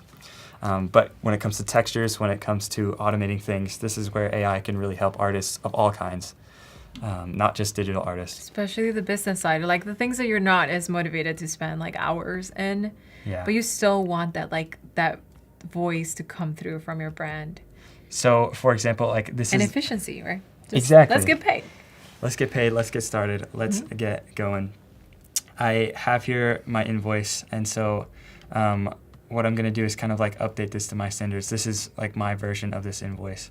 So all that I've done is I've taken The Post-it. my logo, my Post-it logo. I've put it on top. You can Oh see my God, I it. just saw the F has the white space, Yeah. the negative space. Okay. Yeah. Do a little graphic design, you know me. Finn Evans. 1 $1 million US. I love that. So the Did not escape me. The price for this project was pretty awesome. This band got really popular overnight, so I'm charging them $1 million, and they agreed to this. Yeah. Um, For the future revenue. yeah, but every good invoice has some kind of terms of payment, how you receive your payment. For me personally, A way to track it. I like a big briefcase of cash delivered discreetly in a back alley, but that's not Yeah. for everybody. So Over a you phone have call. a section here to put in whatever works for you. Leave your I've got the ransom letters for that. Yeah, ransom letters, checks, leave your address and stuff here. You can write an invoice ID for keeping track of this. This is usually what I'll name the file so that both of us know what to do. I have from my email, my billing address, and then who I'm billing the graphic to, which in this case is the band. This is the timeline for this. Usually I like to keep that close to the total just so it's easy to read across. And then always put some kind of gratitude in whenever you are faced with putting numbers in Yeah. front of somebody. So I say thank you guys for this project. This is the first invoice. This is awesome. Hope your Enjoy this concert awesome goes shares. great. But the cool thing about Express is I can also if I feel I'm not very proficient in writing, I can also rewrite. And I can Oh, lengthen. I love this tool. I can lengthen, for example, whatever it is I'm talking about, and I want to feel very personal about it. So I'm going to generate some text about it. And you can see it helps me get started with this stuff. And Yeah, sometimes it's just right on. for the heartfelt messages, you always want to make sure you're not Yeah. straight out of AI, put your own feel in that. But for Yeah. things like payment types, if you have some specific about deliverable. You want comprehension, you want Yeah. efficiency. Boom, we're going to choose There's this nothing one. worse than professional jargon and then you're what Yeah. did they say? And so, oops, here we go. We're going to try it again. Boom. Generate. Katrina says, "Yay, Finn," and Ronnie says, "You're so very lucky." It's like, because you're gonna get paid $1 million, probably. I'm yeah, gonna guess very that's lucky. what. So I'm going to replace this. And then let's see if there's a more professional way to talk about getting big old mountains of cash. Yeah, and ideally, this will also kind of see your if you have any typos and things like that. Although sometimes these days I kind of want to leave a typos so they know that I wrote it. yeah. A little bit of by everything. Setting. Ideally in a briefcase. Yeah, you don't have to tax it. No, I'm just kidding. We're going professional. Professional. We're lengthening this. Maybe even actually, academic sounds more like what we're doing. Yeah. So let's do it. Oh, The academic favorite is models heavy. of remuneration are as follows. See, it makes you feel a bit more professional. To whom it may concern. Yeah. We're going to replace the text there. And then, like, the cool thing about this is, like, I can just, like, zoom out. I can grab what I need to grab. Move it down. And we are looking pretty good. Yeah, and from here you can share it too. So somebody can remix it and like change the logo and put their own spin on it. Yeah, exactly. So invoicing is super awesome. It's a really good skill to have, and you can get this template and use it yourself if you don't have an invoice template already. Yeah. Yeah, and you can also like put your graphics in Adobe Express and like reuse them and repurpose them how you. Can we would take like. a final look at what you did on Firefly Boards? 100%. So actually, let me quickly. There was such a cool like Let me export. brain process Brain there. process. 100%. Let's export this bad boy. I really like this shirt actually. Thank you. The orange The orange, the light blue, and the dark and blue. I feel like blue, that they goes. go together. Yeah. It gives a superhero vibes. Superhero vibes. That's what we're doing this for.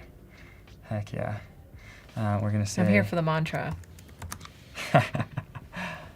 Final file.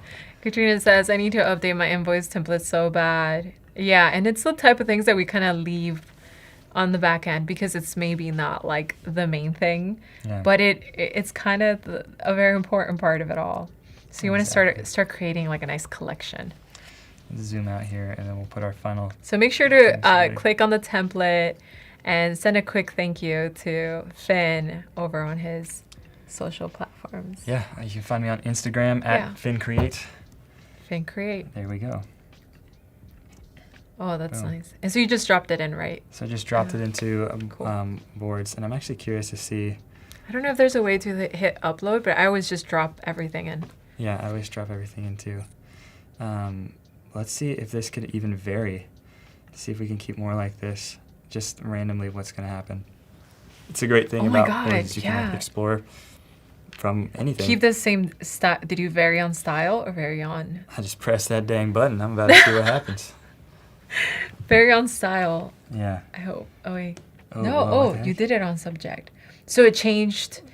Oh. So, like, for example, Whoa. if I wanted to, say, like, do one more revision with these guys and maybe change the type up a bit, I would have some ideas to do, like, okay, for the back graphic, maybe it splashes up more.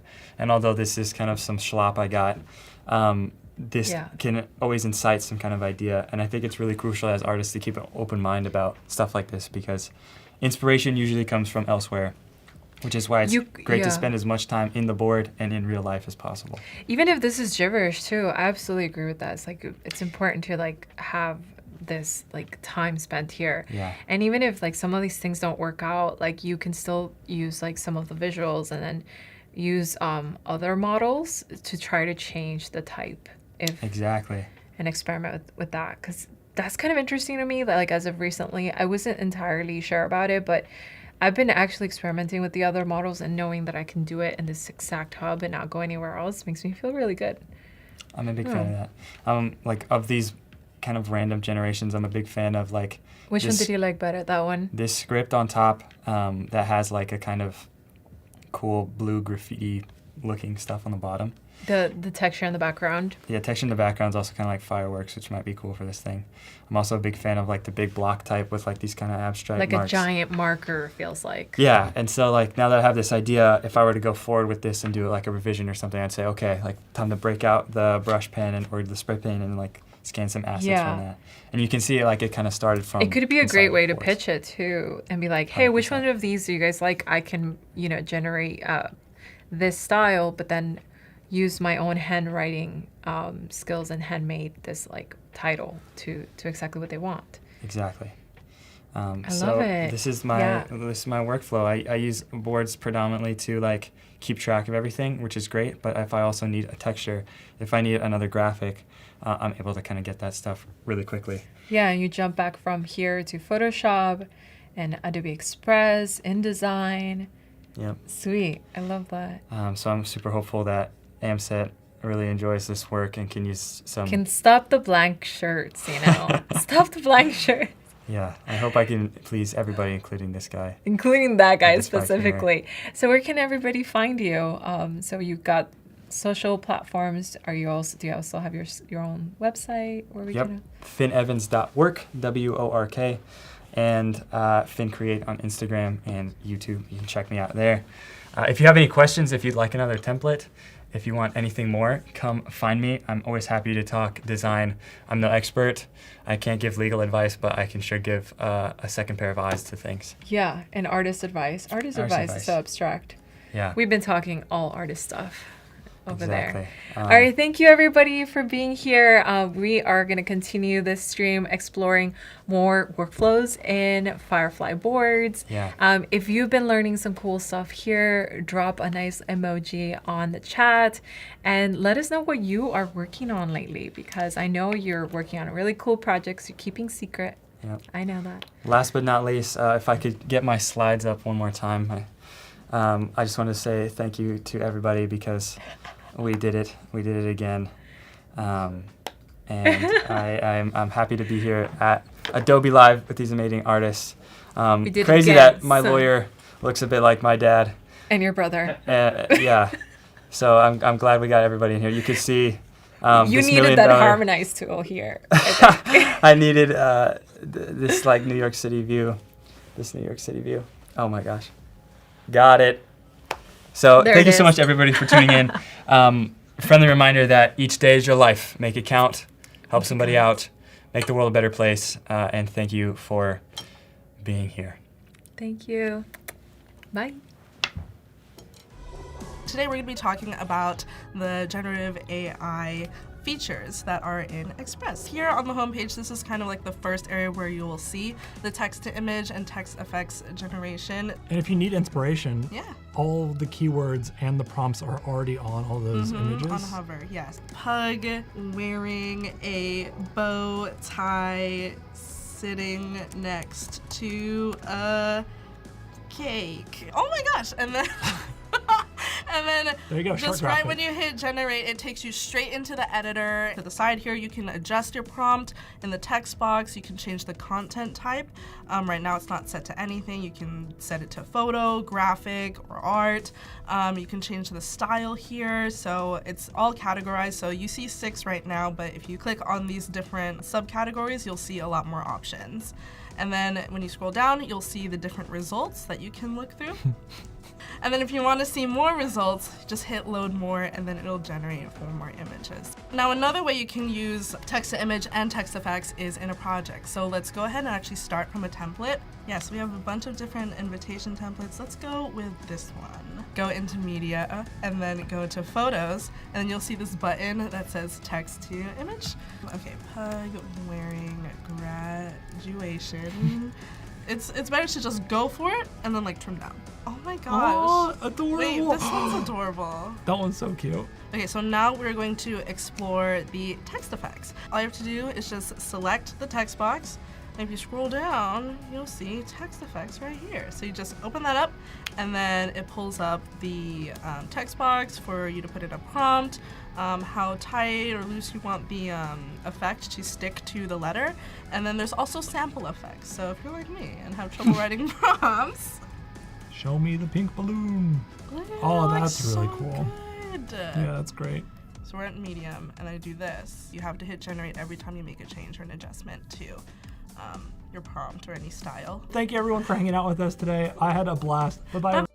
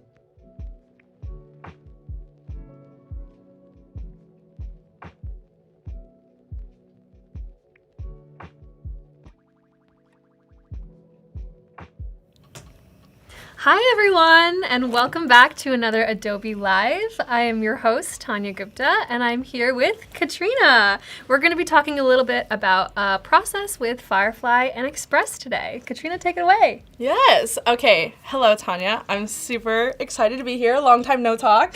Right?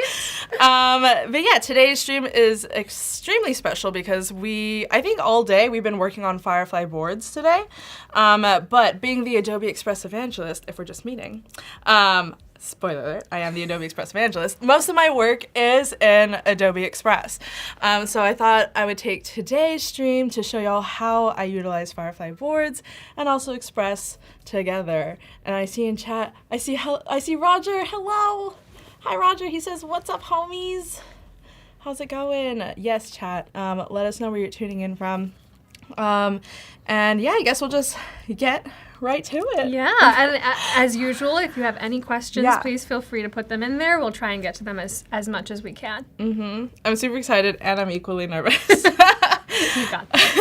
Okay, so here we are in Firefly Boards. If you have never seen this website thing before, you can get here by going to firefly.adobe.com, and you'll see right up at the top it says Boards Beta.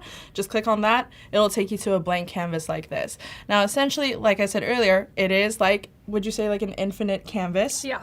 So you can put images, text, videos, and a bunch of other things too. Yeah, You I can- have to say, this is looking really beautiful. You've done such a good job. Even with the mood board, it's like so Thank aesthetic. you. I'm really excited to dive Yeah, in. thank you so much. And also with Firefly Boards, Firefly is integrated. You can generate in here.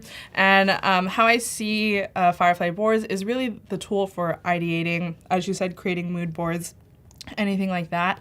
And yeah, so here's just what I have going on. So today we're going to be talking about merch items. So I am a Twitch streamer on the side, and these are kind of like my own assets that I actually worked with Adobe Express ambassador. Her name's Sept. She created all these for me in Illustrator and stuff, and so I just loaded it up in Boards. So this is just some of like the cute little icons and things I typically use in like my designs when I'm promoting the stream or making any assets. These are just some background swatches, images. What's the word? Is that the word? And then I also have some mock-ups here as well. I have a to-do list just in case if I blank out on this stream and I don't know what to do next. And then we have some areas here where I kind of started building out my next merch item. So if you know me, if you ever met me at Adobe Max, I do like to give out a piece of merch every single year. Usually it's an enamel pin, or sometimes it's an enamel pin and a sticker, or 3 enamel pins. I don't know. Last year I did friendship bracelets. So the KT is just chef's kiss. Yes. Definitely I cannot take credit for any of these illustrations. Steph Creative definitely created all of these for me. So shout out to you, Steph. And yeah, so I'm just going to use Firefly Boards to kind of brainstorm some merch ideas. So if you have any ideas, chat, feel free to shoot them in the comments. We'll see what happens. Okay, so we'll start off easy. Okay, so I kind of started this. I have this little So boba cute. icon, and I put it on a mug. Very cute, yeah. So I'm thinking maybe beyond a mug. I feel like this was like kind of meta, like Right. a drink on a drink. So maybe let's try like what it will look like on a tote bag. So in Firefly Boards, if you click this little bottom bar here, describe what you want to generate, it opens up this menu here. And today I'm actually going to use Gemini 2.5 Flash Image, which is brand new to Firefly Boards. It's a partnered model. You also might know it as Nano Banana. So I think such a cute name, Nano Banana. I love that. When I first heard of it, I was like, what is this? What is Nano Banana? But yes, it is here in Firefly Boards. So I'm just going to select that model. And when you're using partner models, there is this message saying, acknowledging that this is not an Adobe model, Adobe Firefly model. So once you accept that message, then you can start creating. So now all we have to do is just put in a prompt. So, okay, I said tote bags, right? Okay, so I'm not the best at prompting. Might need your help. Might need Chat's help. Okay. So, Well, the good thing about prompting is Yeah. that if you don't get what you want the first time around, you can always do it right, again. that is true. I try to make the sentence first, and it comes out very grammatically incorrect, and then I kind of refine and go in. Totally. So I'll put put boba image on a pick a color. Any Start color. with white. Okay, white canvas tote bag. And then where it says image here on the bottom, just select that. And then you have the little eyedropper tool. And we're just going to select this so it knows to do that. I And love that then- eyedropper tool. It's really neat. Yeah, right? So you can really sample anything that's like on the screen. So I have this tote bag right here. So I can just select that and then select that image. So it knows it's going to kind of like merge the two. So I think that's really cool to really control the kind of generation you're going to get. Because it can give me any white canvas tote bag. But if I select the specific image, it'll give me exactly what I want. Oh, well, in that case, why don't you make it a blue canvas tote bag? Let's just see what happens. A blue canvas tote Yeah, bag. we're Tanya, you're crazy. going wild. Oh my goodness. Crazy. You're crazy today, Tanya. Yeah, so we have this here. I can just place it there. Oh, that is so cool. And now we have our cute little tote bag. And then you said you want blue, right? Yeah, let's try it. Let's see what happens. Yeah, let's do blue canvas. Is tote bag 1 or 2 words, first off? I think Seems that like was it did a right. pretty good job of I think- figuring it I out. think that was right. Yes. And then now we're going to generate. So really the only hard part about using Firefly boards is waiting. Yeah, it's just the waiting. It's just- That's and why this I drum say roll. you should have like a good friend nearby so you can just chat with them, yap with them while you wait, Yeah. like we are right now. Blue. We got blue. Nice. Let's put it on. Blow it up. Cool. Love that. And then also you can remove the background as well. So if the background's distracting, Very you can cool. just take those out. Love. And we could put them together and kind of do like a little compare and contrast. Ooh, So you can see what it looks like. Cute. that is awesome. That was just a couple of clicks. I mean, like, this is something that I'm sure, you could probably do this process either in Adobe Express or Yeah. Illustrator or Photoshop. But, this took us like maybe a minute, 2 minutes max. Yeah, exactly. And just to remind everybody, exposing myself here, I don't know anything about Photoshop. I don't know how to use Photoshop, Illustrator. Don't ask me, ask Tanya. Okay? Ask Tanya. Well, Yeah. evidently, you don't even really need to know Photoshop in order to do these things. Exactly. Great mockups right here in Firefly Boards. Thank you. Yes. And just again, just a reminder, we're ideating at this point. We're trying to visualize what the merch would theoretically look like. When I get to the enamel pin, which is next, you know how hard it was to tell. It was when I was making this pen last year for Max, it was really hard for me to tell the manufacturer that typically for enamel pins, the black lines signifies like the metal Got it. separation in between the enamel colors. Okay. But I wanted it reverse. I wanted everything to be gold like this pen. Okay. And then this was now the color. Now that was really difficult to Right. explain with words. Yeah. And so I'm just going to see now if we could do it in boards. And if we can, if I can just visualize it in boards and just send this to the manufacturer, Right. it just makes it easy for them to see my vision. Totally. Yeah. I mean, I think that that's such a great way to use this tool is to be able to effectively communicate to somebody else what your design idea is. Yeah, exactly. And as Reverb Mike has said, but I have a picture in my head, I can draw it faster than explain it. Yeah, same thing, with boards. If you have a rough sketch or something, you can just put that in boards, maybe use Gemini 2.5 Flash Image or Firefly, whatever model you're using, to really just try to bring your vision to life. Because it's just hard to put things into words if it's just, words are hard. That's it. Words are hard. That's true. Okay, so moving on to this pen. Okay. See, words are hard. Okay. Create a gold enamel pen. You got this. Okay.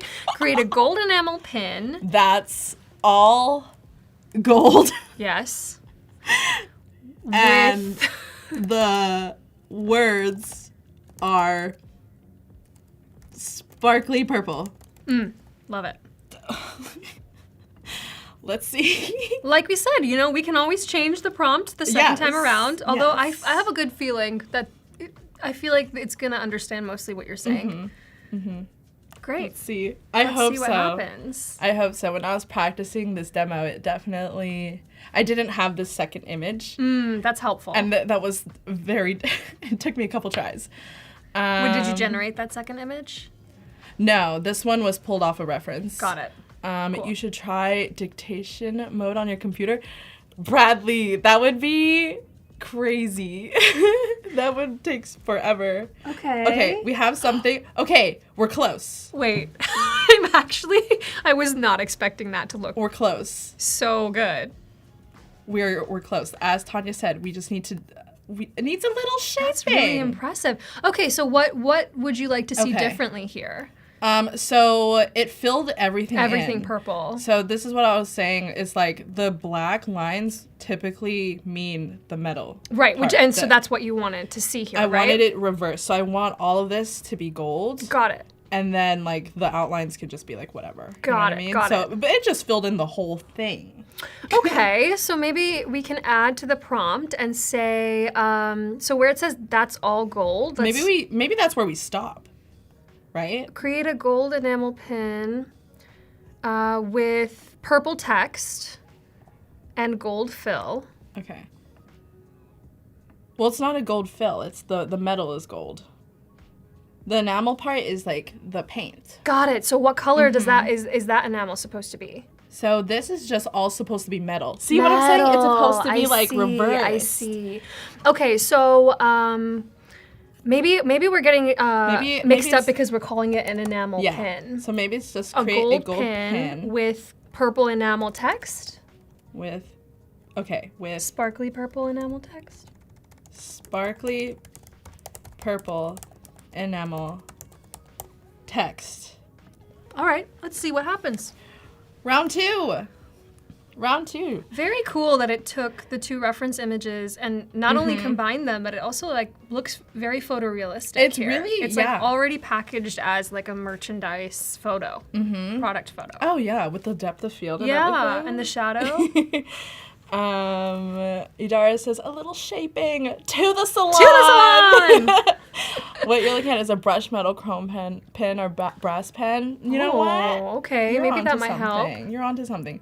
Okay, here we go. We have another one. It looks like it's the same result, Just which with is a white fine. background. Okay. which is fine. There's a word missing. Okay, that's all gold metal. Maybe gold filled. Well, I'm sure it'll be fine. That's the fun part about tweaking these prompts, though. Is you can have so much fun just changing things around. Exactly. Have you used wizard pins or go to their website or references? Ooh, that's right. That is a hack. If what's it called? If there's a website that you already get your pins or merch from, and using that as like reference images. Yes. That makes sense. Okay. Oh, this seems closer. We are so close, chat. This feels good. We're getting so close. Excellent. We lost a bit of the original design, but that's okay because we're trying to communicate that we Yes. want this. Yes. And like keep the words. You know what I mean? Okay. But yeah, see, so there's just like different ways you can imagine your merch, which is like just really helpful, especially when I'm creating merch ideas. I'm just like, I don't know what this is gonna look like, Tanya. Like, even when I came up with this pen idea, I was like, is this gonna be ugly? No, it's like you throw spaghetti at the wall and you Exactly. see what happens. You see where it lands. And Exactly. this is pretty cool. Again, it's just like we only spent maybe less than 10 minutes doing this, and we were able to come up with 3 different mock-ups. Each time we got closer to what you want. And like you said, this is just a tool for us to effectively communicate. our design. I'm adding one more thing, one more ditch effort. Only the words are purple. We'll see. Roger said, "Whoa, that's really impressive, isn't it?" I was super impressed with like the image quality. Like, just look at the sparkly sparkle. fill is so good. Doodle design process. Yes, this is exactly what we're doing. We're just doodling. Did I do it? Yeah, I think it came. It made it all purple. Right. It doesn't like me anymore. That's okay, chat. It's It close. said- It's close. It said close enough. What we learned is that, if you spend maybe another 15 minutes over here, you will nail the whole Exactly. image, and Yeah, it'll be great. exactly. But even then, like, you get different variations, so you can kind of see, like, each one looks a bit different, in my opinion. This text is so nice. It is. Love. Okay. Moving on before I go in a rabbit hole. Okay, friendship bracelets. Ooh, oh my gosh, I'm so excited for this. I love friendship bracelets. Yes. So my whole entire theme last year was like the Taylor Swift friendship bracelet era and stuff. So I had these made, and I wanted to make them real, because I think last year my bracelet said the Cat Cafe, which is my streamer brand. So let's actually turn some of these into friendship bracelets. And here's an example of what what's it called? Gemini 2.5 Flash image made me. So we're gonna see if we can kind of recreate it, maybe change the color of the beads. That's a generated image? It's not real. Unbelievable. I genuinely thought that was a real photo.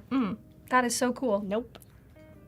Like I said, ideating, visualizing, love. Okay. Totally. So next, let's go in and see. How do I say now? Create a photorealistic. A photorealistic friendship bracelet. Oh, I spelled that wrong. It's bracelet. Okay, yeah, let's start there. And then let's do this create one. This one's different. Great. And then hit generate LSC. Very cool. I love that it makes these photorealistic mock-ups with the pin and with this bracelet. It just like cuts down on the time that it takes to create these. Exactly. Because there's no way.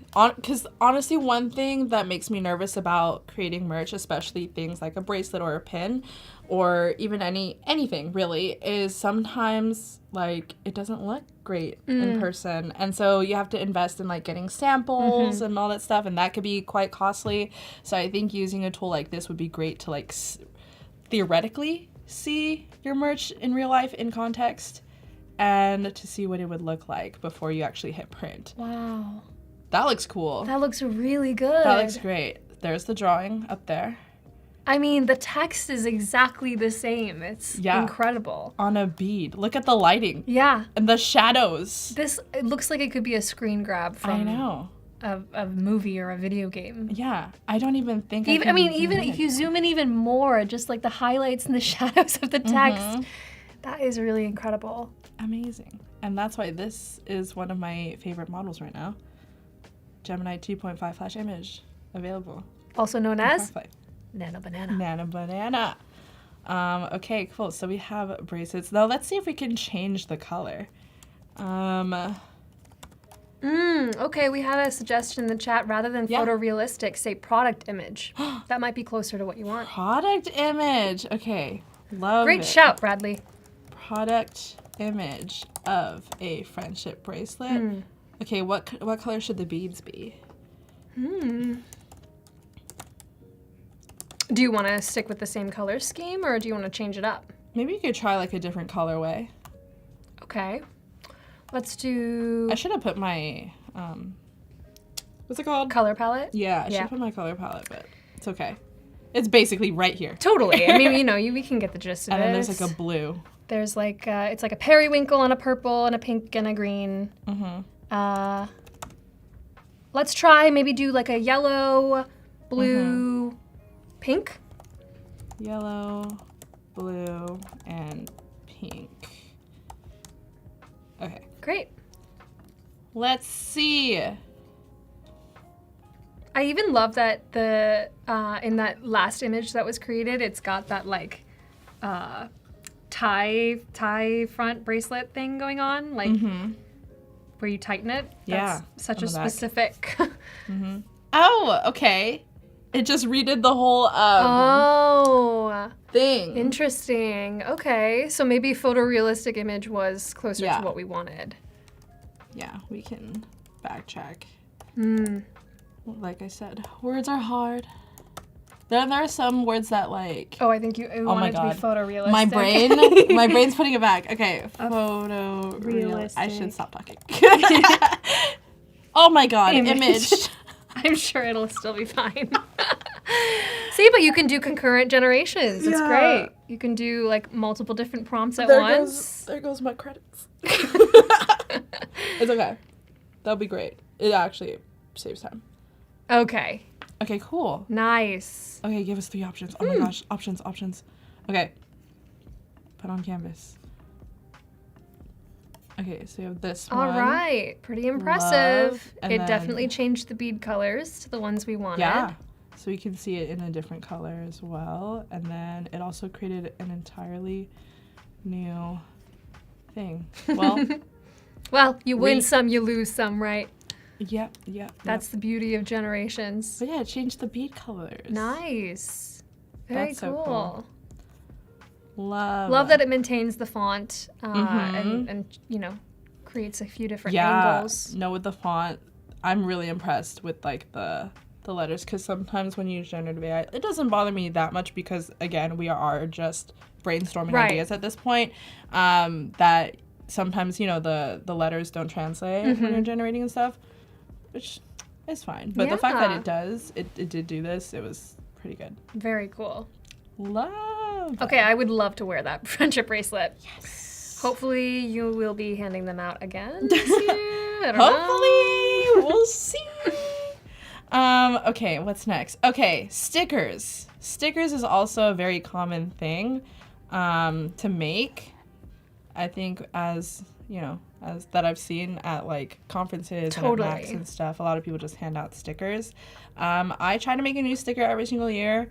And so these 3 I've actually never turned into stickers, so I kind of want to see what they would look like on a notebook, just like stuck on. Because, you know, when you're making stickers, this is what's going to look like. Literally this. Totally. So I don't think we don't necessarily need to make mock-ups unless we're putting it, you know, like on a website or something. Sure. So let's say, like, put these stickers... I don't even know. Onto the notebook? Onto a notebook. Yeah, stop there. Let's see what it does. Let's do 1, 2, 3, and then notebook. Now, Very cool. we'll see what happens with this image because there's 2 notebooks. I did not specify. So let's just see what happens. Idara, you want that bracelet? Yes. Roger said that bracelet detail is bananas. Nano bananas. Hey. Love. I'm looking at this stream right now and noticing how bare our laptops are looking. I'm thinking maybe if these stickers come to life, We are non-sticker folks. maybe we could put some of your stickers on these laptops. Oh, what a good point. Ooh. Oh, okay. Oh my gosh, it made 2 notebooks. The joke was on me. Hey, not bad. Yeah, so literally put it on the notebooks. With a white Nice. outline and everything. Yeah. What is this called? Like a die cut? Is that Oh, I'm not die familiar. cut, Is die that what cut it is? sticker? When it yeah. Nice. Yeah. Maybe product photo would have been better because image references. That is true.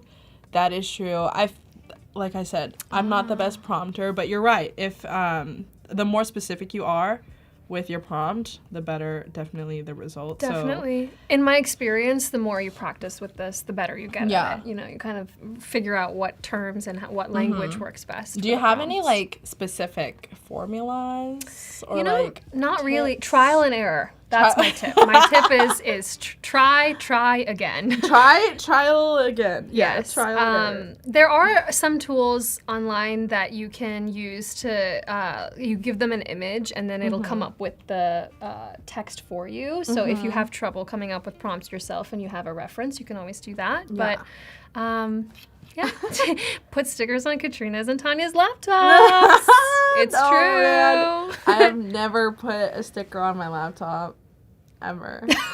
Tanya and I were just talking out like off stream about this, about how we have such maximalist aesthetics. That's right. That we got to keep our laptops clean. It's the one and only place, right? Like, okay, no chaos. No Yeah. chaos. You can ask AI to prompt for you too. That's insane, Bradley. That is a chaotic idea. Prompt inception. Love.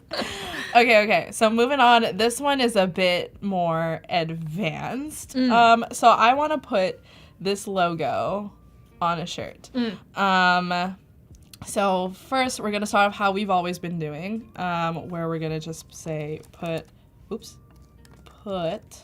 logo on shirt, and then let me get rid of I will these. say something I've noticed that's different about the way that you and I prompt, which still works either way, is that you kind of write like a directive. You're like tell Firefly what you want it to do, like put this on this, whereas I maybe will prompt like I'll describe the final image. What you're trying to do? Yeah, I'll be like a notebook with these stickers, you know? But what's interesting is that both of those things work, is that like Firefly is still able to understand like plain, simple language as well as like descriptive terms. So, I don't think you really have to be a perfect prompter in order to use this at all. That's fair. That's really interesting that you pointed that out. Yeah. Did I do it? Oh, I did it right here. They're generating. I'm generating.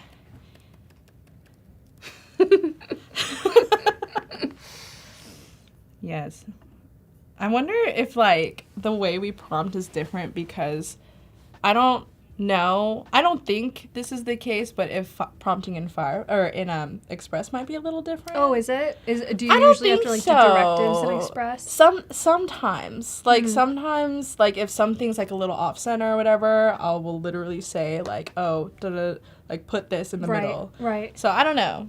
Then again, I don't know. Could be a thing. Mysteries cannot neither confirm nor deny. So yay! It put the logo on a shirt.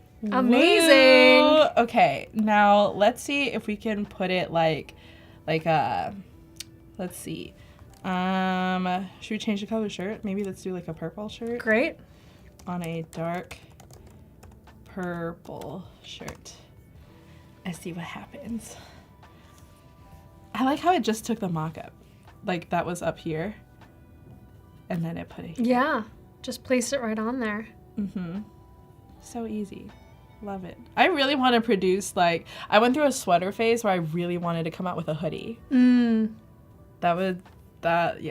Has not happened yet because I'm just scared. Sounds like you have a lot of merch ideas on the books. I have so many. It's my absolute dream to come out with a stationery line. Oh my gosh, I so see that for Completely you. made in Express. Like, how sick would that be? A notebook made in Express. I want to see that Adobe Live. Oh man, that will be a very long stream. So we have this purple shirt. Yay. But now here's the thing. What if I want to model said shirt? What if I want the shirt to what if I want to see how the shirt looks on me? You. So then I'll literally say put shirt on person. Yes.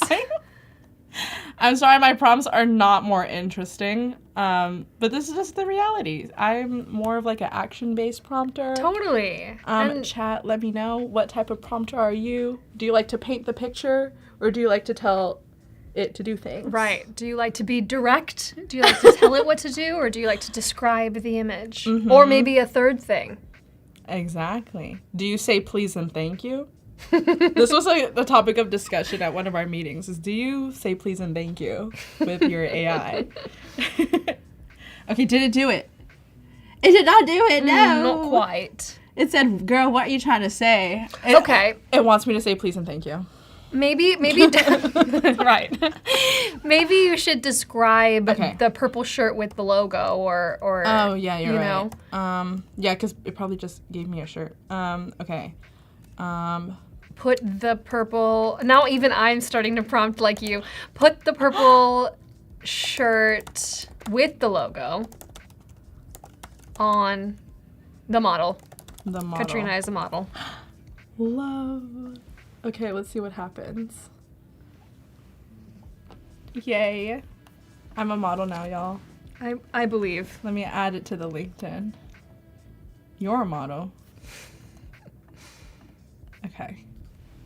Now we wait. Now we need drum roll. My method of trial and error is trial and error too. Thank goodness I have a good bundle of credits. So true. Yes, Roger, you know. Okay, it's refusing. Hold on. Pause. What if? Trial and error. What if we change the order? A reference image. We're hypothesizing now. This is now a little bit of a science experiment. Now, if this doesn't work, I'm trying to think what else we could do. Maybe it just can't do purple. What? I don't know if this is going to help, but maybe if you remove the background from the shirt image, I wonder if maybe that might help. Oh, Maybe? yeah. You're right. It might be confusing. Because it doesn't seem to be, like picking up the reference. The shirt. Yeah. Okay. You know what? You are probably correct. Also, perhaps you could try for this one to change it back to the Firefly model. I wonder if that might be helpful. Let's see. That's another part of the trial and error that's also cool with Firefly Boards, since you can use those partner models, is if you don't exactly get what you're looking for, you could see if maybe a different model is closer to what you want. Like, Or we can go back to the white shirt. Maybe Sure. the purple's intense. yeah, maybe it's difficult to Okay. grab. Put shirt. Or maybe it's like actually literally putting the shirt on the model instead of saying let the model wear this shirt. Okay. Words. Okay, let the model wear the shirt. Maybe describe the shirt. You know what, you're right. The shirt. The white t-shirt. The white t-shirt. Ooh, okay, I have one more suggestion. Okay. When you are sampling images, maybe also sample the original logo. Like the original circular. Right here. Yeah. Okay. Let's see if that helps. Feed it all the information it needs. Right, give it everything it And needs right at the get-go. If it doesn't work, I do have the final result already generated.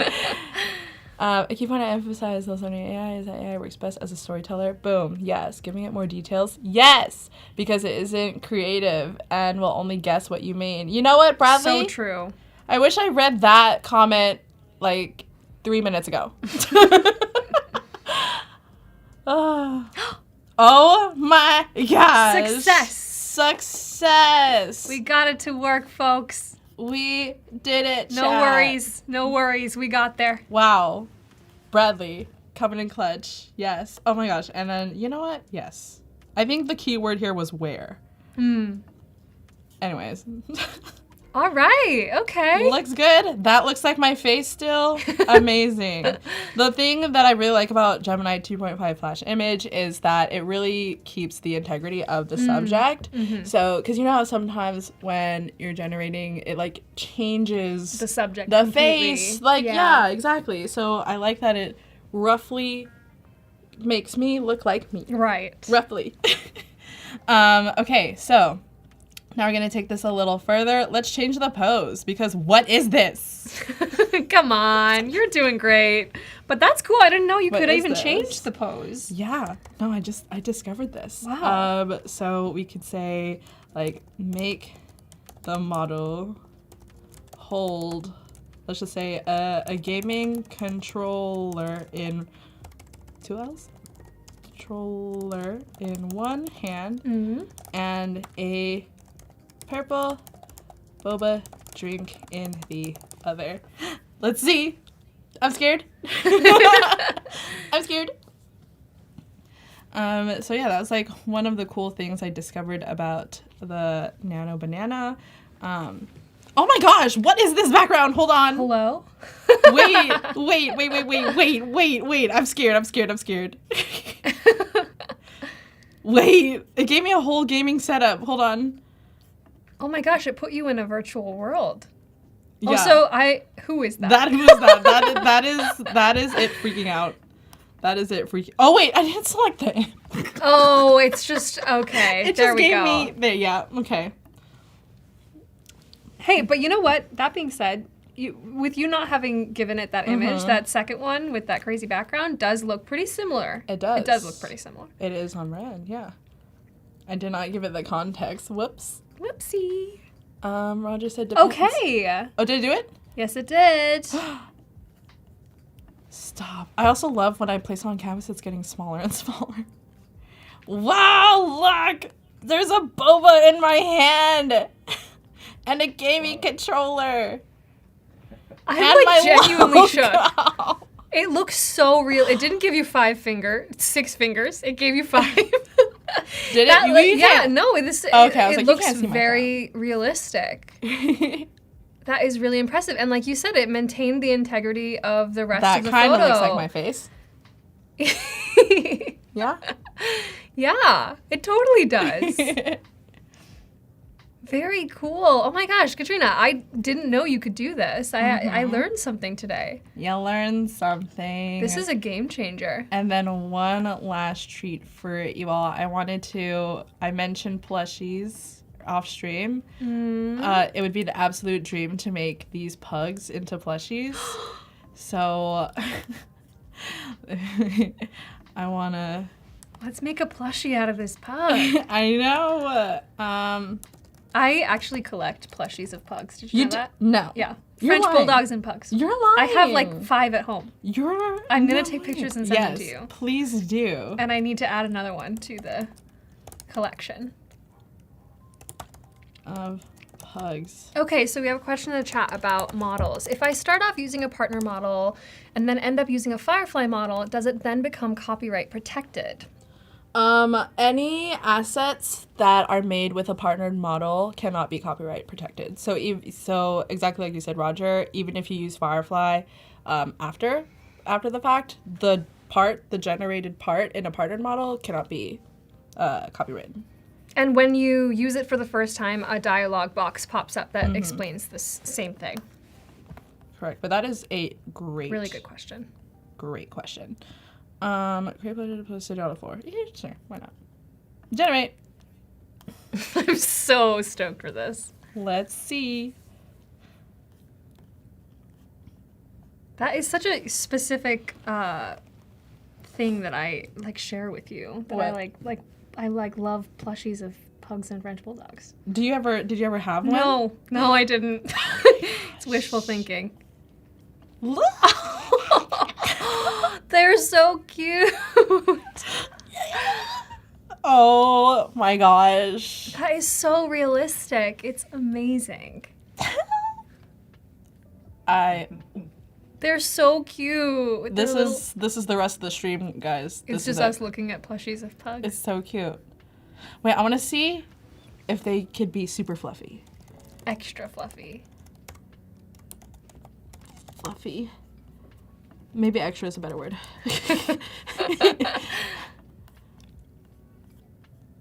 Look at them. They're like siblings. Give them names. Chat, let's give them names. Bubbles, Blossom, and Buttercup. Okay. Interesting. We definitely can't use that. Speaking of copyright, Tanya. Okay. Oh, they are so cute. Stop it They right keep getting cuter and cuter. now. Oh man, I really want to make these. How do we make that happen? Money. Right. Money and a manufacturer. Love. Okay. This is super cute. And as much as I want to look at this all day, let's put this in Express. This is amazing. I love. So hopping into Express now, let's say we made all these merch items. In fact, let's say we made all these merch items. Surprise. Hello? Can we go to full screen really quick? Chat. Chat. Speaking of merch items, we have said pin we made earlier. And then we have the friendship bracelet. This one says the Cat Cafe, so this is the one that I made last year. And then black shirt with the logo. Incredible. Oh my gosh. It's like I pulled it out of a hat. Isn't that insane? Okay, so let's say we're done. You know, we're making the merch and stuff. We have the products. Now we need to put it on Express. We need to tell the world about it. So How are we going to do that? So we're just gonna hop into Express. I already have a template loaded up here. Honestly, I just searched up product. My prompting is as good as my template search, y'all.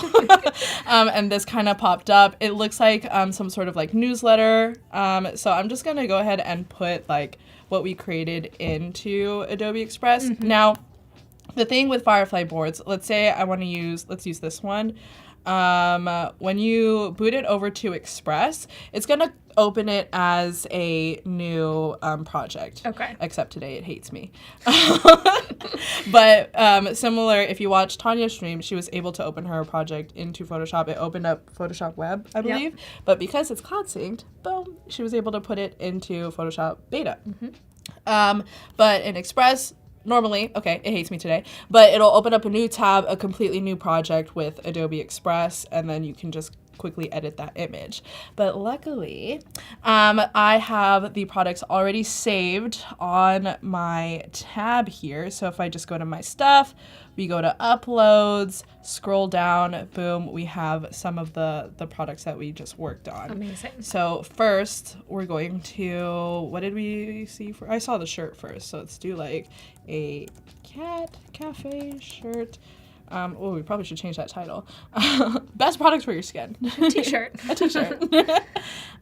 So this is actually one of the first generations that I did, and not too far off from like the one from very similar to earlier. the one that we created. Yeah, so it's very consistent. Yeah. Which, love, 10 out of 10. And also, one thing about Adobe Express is that Gemini 2.5 image / Nano Banana is also in Express. Awesome. How, would you ask? If you ever are just purely on Adobe Express, you're an Adobe Express creator, you could just go to the Generative AI tab, hit Generate Image, and then choose the image size as normal, landscape or whatever.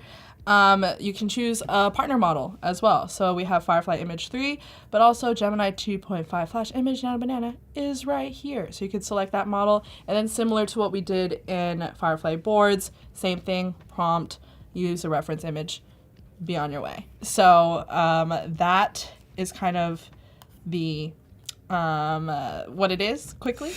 So let's say, you know what? Let's do something crazy. Okay, Tanya, off the cuff. Let's change this background. This white brick wall is not giving. Okay. So let's do what I just did. And then we're gonna plug this in. Oh, I have to have it downloaded. Rip. Hold on. Do I even have it downloaded? Please don't tell me I deleted it. Did I delete it? Oh, I might have deleted it. Perhaps you could save it from Firefly Boards? Yeah, we'll do that. Yeah, let's go ahead and save this version, which is almost the same anyway. Yeah. Perfect. Download. Super seamless. Boom. There it is. Easy.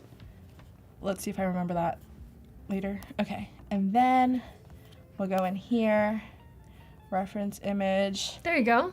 First, though, it is huge. Wait, that size is crazy. It is something like 10,000 pixels. Okay, so what I like to do, if ever, okay, here's another thing. If you're downloading images off of Firefly Boards and it's too big, you can go into quick actions and then convert image, and then you can actually size it down. So I like to do medium, and then that will bring it down a size usually. I do that all the time too. I've had the same thing happen to me. Exactly. You already know.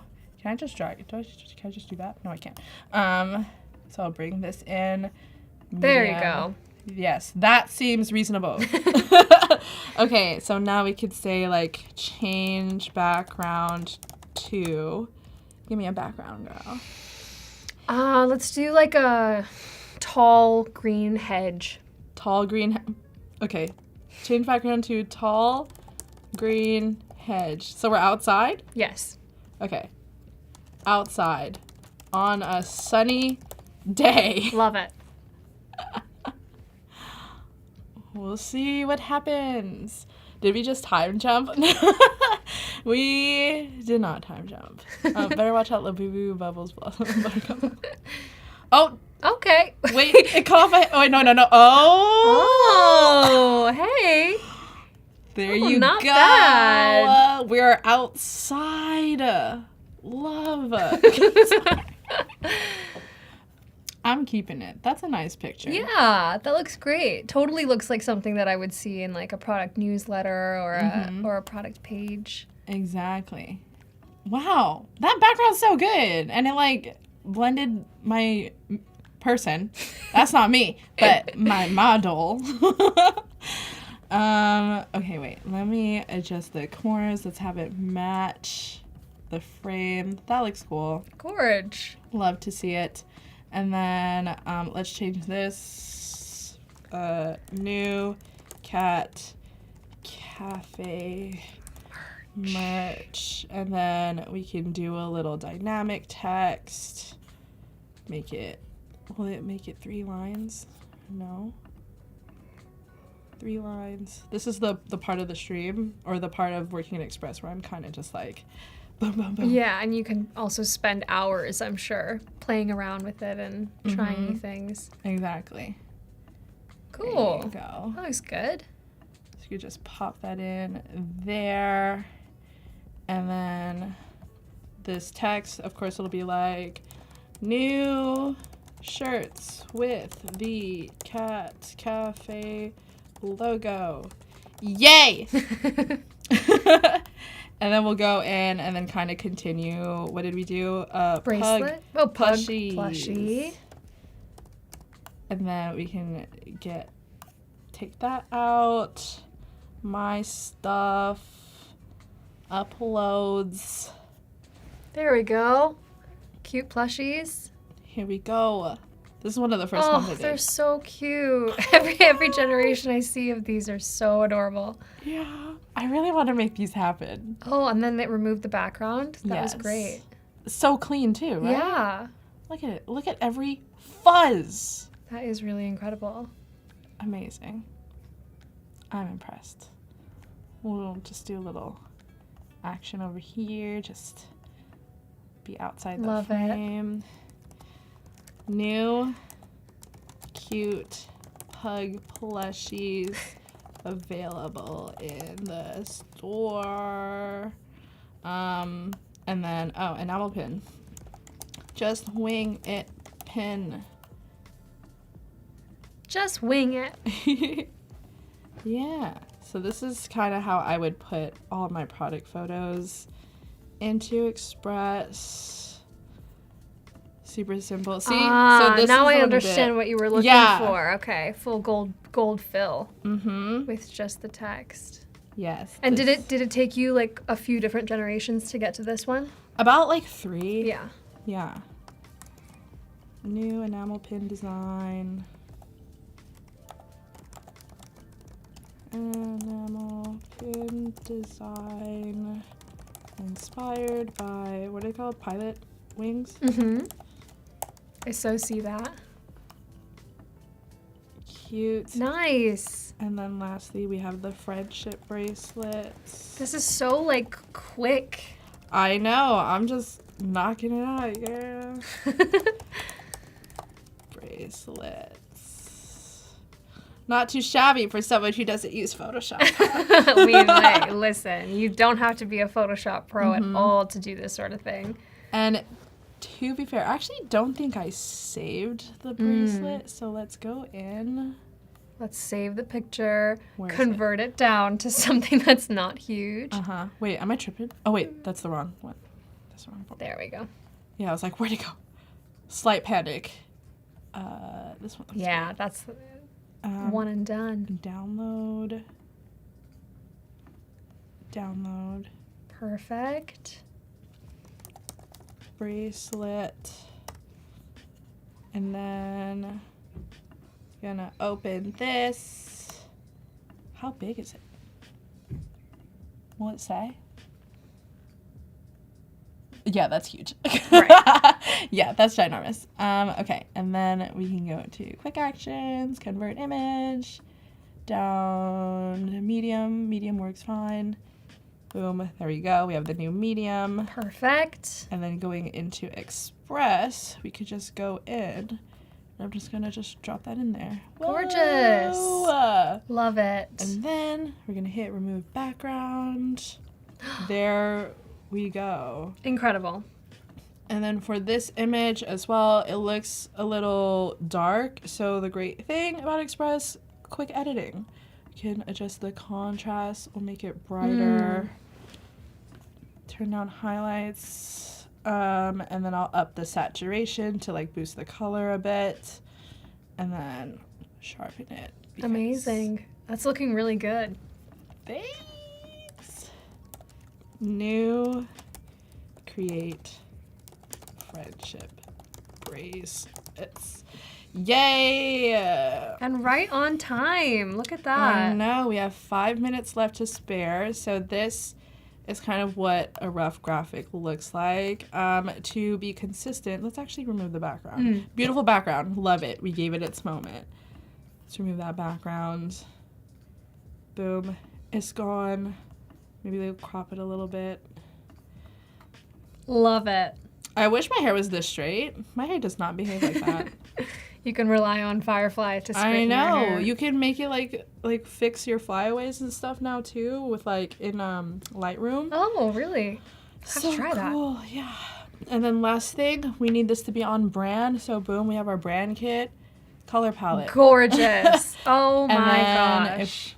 this looks actually pretty good. This looks- The fact that we did this all in one session, like from start to finish, is so impressive. Seriously, Katrina, this is so good. Really?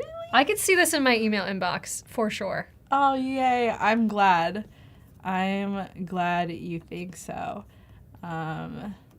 Yeah. No, that means a lot coming from you. Thank you so much. Of course. I'm flattered. Oh I'm my flattered. gosh, amazing. We did this entire workflow from Photoshop boards to Express.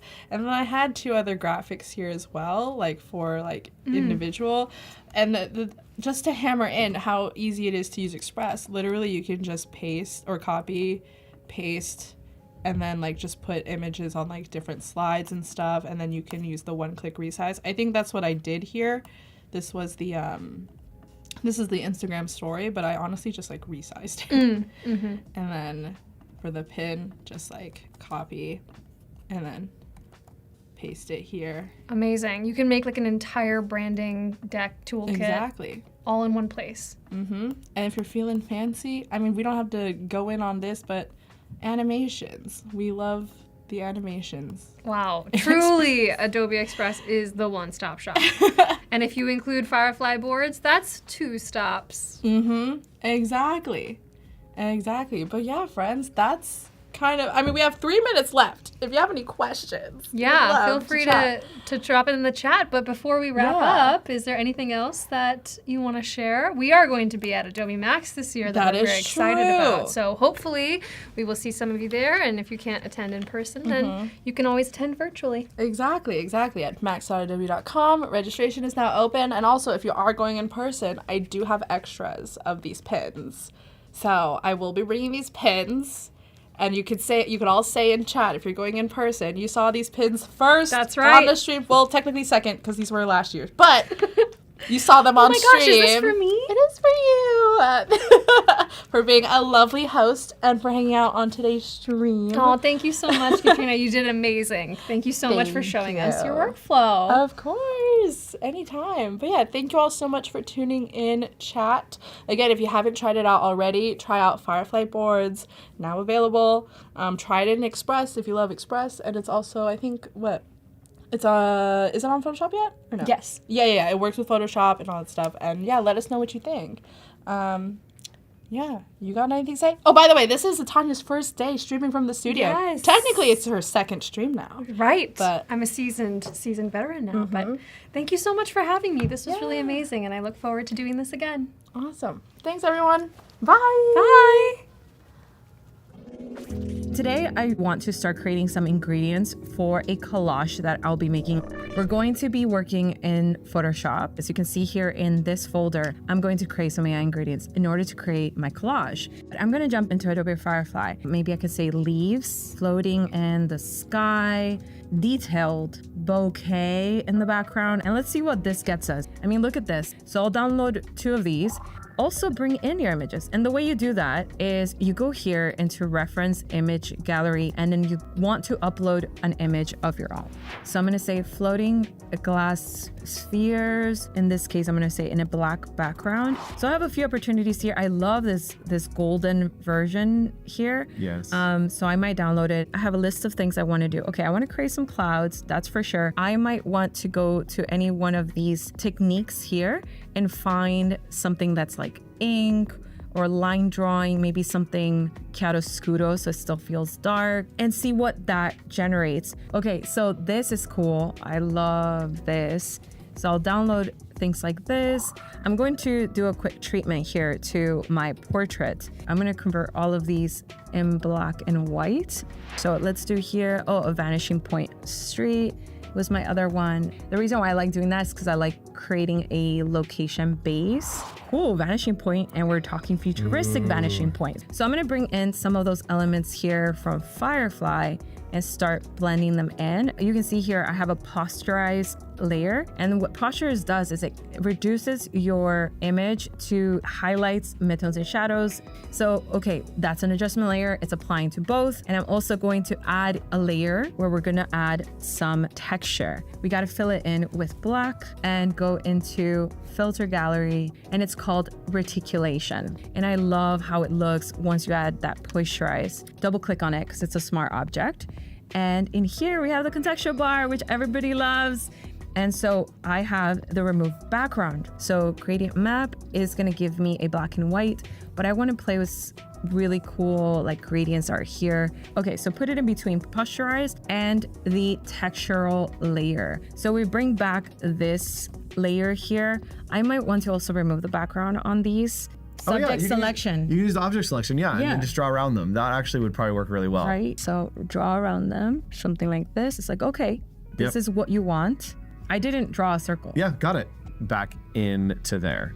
Yep, totally. And so you can see here, I can add any of these textures and start playing with modes. And like immediately it looks like I've spent a lot more time creating these things than I actually had to in today's day and age. Maybe something, that's so pretty. So what if I want to create like a base here, and I can say like base of moss with flowers and flying butterflies? So beautiful. I will invite you to try a new medium today in celebration of Adobe Firefly. Just allow yourself to experiment and have fun. Have fun. Have a lot of fun. Remember, we get to do this.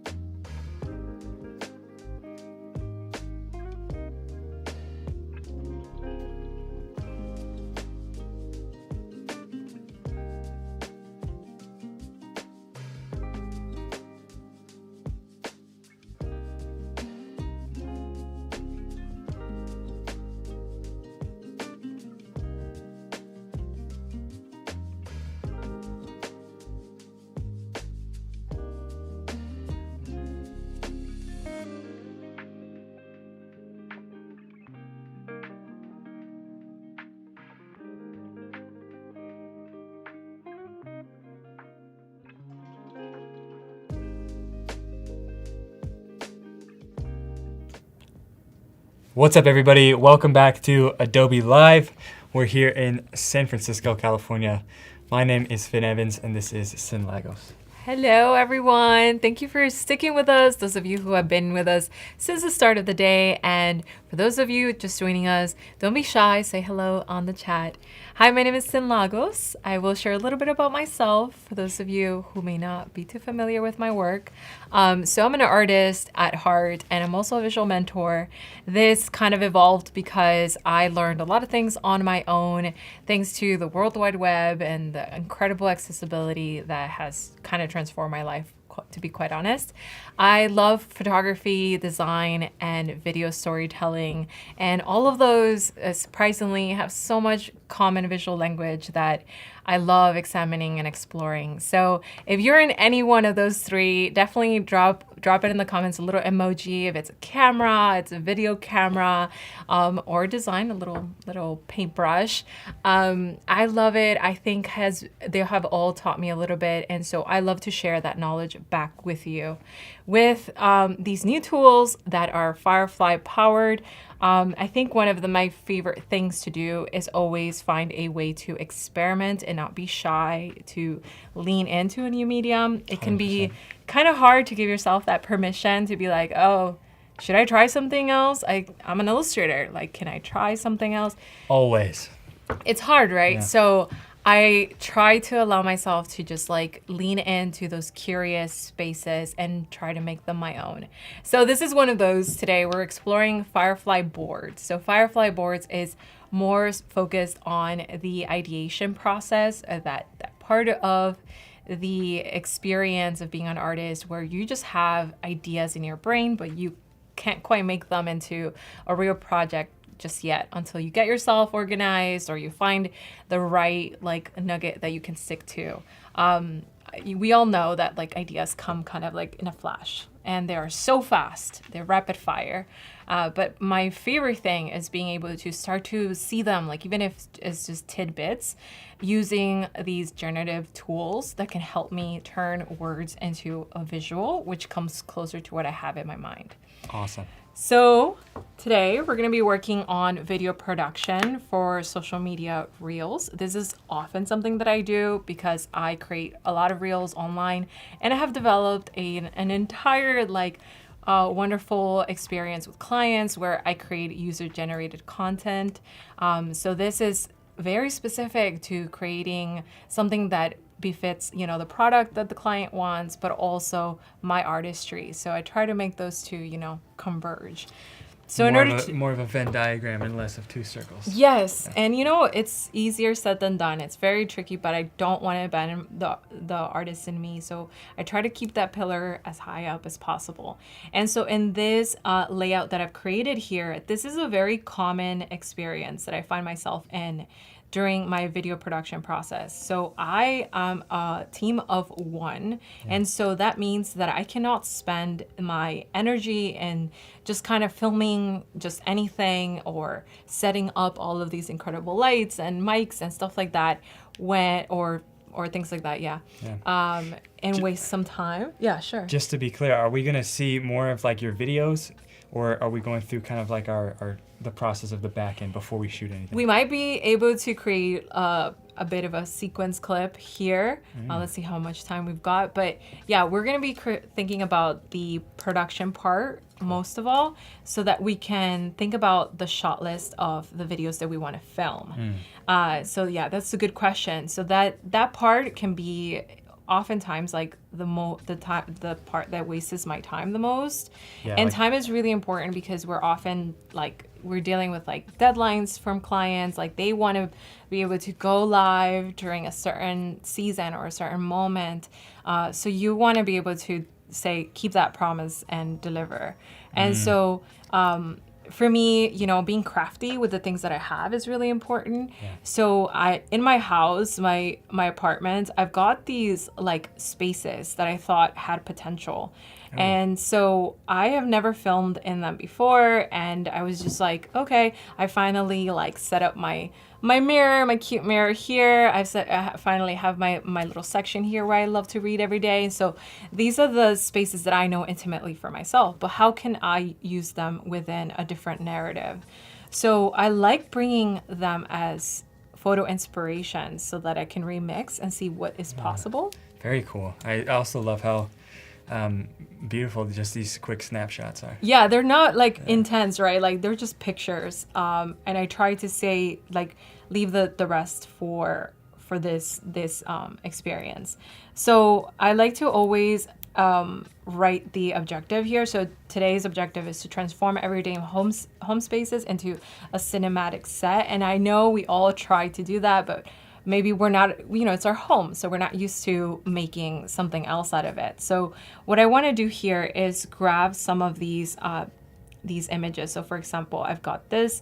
I want to use a couple techniques here to be able to kind of riff off of the scenes and try to find different compositions. And maybe I come closer to something that I like, and so that I can move forward and set up the lights and start filming. I think a big part of why I don't like just filming randomly, as much fun as that could be, is that video is very heavy. So if I just play around and bring videos that don't work, that is a lot of hard drive space. That is a lot of money spent. Literally Literally heavy, a lot of space. subscriptions. And Good so point. I try to prep as much as possible right off the bat. That's awesome. Yeah. So here, the first thing I'm going to do is use the Vary tool. And I think today we've been exploring this quite a lot, but you can see already that using the Vary tool can be very powerful. We have more like this. We can keep this style or keep the subject. So I want to be able to keep this subject and generate different variations here for each one of these.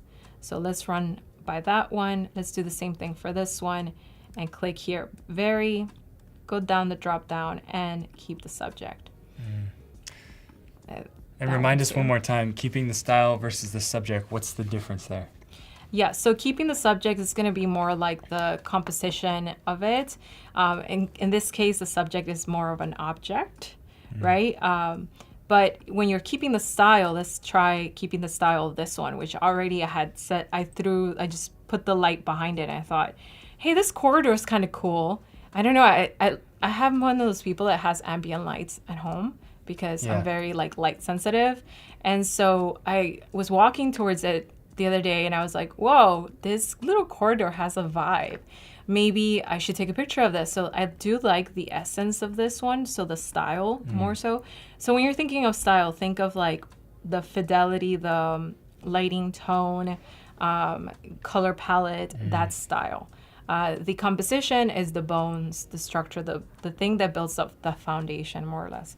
So I'm going to do this one for style right here. And let's see what we get. So in the style one, it'll keep the style, but it will variate the subject. So it won't be maybe a corridor, but... Right, it'll be kind of in the same but it'll have moods that and lighting kind of yeah. vibe.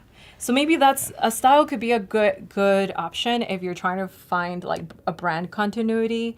Like if you like you want to create a certain feel that it's mysterious or something like that. So let me see. We've got the stairs here and you have different variations. I love cool. this natural lighting. I do have a window here on my right hand side. I don't think about using it for that. Maybe I can like spend the time, maybe it's 4 o'clock, 5 o'clock, and when the light is coming through, that's the moment to film. And so I can set that time and know this is what I'm moving forward with and not waste time doing something else. I love this variety of a green fill. So I often have filters for my lenses that I can use for things like this. This could be a post edit. This could easily also be like in my room in my house. I have a lot of artificial lights that you can change. Yeah. You can literally just put a green light and a them blue wherever. light. So this is kind of expanding more of what kind of options I can explore that I haven't even thought about. And what I like about this is that this is not visuals that have already exactly been done or they're like just living already on Pinterest as completely 100% done. This is a stepping stone into something new that maybe I can explore and variate. I don't know. There's something there about that we all want to be uniquely us, right? So being able to explore some ideas here. This is really cool. I love this. Interesting. It makes me think about potential compositions of layering to having a masking here and letting that window be something else, a different scene. I love taking pictures of clouds. It's a new hobby of mine. It's so silly, but there's something about the textures, the fluffy clouds that I know that I can use those assets as textures to overlay onto things, or to just create a metaphor for stories, especially when I don't have that idea. Like, you know, it's easy to fit in like B-roll and stuff when it's exact. It's like, I went to the kitchen and I grabbed some popcorn. But when it's like, I went to the kitchen and I was feeling like, you know, like my imagination was flowing. Maybe it was the clouds, you know? So it's more abstract and leaves room for that. I also think, like, as artists, you don't always need to have an explanation for why you feel attracted to or compelled by things like that. So if clouds are your being thing, they're your thing. being abstract or being a little weird, that's kind of part of us, I think. And so leading into that, and that's, you're right. There's no why Go for that. with it. Yeah. So one of the things I like is if I like one of these scenes, and I think I can't capture it in my home because maybe I don't have a really cool, fantastical lobby-looking thing like this, then I can still go in here and let me see. We're gonna go over to convert. There it is. So we're gonna go over to convert and go to image to video. And that's going to directly drop it over to the first frame. And so this means that it brings me over to this tab, which is video, using Firefly Video, the model that is going to take this image as a reference and generate a whole video. Now, typically it has 2 frames because it lets you decide the first frame and the last frame. So you can use this in very unique ways. Let's say, for example, I want that to be the first frame, but then I want a different scene to be the last frame. So let's try grabbing the airdropper tool here, sample from canvas tool. And let's say I want it to end. Which one do we want? You could do the left side, like it looks like it's pulling away. This one? Yeah. Ooh, I like Just that. there, I like you know. how you interpreted that. So when it's pulling away, right, we're gonna do here, use as last frame. Now, another cool thing here is that when we use the airdropper tool, we can also, right here, we can also use this airdropper to use a sub prompt. Oh, interesting. So this means that it's gonna add these descriptions so I don't have to think about them. So it goes into serene sky drop. It's describing the scene in a really cool way. Yeah. Gold and blue tones, radial center glow. So like I don't have to spend this time of like figuring out what that means. So of course I want all of these, and you can see how they show up down here. And we haven't even written our prompt yet. I can do the same thing for this one, and let's see, extract sub prompt, it says here, and it's doing its thing, it's thinking. Idra on YouTube also really likes that, and shout out to Idra for What's giving us up, some welcomes Idra? and some kind words. Yeah. Yeah. So I like this one a lot. And you know, sometimes these fantastic worlds very much live in Firefly, and it's kind of allowed me to open up my mind to like not just finding video clips, but also imagining video clips. Because maybe you're talking about your childhood. Maybe you're talking about like a thing in the future that you hope for. You can't capture the past or the future necessarily. So this can leave room for that. So what we want to do next is describe what the action is, because we're doing a video. So we said that it was fading. Like pan out or pull back or something. So we want to introduce like a verb in here. It's the most important thing. So we can say panning out as a verb, and we can say a door panning out, and maybe transforming. I like words like warping, transforming, morphing, and morphing into a light. Transforming. Typos. What was your question? Can you type without looking? Now you have your answer. There you go. Most Neither important can thing, please don't forget, because I have, generating videos. There is a list on Adobe, help.adobe.com, that gives you how many credits like you're using per thing. So like, I do think about this a lot. So for video is a little bit more. So then I want to make sure that I have the ratio that I hope for before I hit generate. I often forget that. Good point. Don't know why, but I often do forget that. Okay. So in here we're gonna go to this little button before. So we want everything to be perfect.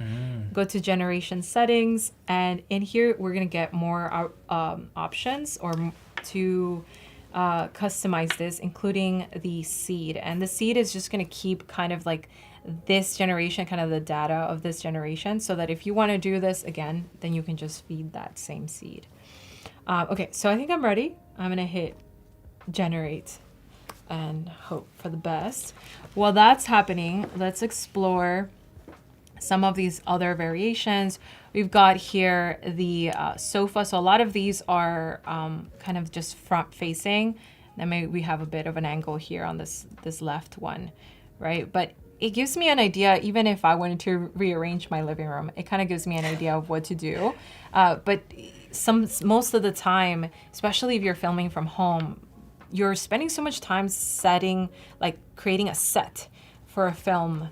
And it's not even just for your living room. It's like, I love this one here. Like, what if I spend the time to take a chair outside, and that's where I do my talking head and my, an intimate conversation about, a trip that I took or something like that and what I learned. So this gives me different ideas of what I can do there, and to just beef it up and make it look more like a set and more embracing. So you to use visual eye. You use these remixes to kind of give you inspiration about like what could happen, just based on like an initial seed of like a location or something like that. A location, right? Just like a simple reference. I know that I have it. I know that I already have some of these props. Like it took this kind of fluffy thing that I have here. I took it from my image, which is right here. It's not as gigantic, cool. But I can say, okay, well, that costs like $10 maybe to get like a lot of them. So maybe this is a prop that I'm willing to invest on because it's going to give me a result like this. So this could be worth my while. So being able to foresee gives you not only time back, but also sometimes, it helps you stretch your budget. Right, that's a big one. A lot of the time, we can all kind of go crazy and be like, oh, I need that. But in reality, you need to just kind of be more intentional with it. Yeah. So let's see here what we've made. Okay. So in the canvas, we've got, let's see, it's an infinity canvas. So we can find a place for this. And let's press play. Looks like Asgard. Beautiful. Yeah. Right? And so it's really neat because it's a pretty, it's a good length of a clip that can take me to a headspace that, where I can do some voiceover and explore a different variation. Imagine using that hallway, but replacing like the other end of the door with some kind of like really cool bright. Right, and it goes into another transition or yeah. something like that. You can also go from here and take another snapshot if you want to be able to explore different variations. Cool. So you have the snapshot option here. And of course you can download it directly from here. What's really cool is that from this point, I'm already generating clips that can work towards my video, and I haven't even put the video together yet. So let's look at the other variations we have here. We've got the mirror. Oh my God, this mirror. Let me tell you, I used to have a mirror this gigantic, and then I moved and they lost it. They lost this gigantic mirror.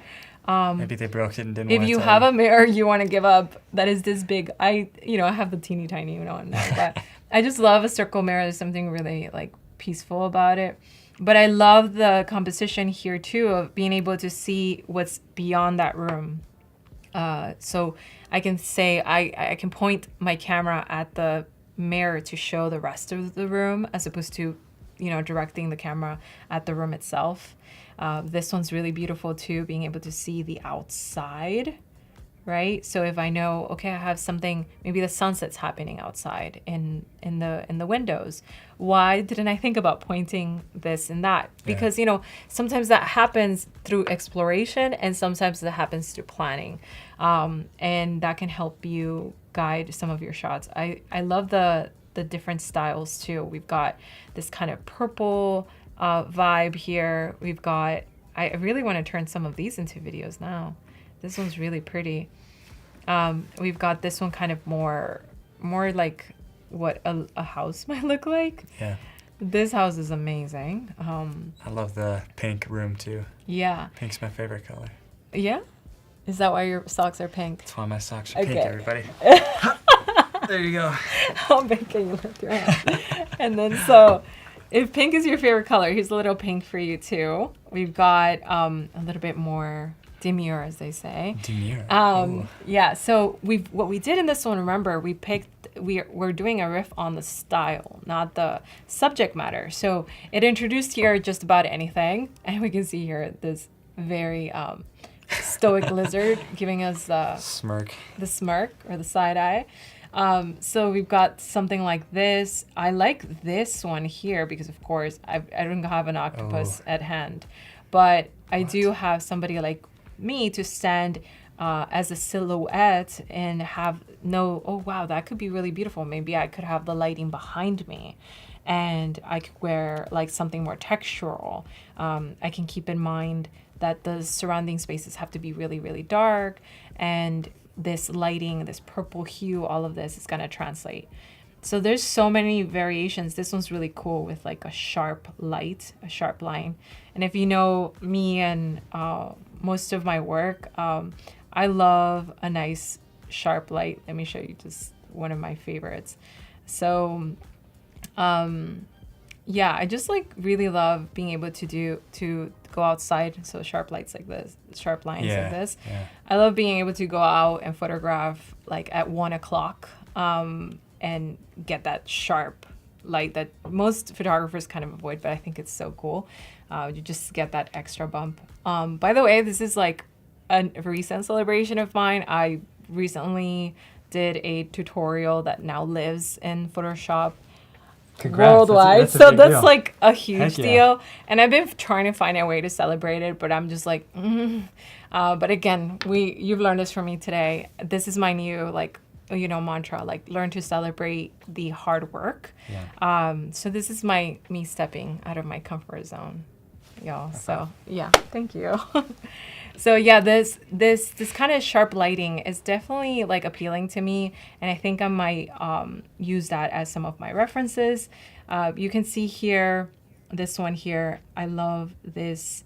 I call this the light table conspiracy. Like, it's always so cool to introduce a level of conspiracy in your stories where like it's not you that thinks or feels this way, but there's also another individual that is also going through something similar. So I love this kind of like the way that their light is hitting their faces. So I can start developing some neat storylines from just putting these together. And you know what? Oftentimes sometimes you're trying to find the shot, and some other times you're just trying to see like, how can I create a story? What comes to me when I'm looking at these shots that could potentially turn into a story that I didn't even think about yet? So I'm gonna just grab some of these and take them with me. Very subject. We had very style. So I have these placeholders where I like to then bring over anything that I generate, and you can see here that the way it's been placed, it's a little messy, so I'm going to grab the arrange tool and arrange it there. You can also pull these tools here to make it different, and let's do something like that. Boom. So I can start to see a nice shot list forming, a storyboard of what could come next, how I can film it. And if you are working with a big team, which can often happen, right? Like, especially if like you get that gig and you've got a budget, you still don't want that budget to be like kind of exploited. You want to use it to the best of your ability and also, you know, deliver. So being able to pitch something like this and visualize it beforehand, it can be just everything you need before even getting started or hitting record. So let me see what I have here on the last one. So I've got a couple of more spots. I have it's called my kitchen, the microwave. Okay, I was like, you know, I always wanted to do a microwave shot. Let's see what happens here if I riff off of this. Don't put your camera in the microwave. It doesn't end very well. Don't start the microwave. Just don't do that. I didn't tell you to do that. Have you done that? There's a different way to make your shots more Don't make fire. it. Don't. Yeah. Just do the circle and post the motion. So let's go. Keep. Okay. So here's what I want to do here on these, because it just looks so ordinary. There's nothing special about it. I try to put a spotlight there to try to make it a little bit more interesting, but I'm thinking I have no idea where to go from here. So I'm gonna actually look for more like these to see what else is possible. I'm gonna also go here on the 3 dots and hit find similar inspiration. And that can give me all of the really cool takes that are available on Adobe stock. My favorite 2 words. Like different angles and, you know, how can we make a kitchen look more interesting? And of course, I'm not gonna, renovate an entire kitchen for this, but it can be. You're like searching for like unique lighting or framing or anything. Yeah, like that, right? or like subject matter, like subject positions. Okay, maybe I'm working on the computer by the kitchen, or I kind of like this one here. Maybe there's other activities that can be done here, or maybe there's a different angle, so I can place the camera a little bit lower on this side or at an angle to make it interesting instead of frontal. So there's so many opportunities that can happen here if you just explore some of the angles that exist in Adobe stock. So I'm going to grab these 2. And this is Find Similar, which sources the Adobe stock. And again, I'm going to put these here so I stay somewhat organized with my ideas as I continue to develop them. Let's go there. How's that going? There you go. Looking great. Okay, so Boom.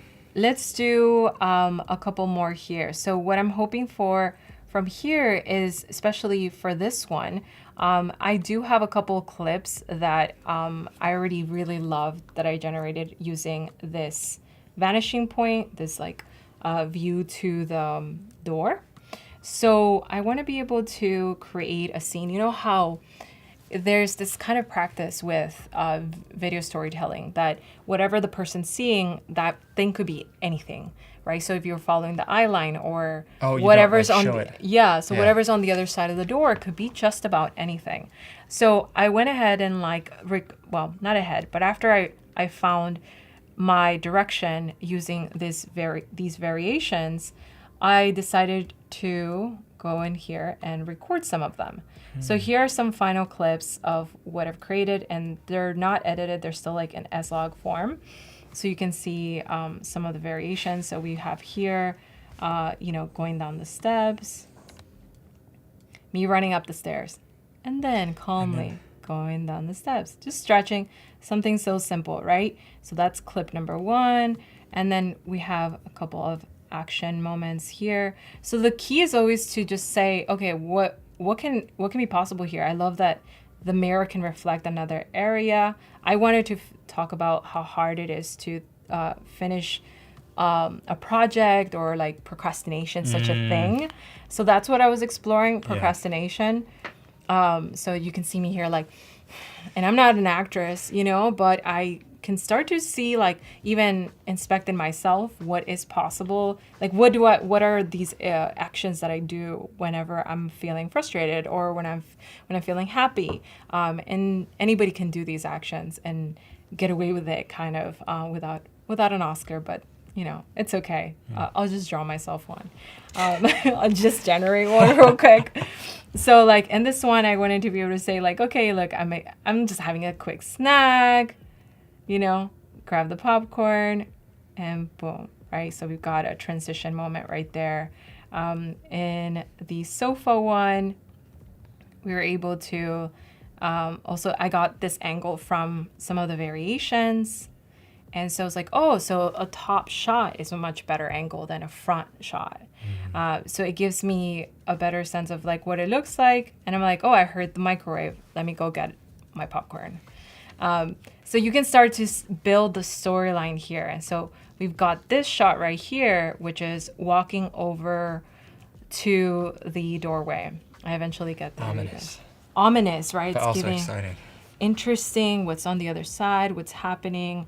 But this is just, honestly, if you see this hallway in a regular day, it's like, okay, there's nothing interesting about it. But through exploration, I found how to place the lighting, how to try something different and do something new.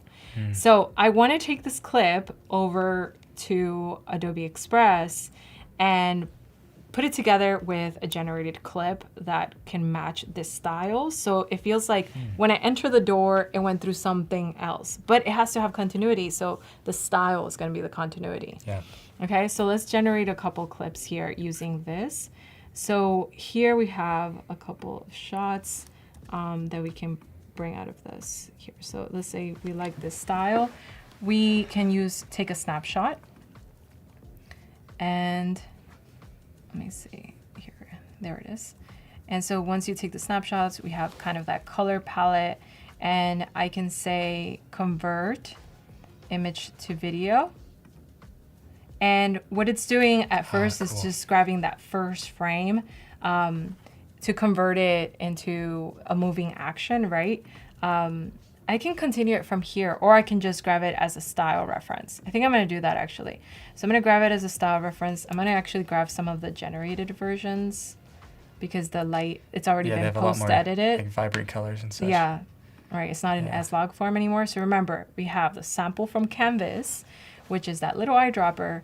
And when you sample the frame as a first frame or second frame, but also you're sampling a way to describe the image and sub prompts that you could also introduce in here. Warm gradients, dim background, directed soft lighting, minimal tranquil mood, right? Like balanced compositions. That's kind of cool that I don't have to think about that.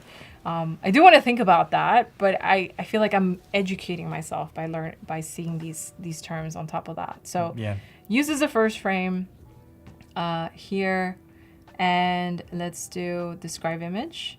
So describe image gives me an entire prompt. Soft light cast. That's awesome. You got that Just directly from the thing, right? That's so cool. Yeah. I didn't know I think I like that one. Let me see if maybe that's still the first frame. And what I'm hoping to do is like a style. So let me like collect my thoughts on like what that is. So we kind of want like this shot of you going to the hallway to reveal kind of like this bright light. Yeah. And we're taking samples from these vibrant images that Firefly Boards got us in combination with your actual shot. Yeah. To make something that's like a bit more like, is alluring the right word? Like exciting, you know? Sample from Canvas. Yeah, I think what I have to do is grab from this first. So I want to be able to, I'm going to approach it in a different way, you guys, but I'm still going to keep this prompt because that prompt was helpful. So instead of being in video, I'm going to grab the style reference real quick. Here's what I want to do. Okay. So I want to grab the style reference and generate something interesting that I can see on the other side of that door. So on the other side of the door, I don't love using people and generations. One, because it can be kind of hard to generate a person that like I really, really like or anything like that. And I'd rather capture them. But I do like creating like objects and like weird abstract things. So I'm going to set this prompt here. Soft lighting cast, colorful gradients across a minimal. So I'm going to say across soft lighting, color gradients, and I'm going to say stuff that I can't find in my real world. So I'm going to say floating books, laptop, Maybe some clouds in the camera, background. some clouds, Yeah. pink, iridescent clouds. Of course, I didn't spell that right. I couldn't spell that Clear right, to be house, honest. a serene interplay of hues, shapes with a dark ambient environment. Sweet. Make sure to change that to. I'm gonna do here, because we're doing for a social media video, we're gonna do portraits. Okay, and then do we want to do something else in the center? I think that's good. And then we're pick the style reference by using that airdropper tool. And so now we can pick one of these like color palettes. And it says use as a style reference or as a composition reference. So style reference in this case. We're generating an image right now or a video?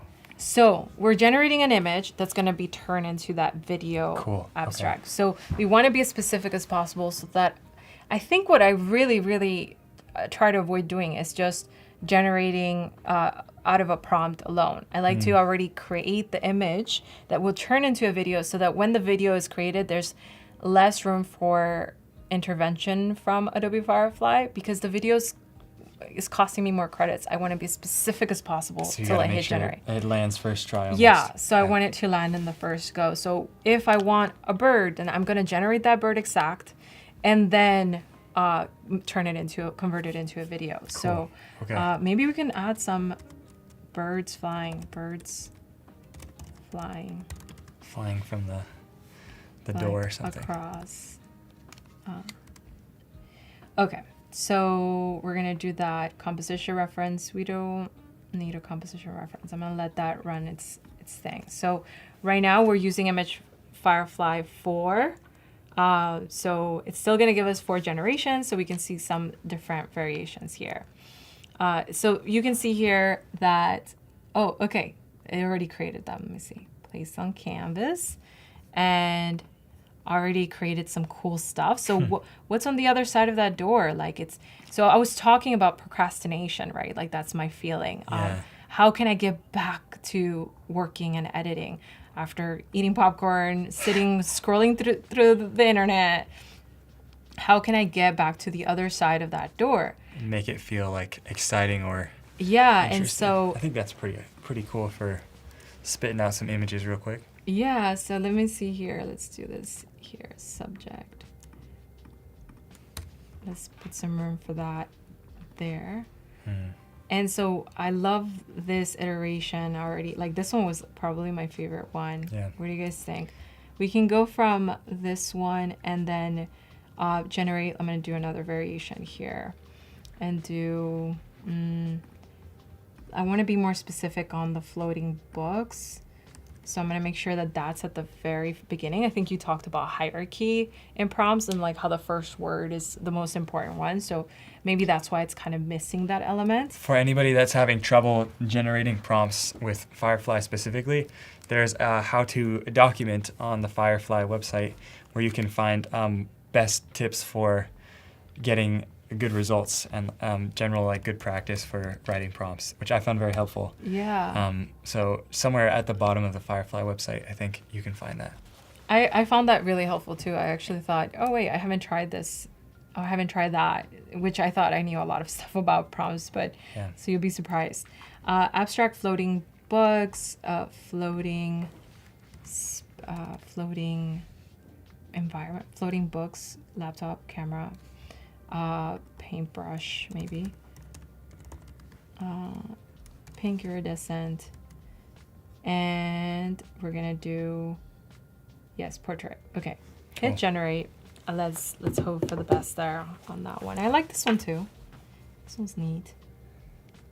Yeah. You know, it's improved a lot. It used to, every time I generated a camera, it used to look really funky, but that's pretty accurate. It's pretty solid, yeah. Yeah. So let's see, we've got some different options here. Let's see how different though. This is where I have to improve my prompt game maybe. Right?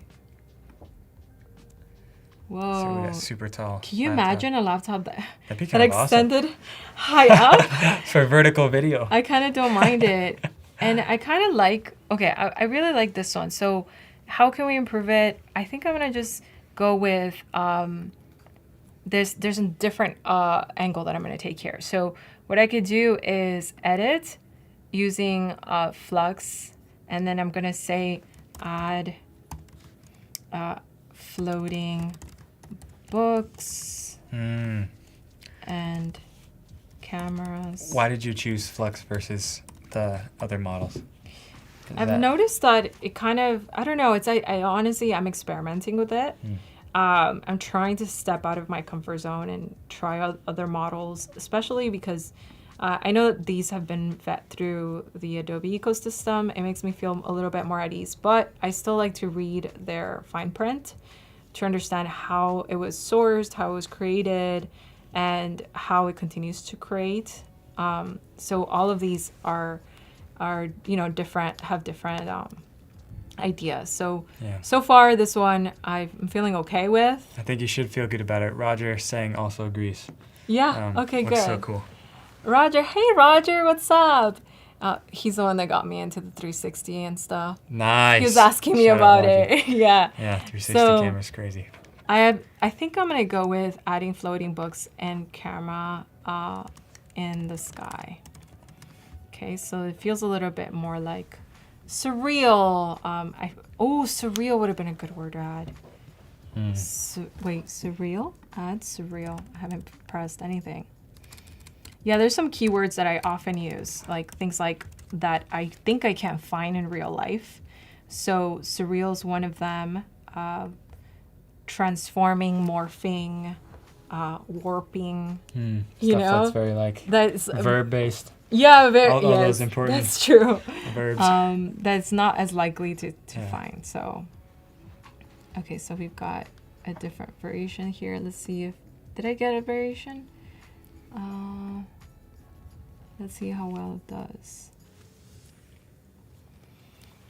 And if So- it doesn't work, we might go back to our true and tried. It's all about experimenting and playing.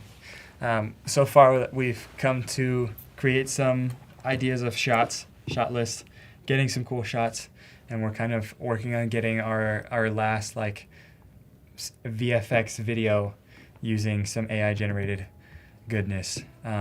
Ooh, So with floating our books. last 15 minutes, we're trying to move into making that video and then putting it all together, right?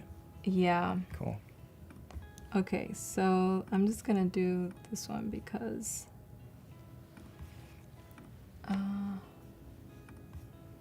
we don't have as much time. So I did generate some earlier. I'm gonna tell you how I go about the generating the video real quick because I do want to generate that video. I think this one's really cool too. Yeah, I like that. Is it this one or this one? This one? Okay.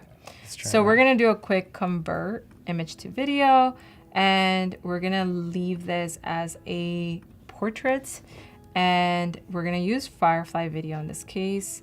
Is there a floating books camera in the sky? That's fine. Soft lighting, cast, color gradients. And so we're just gonna hit generate there and let that video run. But in the meantime, I already created some of the book variations that I was hoping for. So cool. we've got this kind of sample right here. That's pretty cool. Yeah. Just and from then- some words in this program. Yeah, right? Yeah. So there's so many kind of like angles that you can take, so many, I guess, workflows that you can take to get to this. But I'm going to go here to this one and Did you crop that? Is that why you can extend it? yeah, I did crop it into a vertical because I did one of those things where I generated a square because I didn't pay attention to my portrait, my ratio. Hence why I learned told you guys that earlier. So let me see. I'm going to go here to this one and go over to, I wonder what so this one here, you can see the prompt if you want to use it. It's more specific. So what I want to do here is download this and then bring it over to Express. So here in Express, I already have a preloaded variation. So what I did here is I brought that scene of me walking over to that hallway, And so you can see here how it kind of starts to come through. Let me do a resize, real quick resize for Instagram portrait for now. All right, so we can see a little bit more of the scene. Right, so we have that coming, so me coming through, we can even make that shorter. I love that in Adobe Express, we have these tools for video editing. So from here, we transition over to this scene, right? So the key here is to add a transition right at the middle. And when you click that button, it gives you dip to black, the classics, dip to white, dissolve, and you know, it has some other funky ones. If you love Star Wars, you know, they use the slide, they use the wipe. That's awesome. So, but you know, some of these are a little bit more invisible.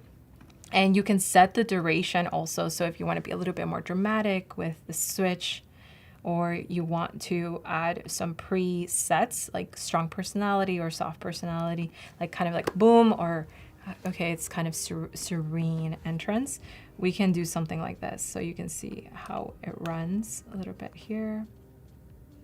And so I love adding maybe some neat sound effects in here. I don't know if we have like audio connected here, but I want to still show you just the library of audio that is available. We have these audios where you can upload from your device, you can record a voiceover, so you can do a quick recording, or you can do something from the library. So I love spending my time, instead of scrolling through the internet, I like scrolling through Adobe Express and favoriting my stuff, because it just, I start curating all my library of things. Center audio? We can get some audio right over here. Oh, nice. Right Okay, let's do that. Oh. So let's try that. Let me double check the audio up here. The master behind the scenes. You can see him like a little bit. Let's give it a try. So as we are exploring here, there's just, I can already kind of see what kind of sound can come through here. It's very like mysterious. So I like looking not just at soundtracks, but also sound effects. And these sound effects are kind of simple, right? We got the whoosh. We were doing that earlier, like we're taking right? Like the riser, or like the being able to create this sense of suspense, or like crickling sounds, or the footsteps could be a thing. Thank you. Let's give it a test. Oh. So you can hear that. Yeah, yours was a little bit more dramatic. So we can look at view all, and let's look at some of these transitions. Ooh. We have interface sounds, maybe nature, the leaves, the rustles. So I might do like one of these, the seat transitions, maybe like a softer one here. Ooh. Oh, that's kind of nice though. Can you hear? Waves, yeah. So I'll add that one in, and then so we'll add that into that little point of transition also right here. So it goes. Right, so it feels a little bit more dramatized. And even from there, we can also add, do we want to add a voiceover? Aren't I? You could also do a fade duration, which I really appreciate that, because that didn't exist before. And that's like developers listening and doing their tricks in the back end to make our lives easier and control everything. So let's take another listen here.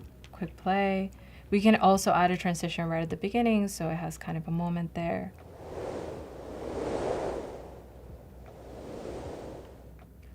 All right, that's looking pretty neat. And so what I want to also share, I don't know how we're doing with time. Got about 5 minutes left. Okay, so I want to share why Adobe Express can be a neat space for that too. This has video, like these video editing tools that are very much just like fundamentals. So it's pretty easy to create a lot of different things. And then from here, I either like to share my work, or I like to schedule my post. And in scheduling my post, I find that it can be really neat to do it from here, especially when I don't want to get pulled into the rabbit hole of ingesting more inspiration. I just want to publish. I just want to share my work and go on about the rest of my things. So I think this is a great environment for that. So while that's loading, you can see here, you can upload even several.